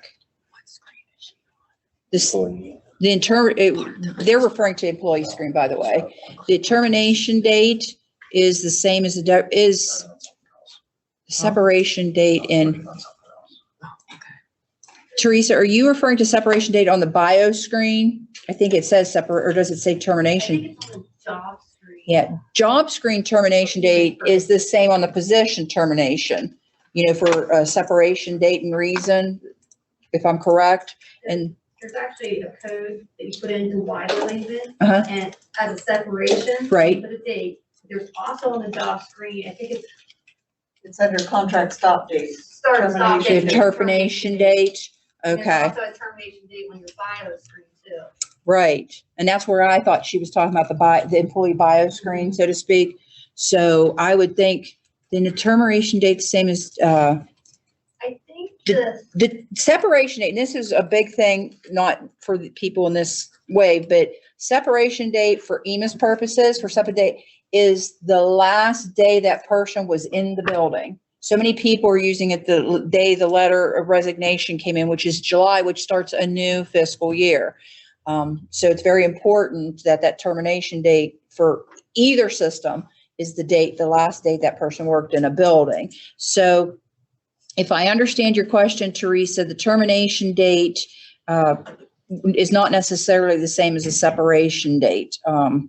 It can be though, because as long as, Missy, the termination date on the job screen Classic and a separation date are they the same date usually? Termination date and separation date. Trying to think of an example of the time that wouldn't be the same. It's a rare occasion, right? Well, if you have two jobs and job one, you leave to go to job two. Uh-huh. And then job two, you quit. Job one separation date would be when you actually left job one. Right. Job two separation date would be when you left job two, and the termination date would be the same as job two. Right. But what about, would there be a termination date on job one? Yeah, you could put the termination date on Okay. job one, but it's going to be the date you actually left the district. Separation date's going to be when you actually left that job. So the answer to her, Teresa's question, they can be the same date. Okay. When do you check STRS advance? When do you check it? I'm not quite sure what you mean by that, Christine. I don't want to give you the wrong answer. When you run STRS advance at the end of the fiscal year, it automatically marks everybody as in advance. Okay, I saw a spot where you could check that when you were setting up, I think it was the contract, so you don't check that when you're setting them up. No, you don't just check that when you're setting them up. Okay, gotcha. All right, I didn't know if Okay. it was like a flag to say advance them, but that's not what it is. Okay. got it. No. Thank Okay. you. Thanks. You're welcome. Without the account 694, how do you pull the amount into the board paid Medicare in Bordis? Well, because that amount, there's a rate and there's an employer rate. The employer rate's the employee share. And that's what it's basing it on. What did you withhold on the employer rate side? And that's where those Bordis reports are coming from. So when you go to run Bordis, or in this case, employer distribution, you would do the 692. Let's see, board paid Medicare for administrators who I am referring to. Okay, so a board paid for administrators, whereas a normal person like you and I have 1.45% for the rate and 1.45% for the employer rate, you're going to put the 2.9% in employer rate and leave the rate blank. So that's how that will work for the employer. And when you run your employer distribution report. Did that automatically switch over in the export? It should have. And on Friday, let's check for you. I don't want to bring your records up here, but let's check. It should have. It should have been an automatic, but it never hurts to verify. Okay. All right. So I think I answered all the questions in the chat. All right. Hey, Miss, real quick, somebody had asked about what that part-time box is for. Mm-hmm. That is on the employee screen for their benefits. Okay. For House Bill 153, if they have to accrue sick leave at a reduced rate of what everybody else would because they don't work a full day. Okay. Check that box. So there's that answer. So I think it was Stephanie, and I apologize. I think it was Stephanie who asked So I'm that. gonna ask a question. Sure. Why would the checkbox for advance, the question that just came up a little while ago, and she spoke and said, well, she saw it as you were going through. Why would there be a checkbox there? When would you use that if it's not to tell us to go ahead and advance into the year? Is that something you can STRS actually check, advance. Missy? Yeah, that is. It's something you can check. No. Probably when they're in the advance, that's checked. It's there. Well, for you, if you go in to look at this compensation, you can tell it's in advance. You can tell that compensation is advanced. You can't manually change it. When you run the STRS advance, it will go in and check that box. Got it, okay. Just like on the employee screen with ODJFS, Yeah. it will do the same thing here. Okay. Thank you. So you're welcome. And they should kind of gray that like these other boxes, so you know that it's non-modifiable. So, okay. I always put things in edit mode. I'll be perfectly honest, because I can't see them when they're in view mode. And if you ever do that, just make sure you hit cancel so you don't accidentally change something. Okay, so I think we're all done setting this employee up. So the next thing I want to do is I'm going to go to core and I'm going to go to leaves, because this person had sick days transferred over from another school district. Let's go in and I'm just going to, let's see, Pop is the last name. There it is. Position, there's only one. Leave unit, sick, discretion. Oops.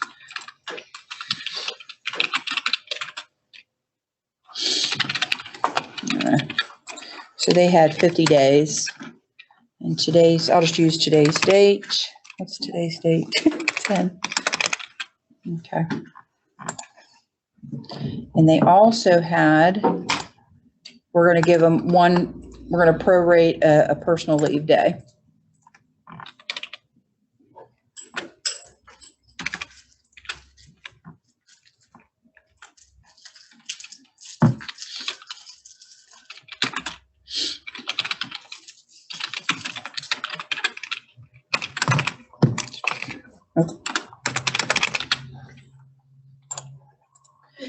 You just chose like the leave type, it shows vacation. Will it let you add a vacation even though they didn't have it? Whatever. Let's try. Let's see what happens. I'm just curious if you know, since it's not on their core screen.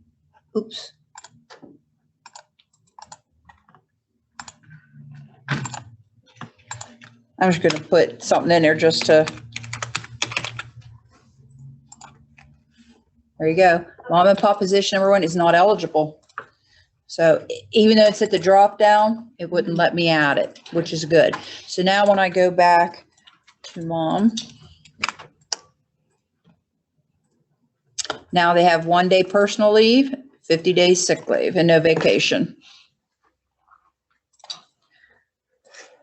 Okay, so basically now our employees set up. Are there any questions on setting up an employee?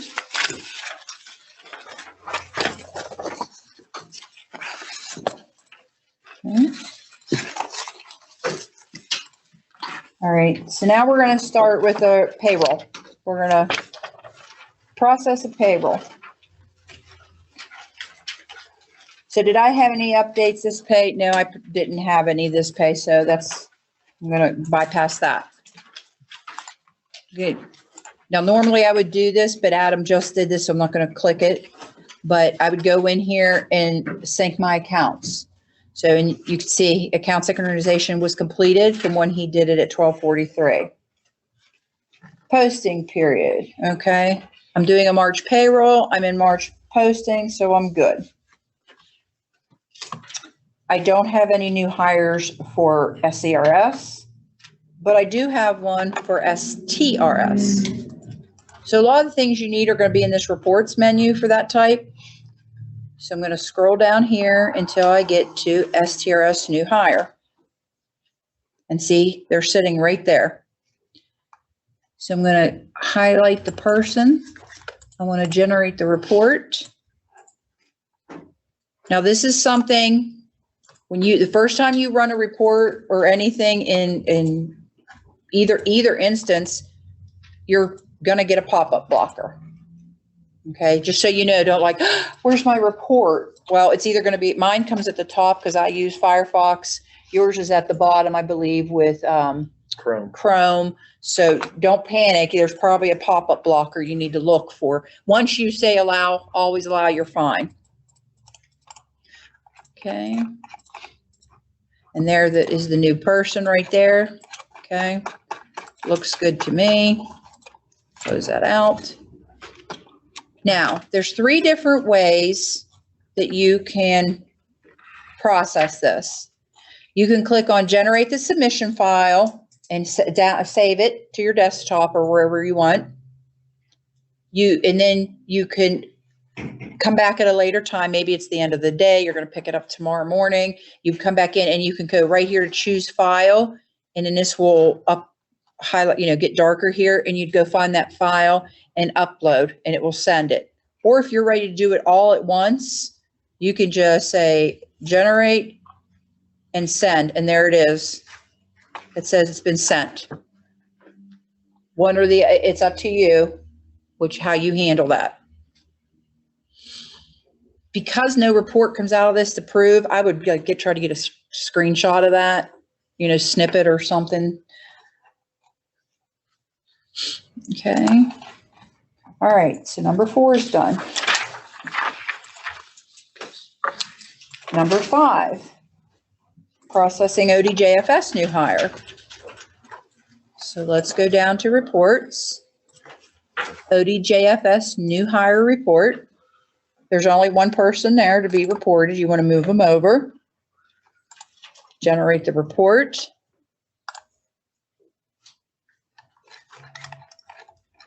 There they are. Generate submission file. You're going to save the file. Just go to my downloads. Where's my downloads? Okay, download. All right. So now if I go back to top here, you go to the employee screen. You're going to see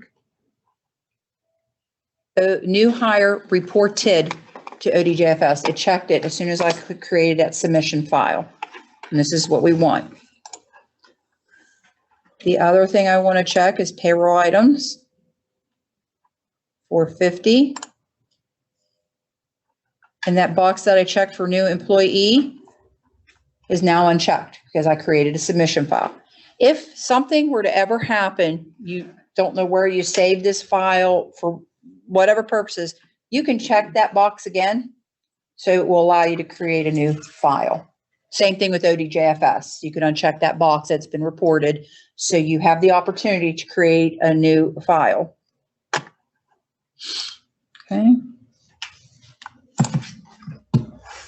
I will tell you that if you hire somebody, this happened to, I don't know what district it was, they hired them in the fall, but they weren't doing the, I don't know if it was a supplemental coach, I can't remember all the particulars, but they tried to submit, to create the new hire months later. Well, you only have so long from when you hire them to create that tape file. So in that particular case, you could potentially go in and just check those boxes. So it will allow you, it still might not allow you, but that was an issue. You kind of have to stay within 100, and I think it's 80 days. Okay. All right. I think it's 180. I think it's 180 as well. Okay.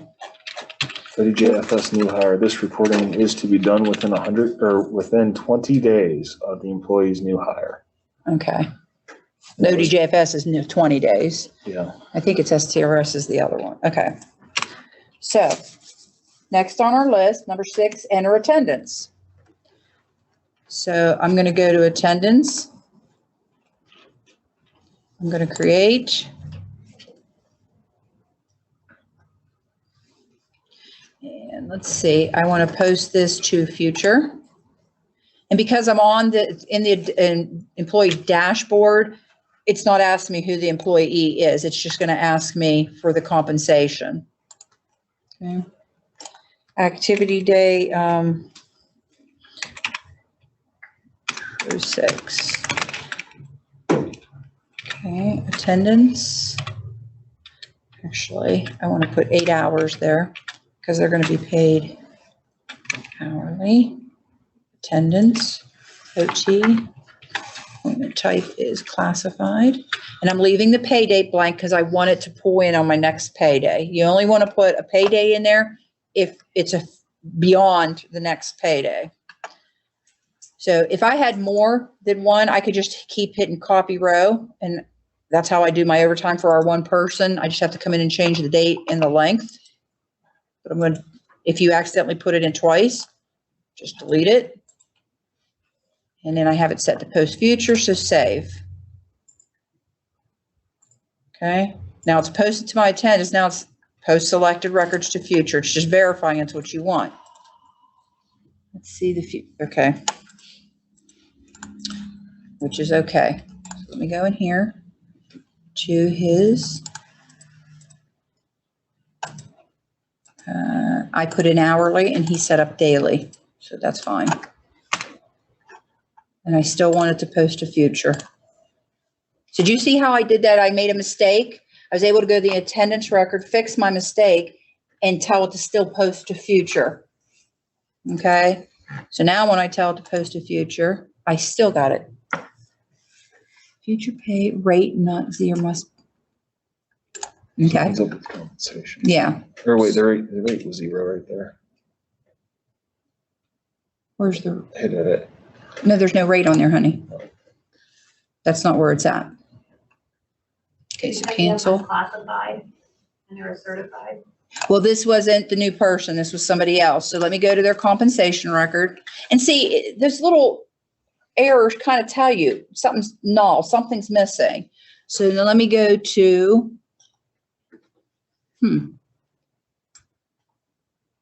I add these to my compensation so I can see which record I'm on. I just want to make sure. Rate. I have a rate. The unit amount. Okay. So. Okay. You have the right contract though. Yeah, contract FY21. 3-6, attendance, OT, length, daily, classified, I don't care about that. Posted to payroll, day of week, Saturday, USAS posting indicator, okay, we're fine there. All right. So I'm gonna go to future, and I'm probably gonna have to add this manually.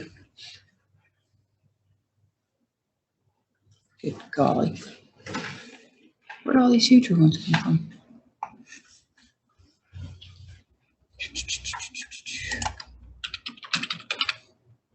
He's not there. All right. So if I were adding fresh from future, I could come in just like this. There we go.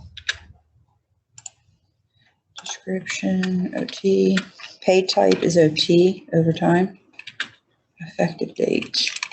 I don't want to put an effective date in there because that one. We'll just do that. Retirement hours, 8. All right. So now I'm going to go to processing. Initialize a new payroll. Now you can drag this up. See how it kind of falls below here? You can kind of just drag that up just so you can see the button. So this is the 3/20/21 payroll. We're semi-monthly. Pay cycle is second pay.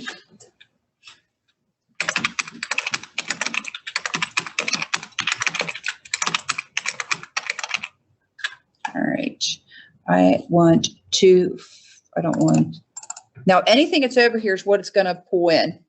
So I'm moving over what I don't want it to pull in. You can either double click or highlight and use the arrows. Now, if this had been a special pay, you would mark this box, ignore direct deposit, suppress voluntary deductions.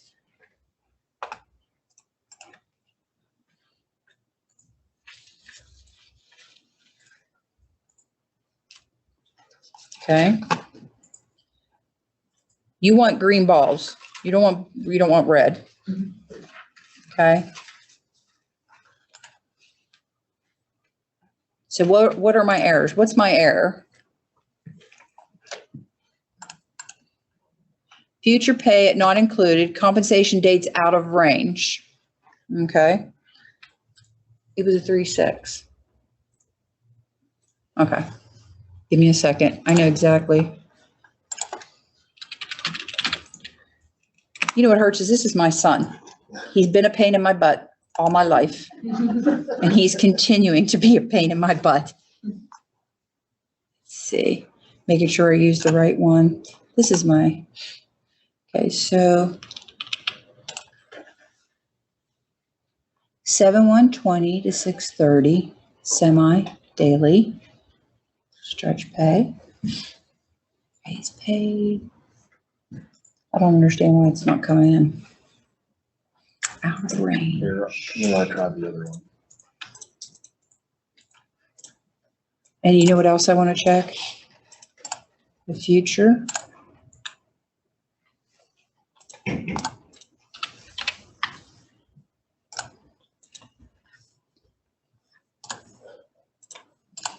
Got that. 50 overtime. Units 100. Highest retirement, 8 hours. It should pull in. And it's not. So see how I come back to it? It's the one that's in process. I come over here to details. And let's see. I can modify. Nothing I did. If I had a modified update, I could do it just as simple as I made a correction, but it's still, there it goes. And I didn't do anything. Well, I did change that other contract to archived. So if you had selected that, that might have probably would have been why you got that error message. Okay, so you see I have a warning. This payroll includes charges to expenditure accounts that are inactive in USAS or have no external ID. See the error report for details. So if I got it in a sync, but it could have been made inactive in the meantime. So let's see what the error report says. 0122. It's you, I think. No. Yeah, it is me. Is it? Just so you know, your error message isn't up there No. because you're only sharing the application. Oh, how do I share this? All this whole time I'm thinking they're looking at reports. There you go. Now, there you go. There's my error report. So they're all warnings, which tells me I could go on with my payroll because it's nothing that's a showstopper. Accrued wages are greater than, you'll see that usually at the beginning of the contract.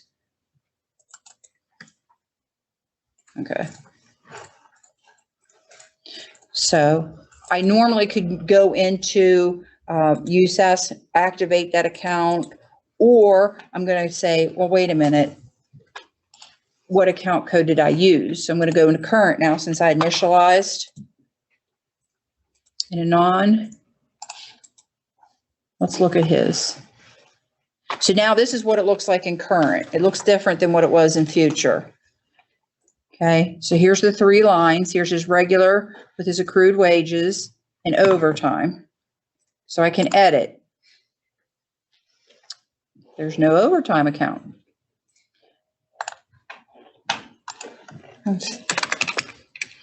Oops, I always do that. It can't be that.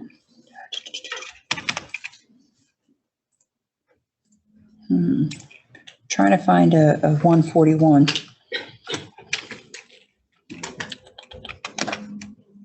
There we go. We'll just use that one. Employer distribution amount charged. I want this to be 100%. Hopefully this will do it.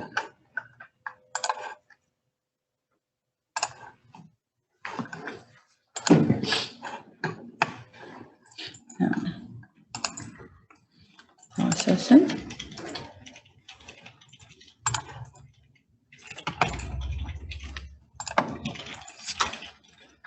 Okay, that was just, when you go to update a payroll, you've made any changes, you want to only check the pay group that was affected by your change. You don't want to update everybody, just the one that you changed. Now there's times that you will have to update. There's certain modifications you've made that you'll have to update, and there's some that you don't. And the way to find that is if you go to current. This is something fairly new. I check this box here, a payroll button appears, a payroll report. So I can run a payroll report just on that person, which is I like that better than classic. So when you make changes, instead of running a whole report, waiting for it to calculate, what have you, you can run it just on the person you made the change on. Oops. And there you'll see, okay, there's his regular job, there's his overtime, accrued wages, 12 SCRS days, 96 hours, 12 times it, yep, there you go. Looks good. So do we have any questions so far? You said that the accounts have to be set up in USAS. Is that new with Redesign? Because I thought with classic, like I'd run payroll and I would key in account numbers, but if they're not set up in USAS, it would give me a message saying, do you want to add it to USAS? So you can't do that anymore? Okay. No. You would have to, it would have to be added in USAS. You'd have to do an account synchronization, and then, and in a way, if you think about it, there are some people who don't pay attention to that, and you have all these accounts being set up that are wrong, and you're making corrections, and now you have those accounts sitting there. So it's better to kind of be sure. And what's nice about having that inactive message, what if you're using last year's grant number? You know how that happens in September. You're still using it happened. I'm not saying it's never happened. And it helps you catch that, that you can go in and see instead of creating or doing something. Any other questions so far? I have a tendency to talk fast and I apologize. Yeah. Okay, so this is taking the place of any account, right? Yes. When you initialize payroll, that's in account. Okay, because what I've done in the past is I would run an account, it would pull in all my regular people, and I would have my start and stop dates. Then I would go back into any account and pick that additions tab. Okay. To put in, change my start and stop dates for my subs because They're in a different. So what do you do in that case? Okay. In that case, okay, now we'll say this was your regular teachers. They're just for example. Now I have people who don't have the same pay date. Pay range, add pay group. You're going to now add the new pay groups and you're going to put their start and stop date in, and then you're going to add it. Okay. I don't have any right now, so to do, but that's how you would do that. And you could do it more than once. So add pay group, select your pay groups and their start and stop date, and then add. Okay. You're welcome. Okay, so I got the green balls now. Everything looks good. So we'll go in and do the pay report. I personally, like I mentioned to Nan, I put the pay date in the report title, and I actually keep both. So this is my pre-posting report. I like it by employee name. I begin each person on a new page. And the reason why I do that, when you're trying to compare and it takes you down to the next page when you're right in the middle. This way when I'm comparing, it doesn't do that to me. You can do what you want. It's just something I do. Okay. Open. All right. Okay, so there's the first person I would check. We already did him basically. His deductions. There's Adam, making way too much money. Hey, might as well dream. Yeah. That's all we have, right? And here's the new person with their wage and their accrued wages, their hours, their STRS. They had 11 days, 77 hours. See how it says checking pre-note? That's where it goes. Now I only have those 3 people in the payroll. So here's your in-account. It's at the bottom, Valerie.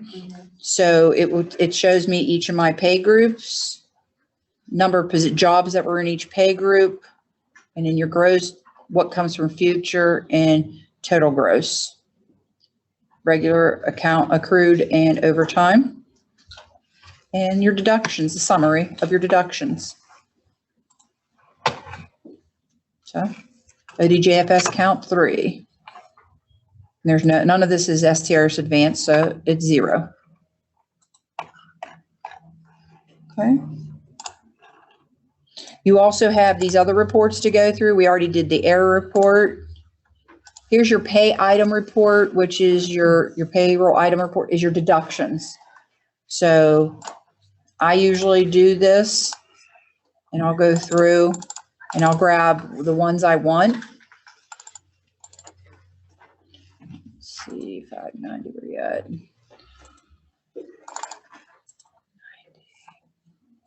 The one drawback is, watch what happens. When I click 591, it takes me back to the top again. So I have to scroll all the way down again to get that. And this is what my deductions are for this pay. Okay. Keep in mind, this doesn't show any adjustments that might be sitting out there. You know what I mean? Like in the accumulator, you did a refund, there's a negative sitting there from previous time. That's not on here. This is only what's this pay. So just like classic. And then each page is broken off by everybody's deduction. So can you create a template for like your first pay of the month? and your last Not for that report, no. So you verified everybody looks good on that. Here's your budget distribution. Again, you can change this up here. Generate. There it is. And see how, because I put 320 in that title, see how it's on top of this report now? Those are how it's broken down, the pays. Now, if you notice, there's no signature page yet for the treasurer because this is prior to posting. This is only for verification purposes at this time. So don't worry that you don't see the signature. Here's the more detailed one.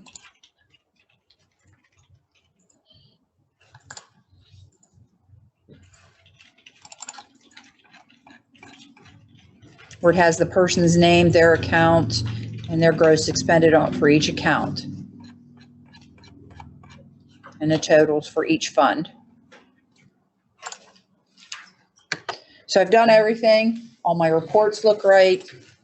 I'm ready to post. I'm sorry, I don't follow this list very well. Okay, so I'm ready to post number 11. It even comes up and asks, are you sure? Yes, I'm sure.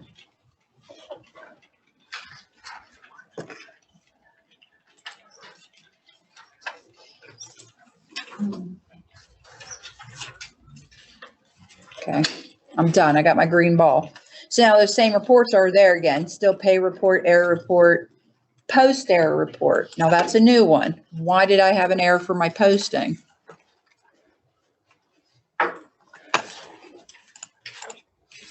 Deferred sick leave usage plus current entry will cause sick leave balance to be negative for Richard and Adam.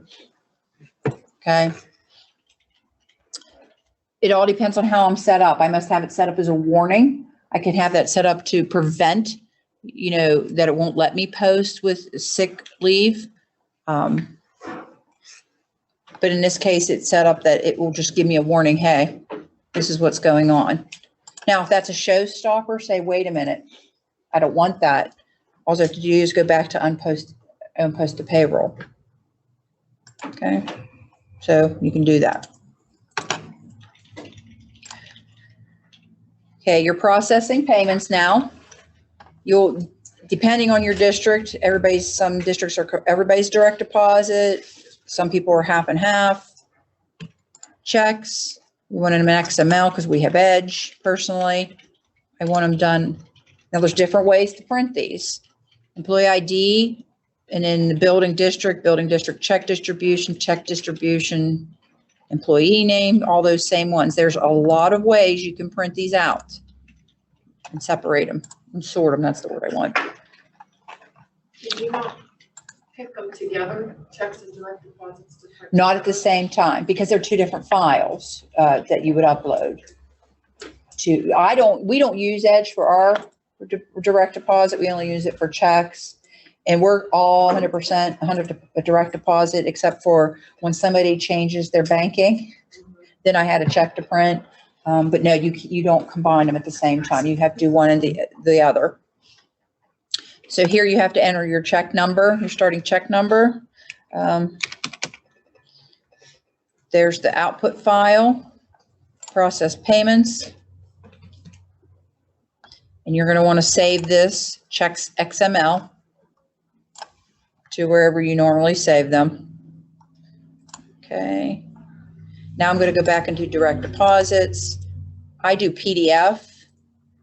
Now you have to check this print all direct deposits in order for it to create a file that's readable.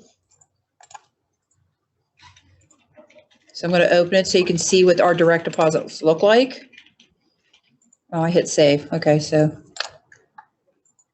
yes. Okay. Downloads.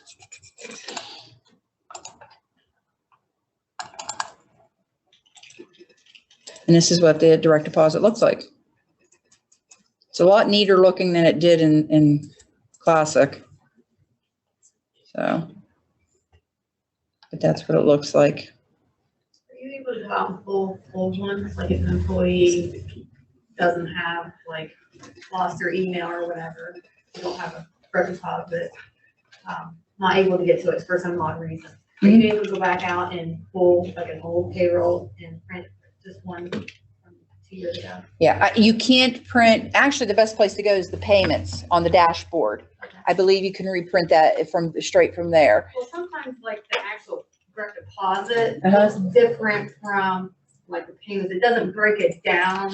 I'm thinking like the checks look different. It doesn't break it down Okay. to accrued wages, overtime type thing. All right, let's do, okay, I'm done, so I'm gonna hit done on this. I'm gonna come back to this, so.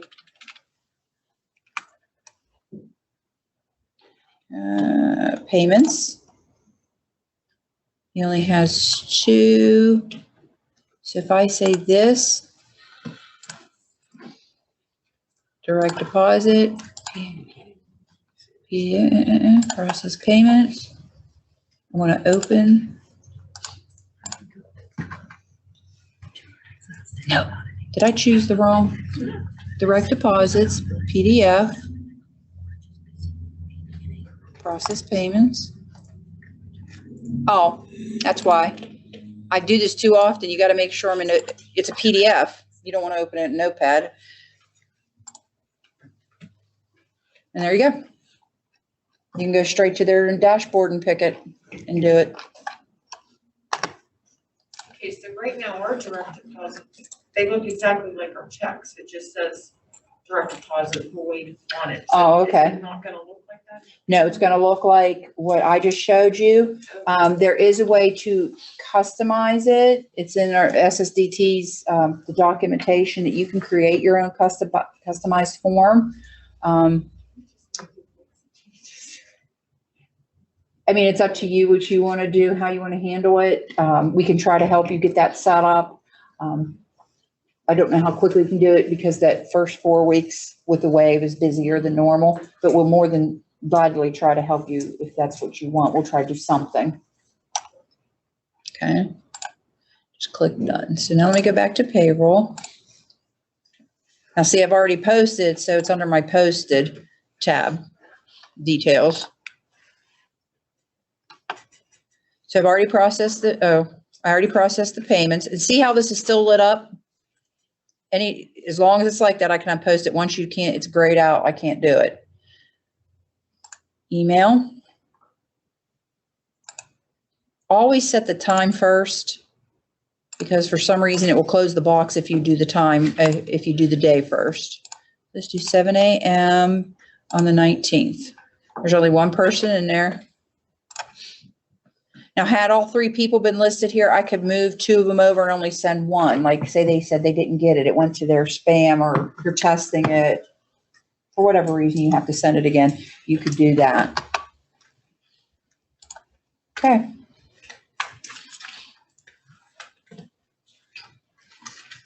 Okay. One thing I noticed, I'm going to stop on 14. Because I normally do my own, I did miss a step, and it was for the attendance import. And I just want to show you what it looks like, since it won't take, let me see if I can find it. Check. There it is. Leave all that. At least you can see what it looks like. See how down here, records loaded 0, errors 1. Well, what was my error? So let's open it up.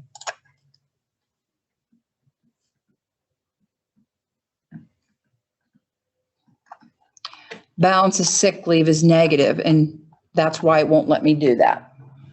But this is what pops up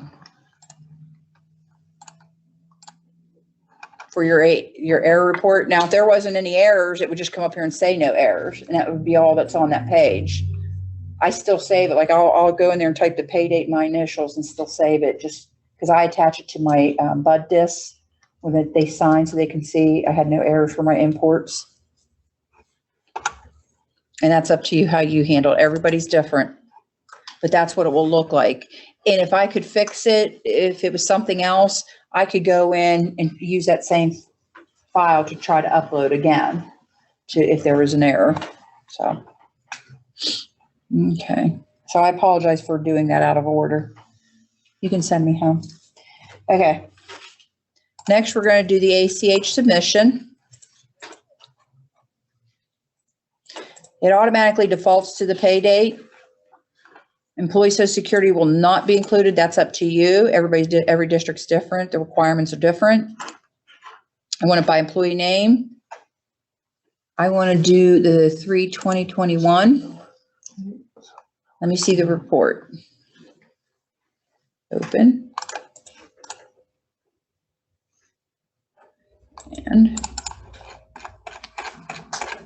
this is what it looks like. As you see, here's the new person I just put in there. 0, because it's a pre-note. It tells you pre-notification. So it looks good. So I'm going to check this box, convert pre-notes on ACH submission file generation. Yes. So once I click this, it will convert mom and pops. And it is a TXT file. It's not an SEQ or anything like that. It's a TXT. All ACH pre-notes associated to the selected payrolls have been converted. Okay. So then I would save this to wherever I needed it to upload to the bank. Okay. The next one says create HSA tape. Since none of you have it, you could actually put an X through that one. At least the people in the meeting here. I don't know about Zoom people. Next thing I want to do, I want to see the employer distribution or Bordis report. So my pay dates. I have this in here, and let's see if I said it correctly. If you're doing every payroll, you would do the pay date to pay date. Oops, did I hit? Why isn't this? Or did I hit the numbers block? That's what it is. My payment cycle is every payroll. 692, let's start with them.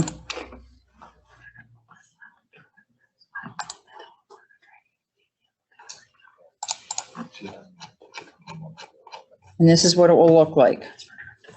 The gross and the amount that was withheld for the employer share of 692.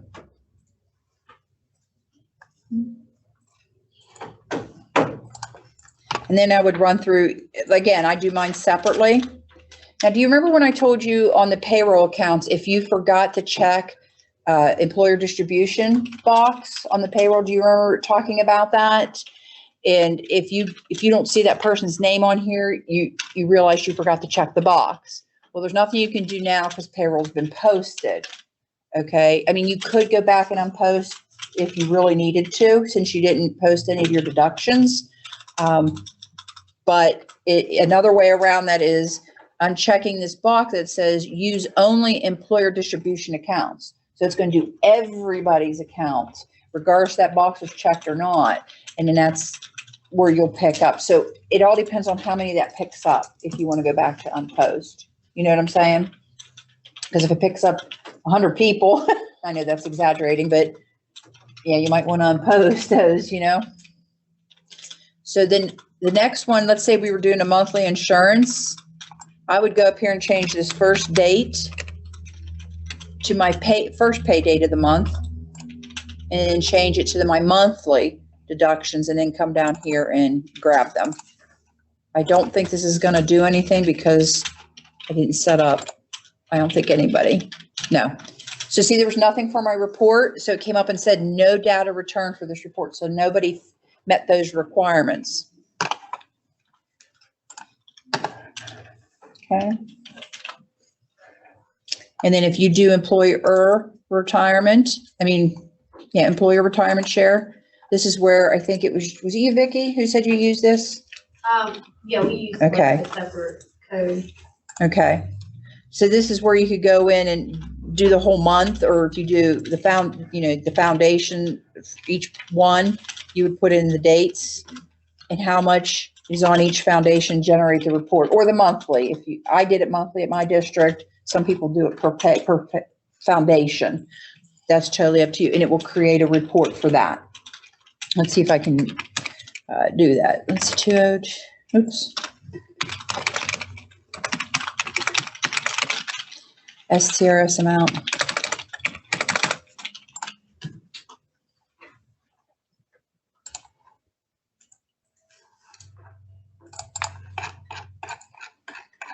And this is what it would look like. Object code CKGB. Cool. So did you say you just get a report because it doesn't create a requisition? In payroll, it only creates a report. Then you send the batch. Once you verify that all that information is correct, then you send the batch of that same information over to USAS.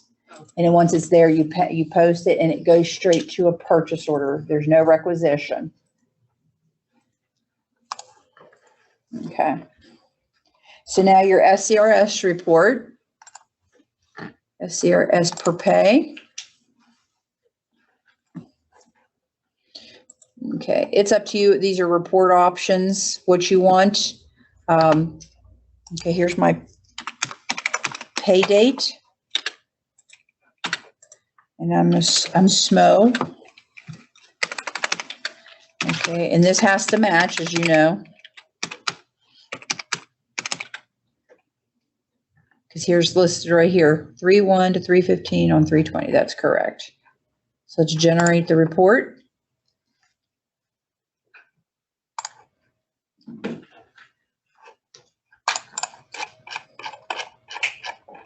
And that's what a report looks like. The difference between SCRS deduction and employer pickup is greater than 10 cents. All right. We normally don't see a lot of error reports, but being a test account. So this amount should make, obviously, is your 590. It should match your 590 deduction. Yeah, SCRS. Okay. If you have more than one pay cycle, you would want to list it. One nice thing that this is new, this most recent. Every time I did this, I used to have to go in and put this information in. Now it will maintain this, at least this much for you. So you don't always have to type in the pay cycle and the pay cycle code. Now there is a link here to eSource. It's not like STRS. It will only take you to get logged in. You still have to generate the submission file, save it, and then you click this, it just takes you to the login page to log in the eSource. Or you can go anytime you want from your, I have it bookmarked, so. Okay. And then you go to STRS report.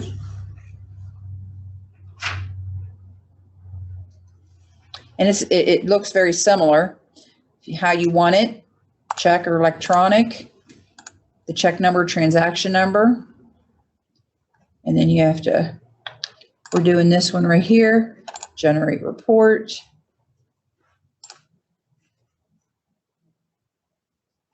And there we only had one person. It was my new person with all the information across.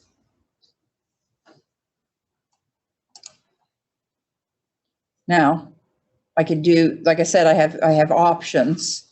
If it's right, I would always click this one. I mean, seriously, I would.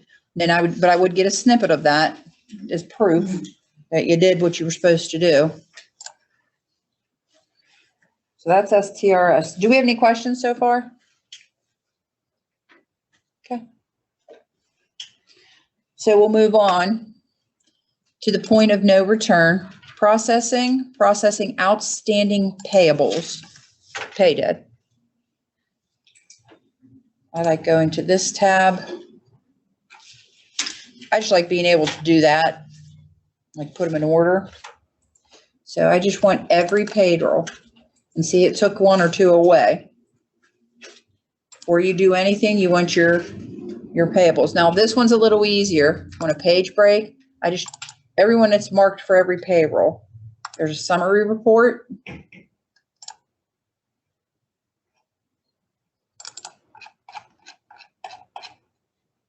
That tells you the codes, the configuration name, and then employer and employee share, and how many participants for each. There is also the full report.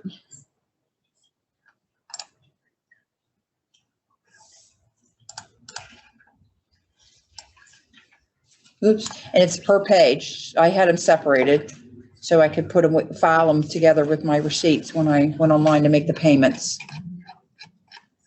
That's what it looks like. Okay.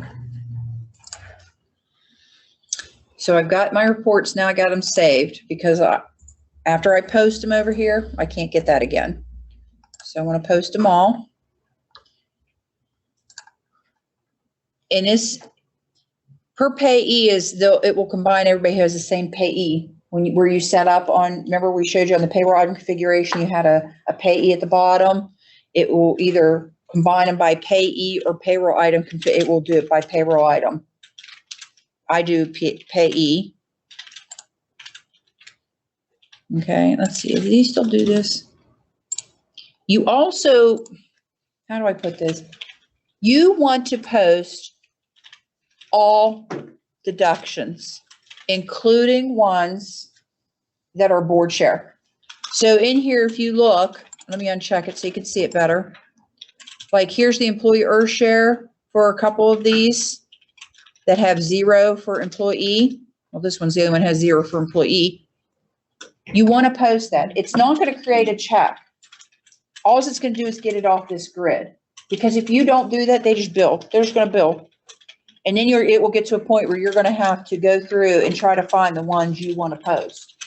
It hurts nothing. It just gets it off the grid. It doesn't give it a check number or electronic physical check number, none of those. So you always want to post those. Okay, it's going to default to today's date. You must be very careful and go in there and change the date to payday.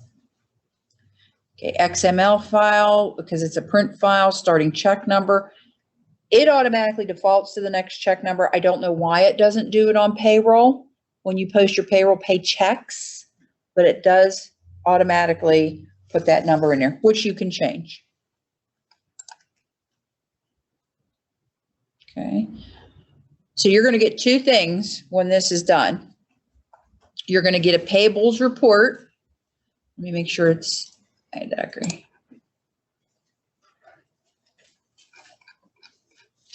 And this just tells you the number that corresponds to the payee and the amount. Basically a check register almost.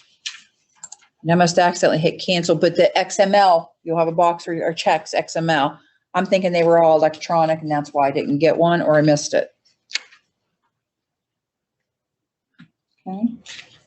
So now we're done with payroll. You cannot unpost to payroll now. Once I posted those, you cannot unpost payroll. So then we're going to go to USS integration. Normally, if I wanted to be safe, I could do the account synchronization again. I'm not going to because we did it at the beginning. Okay, so the first thing, employer distribution. Put the dates in. Oops. Payment cycles every pay. And I'm only going to do 692. Okay, so here's 692. Show submission. And it's telling me the warning that this count's not found. West Banco, let's look at this since it's 692. When I clicked on this, it showed me the breakdown over here of the accounts and the amounts. Total amount, and this is how it breaks down. Or you can just have a plain summary. Looks good to me. Submit to USAS.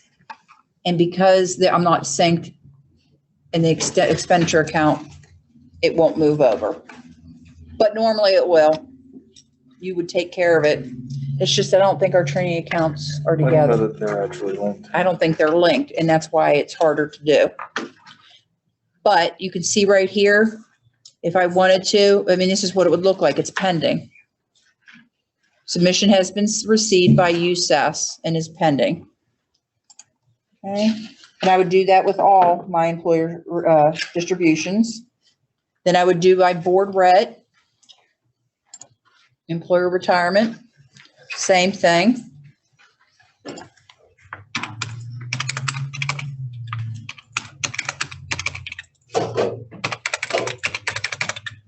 Show me a submission. Yes, I know the employer. And here's a submission preview of what it looks like, and you can post it.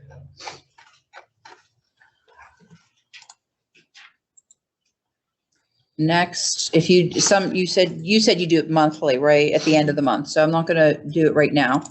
Payroll submission. Here's the 3/20/21 post. Here's all the information. It tells me I created the ACH file. If I had HSA, it would show me that that's done. The only way it will show you your SERS report is if you use the link to get to the home page. So it's not sent. Submit it to USAS. It's done. It's gone. And there it is right there.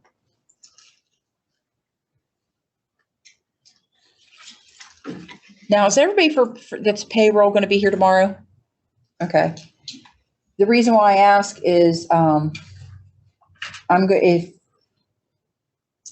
since this gets sent over to USAS, I'm going to do a live posting for you for my payroll. For everything I just sent to USAS, I'm going to do a live posting so you can see what it looks like on the other side, what it really looks like. And I swear you won't get the errors like you saw here.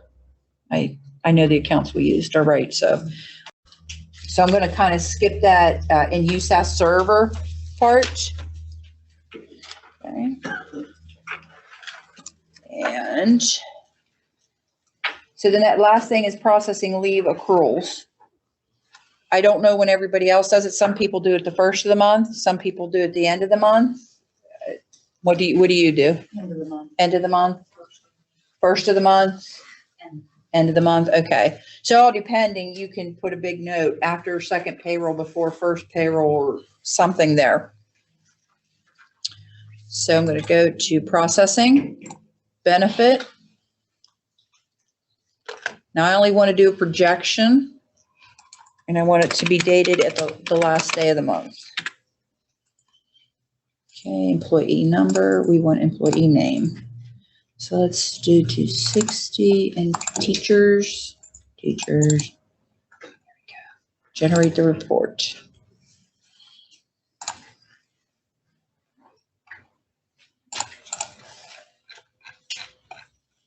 And this is what it looks like. Has the name, previous balance, the sick accumulation. That's why you're in the negative. I forgot you did those accumulation adjustments. The accumulation and what their new balance will be. And at the bottom, it will show what the previous balance was total, accumulated, and the new balance after. Okay, so that's your accumulation. You'll go back in and change it to actual accrual. And basically the report looks the same. So you have to do it for sick leave and then vacation leave? Mm-hmm. If you accrue, yeah. And it looks the same. So, but now it's actual. The other one was just what it would look like, and now what it looks like. Does your report at the top say it's the actual or? Benefit accrual, you know what? I didn't do, well, you know what? I'm going to change this to, because I don't know if it will do a second date. Let's see. Is there a quick way to pull all the availables over to the selected, like all at once? Yes, and I'll show you in a minute. Yeah, see how it says, well, no, it says benefit accrual. It's the same. Scroll up. Ah, right there, It does say projection. Yeah. Up there. Projection. Now, if you wanted to say it at the top of the report here, you would change the name up here. Okay. Okay, I love using that feature, putting that name of that report in there, like my pay date, if it's projection, actual. With a glance, I can tell you what I'm doing. Okay, so now you asked me if I wanted to do them all. So highlight the first one, shift and highlight the bottom one. But they have to be consecutive, okay? Otherwise, you just double click and that, right? You could double click, you can highlight it, use the arrow, double click, highlight one, hold shift, highlight the second one, and then use the arrow. So that's the payroll checklist. Again, this is in Microsoft Word format that we sent to you. It's yours to do with what you want. You make your notes, you change it around a little bit, put it in words you understand better. You know, like I said, HSA, nobody in this room has HSA. Take that step out completely. Why have it on your list if you don't use it? I don't have STRS on mine because I have no STRS people. Any questions? Now's the time. I have a quick question. Sure. As far as changing that list, is there like a certain order that they're in on this checklist for a reason? Because normally I do like forward this at the very last thing I do. You can do that, but the whole purpose of me moving it is so you can find mistakes early so you can unpost your payroll. Okay. That's what, if you notice, I only had you run the Bordis report, Yeah. the employer retirement report before I made you do deductions, because once you run deductions, you can't unpost payroll. Okay. I was just trying to give more room to help with corrections and what have you. But you can do other than that. If you want to put the reports after the outstanding payables, that's up to you. What works for you. You said there's not a way on the payroll side to pull in the check number automatically? Not for paychecks. When you're processing payments, that field's blank. It doesn't auto-populate. Okay. For some reason, it does when you process your outstanding payables, your deductions. It auto-populates. And it's auto, or is it getting that default? It's picking up the last check number used. Yeah, it goes in and it's picking up the last check number used. I think it's odd that it doesn't pick that up. Why one and not the other? The more I'm thinking about it, I think this needs to be an enhancement. There you go. All right, I'll put it in. Also, like in the core, was there a place to put HQT? In the employee screen? Yeah. Okay, so let's go look. I don't know if that'd be employee screen or that'd be position screen. Employee. Well, there's a couple. Let's look. Maybe. I want to say, I'm sorry, I'm scrolling so fast. I saw it. Oh, that's ECE. Yeah. Other credentials, then it must have been a position screen. Missy's right. Say that again. Missy is right. She is always right. She is never wrong. You just jinxed me now, you know that. Yeah, you're up tomorrow. Okay, so let's go over here and look.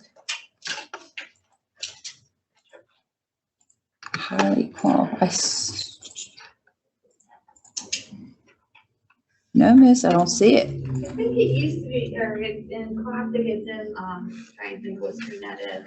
Was either In a the dem screen or position position screen. screen. So let's see, positions. And that's why I want to say it's the position screen, because you could have multiple positions and not every one of them might be a highly qualified. Correct, but since it's, I'm trying to think of. Let me see if I have reflections on here, hold on. I think it's in but is it dem based on job? The dem screen, I don't. Because I think it's the Emis reporting. I'm fine. But it wasn't in that Emis section that they had,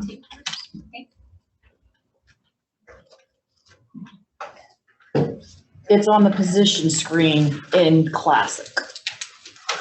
Other credentials. You looking in the, whatchamacallit? Okay, highly qualified. I know, don't you hate when you know it's there? Highly qualified. Think. By the way, the check distribution number goes here on the employee screen. Remember I told you could do the checks, how you could sort them to be printed, to print out by name, building, check distribution. It's on the employee screen. It's right there under standard payroll. Although that's not what you were looking for. I found it for you. So let's get up here. All right, cancel. There's not appear to be one. I know there is.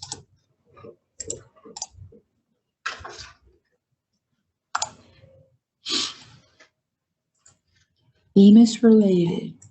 Low grade separation. It says it's on the position screen, redesign. Okay, certificate. Is it under Missy Emis related information on the position screen? And it's actually not called highly qualified anymore. It's called paraprofessional. Because when you click on that drop down, it's NA, no, or yes, meets definition of qualified paraprofessional. But the high qualified is also appropriate for teachers too. So. It says highly quality. Under redesign, it says paraprofessional, highly quality and professional development. I'm on page 65. 65. Let me look. You're so smart, Terry. She looked at her book. Someone looked at my books. Let's see, 60. Highly, it says position screen, highly qualified. You know what? It's got classic and then redesign like across the. Okay, so payroll accounts, standard, where, my eyes are going buggy from looking at this.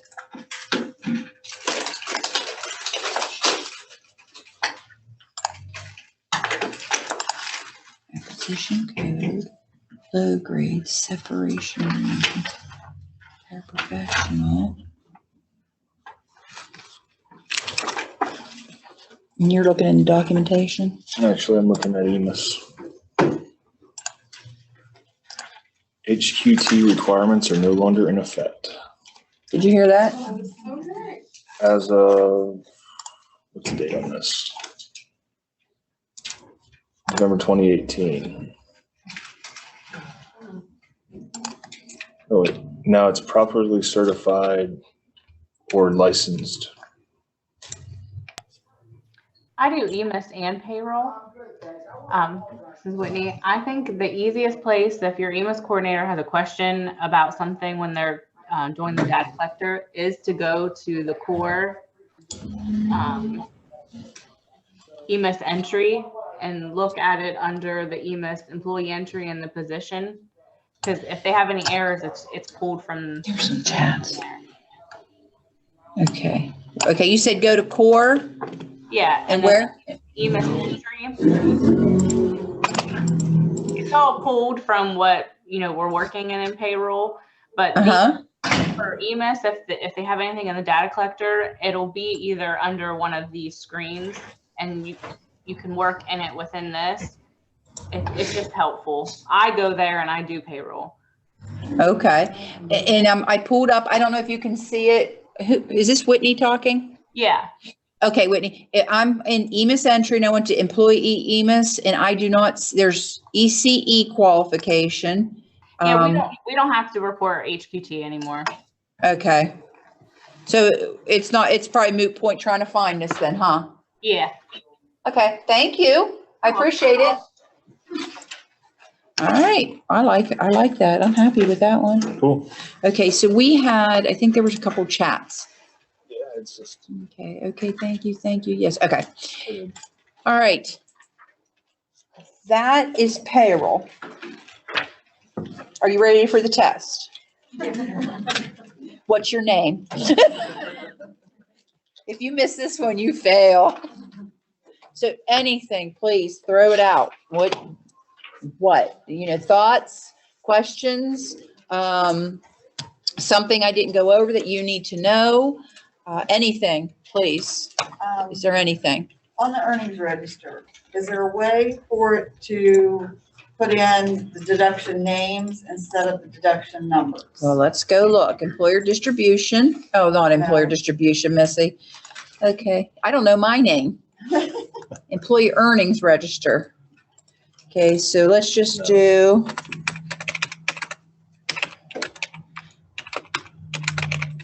Include archive, include employer paid amounts, right? That's what you want there. Well, yeah, I want the employer paid amounts too, but I want, instead of it telling me that it's an 001, I You want want to say the federal names. tax. Okay. Start date is after stop date. Oh, yeah, I guess it is, huh?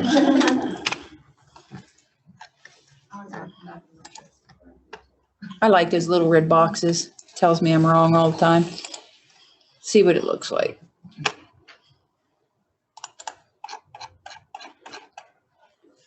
Okay, it does. Okay, because mine didn't show up. Did you I just check the ran- box for include employer? There's a box for it. But that's a different, employer deductions is different than employee, the deduction name. Because in classic, it said, do you want to replace the numbers with the names? And I always said, yes. Mm-hmm. And so I was looking when I ran this yesterday, and I didn't find a place for it to put the deduction, the abbreviation out there. Okay. And Because like, see this one, there's 400 SCRS and here's the employer share. this is the So one I I'm ran thinking, do you remember? yesterday. Huh. Put the names. Do you remember if you checked that box? There's a box right here. It says include employer paid amounts. Do you That- remember? Does it show employer paid amounts on there? No, it doesn't. But wonder why you have to get the deduction then. Yeah, it doesn't make sense, does it? Yeah. Yeah. Like the federal. Yeah. Yeah, 'cause let me pull that report up again. You can see federal, it says there, and that could be, for all we know, a bug that it Okay. should be showing. So we can always put, he's gonna run it again for I'm running it for February. February, okay. I And, probably shouldn't have run the whole district. yeah, you shouldn't have ran, did you run the whole district? I did. All right, well, we'll have to wait on that, but we'll make, if he ran it with, Yeah, the only, like I said, the only thing I don't remember doing is clicking that employer amount. okay. Yeah, and I just ran it on me. Okay, so earn. And I will tell you that in, There we go. I got in trouble with this. It's called an electronic check number now. I still call it memo check number. Okay. Valerie yelled at me. I said it, Still call it, no. I still do too. So if I slip and say memo check number, I mean, electronic check number. It was a joy working with my sister, let me tell you. Not that we ever argued or fought much. So that might be a bug. So let's see, you think it's a bug, Because the abbreviation's there. right? When we look at that. Now, did It's you not check pull- the it's- box? No, I didn't. Okay, try checking the But box. still, I'm gonna try it. Okay, All earn right, rate but it should still be pulling over that Not abbreviation, showing which is weird. Yeah, 'cause I use that abbreviation, report a lot for people when they say, hey, I need pay stubs just for the last 6 months. employee deducts. All right, I wrote it down for us to put a ticket into Yeah, them. Something's weird. Okay, because when you select employer, oh, yours didn't, That's what I mean. and I'm in a test account. I know, so something's up. What version you on? That may be the reason that there's a difference between your 6341. I am too. credential ID being at the top and his being at the bottom. Yeah, I don't understand that at all. That thing with the credential IDs, that's a whole different bug. I've actually been on them about that for a couple months now. They love Adam. Yeah, they do. They do. Hey, you know what? We can only ask. Yeah. You want an enhancement or something? We can only ask. The more people who request it, they keep track of how many request certain things, and that kind of puts things in priority. So if you guys ever want something, get a hold of the other redesign districts and ask them to send in a ticket to. Yeah, that helps a lot. I mean, seriously, there you go. Well- There's 26, I mean, there's 6 of us in here, I mean, districts. We have, this will make 29 districts we'll have on the redesign, and we only have 18 more to go. We have a total of 47 districts that we do. So if we can get 47 people to say, oh, wait, we can't do 47. We take off the 18. They're not on redesign yet. So, I mean, the more people, the Yeah. more people ask for a certain thing, they look at it and say, oh my gosh, there's 50 school districts that want this one thing. And we want to keep our users happy. So we're going to work on, this thing. So the more people request it, the sooner they're going to address it. If there's a big fire where someone can't do payroll, they're going to knock that out. Yeah. But then when they're looking at prioritizing enhancements and upgrades, they're going to look at what's most requested. So we didn't tell you to do that, though. Tell each other to send in tickets. We didn't tell you. So, but other than that, we'll put a ticket in though for that. Okay. But in the meantime, if you want to just include it did for Yeah. me, I mean, but I'm in the test account and I don't want to go into yours because mine is up on the screen to run it. So, Yeah, something's up with that. yeah, so we'll figure that out. Any other questions, anything? Do you still have the report? Yes, it is in there, reports, right there. Most things you will find are in alphabetical order. Even the menus are in alphabetical order. So just so you know, if I ever say you are looking for something, you need help, I'll say, go to your core menu, select, or I'll just put an arrow to tell you to pick, we'll say leaves. And then I'll say, click on the accumulations tab, so I'm just trying to give you terminology. So when we say menu, this is the menu, this is the tab, you know what we're talking about. So anything else? Anything? Well, I guess if you guys don't have anything else, please fill out your surveys. I think we have just about everybody's Chinese lunch order for tomorrow, except I think you guys. I don't think we have yours. Did you give me one? Yes, Okay. email me. We don't want to leave her out. No, we don't want to leave her out. So, Are we able, I know, it won't take place, but are we able to get those authorization forms today? yeah, they're right here. Do you want to get it for them? I'll see my superintendent tomorrow morning, but I guess I can go Friday. Just tell them sign 3 of them. Well, one for you, one for each of your girls. And just take a couple. This is the most important. All right, thank you. Yeah, well, I need it for myself.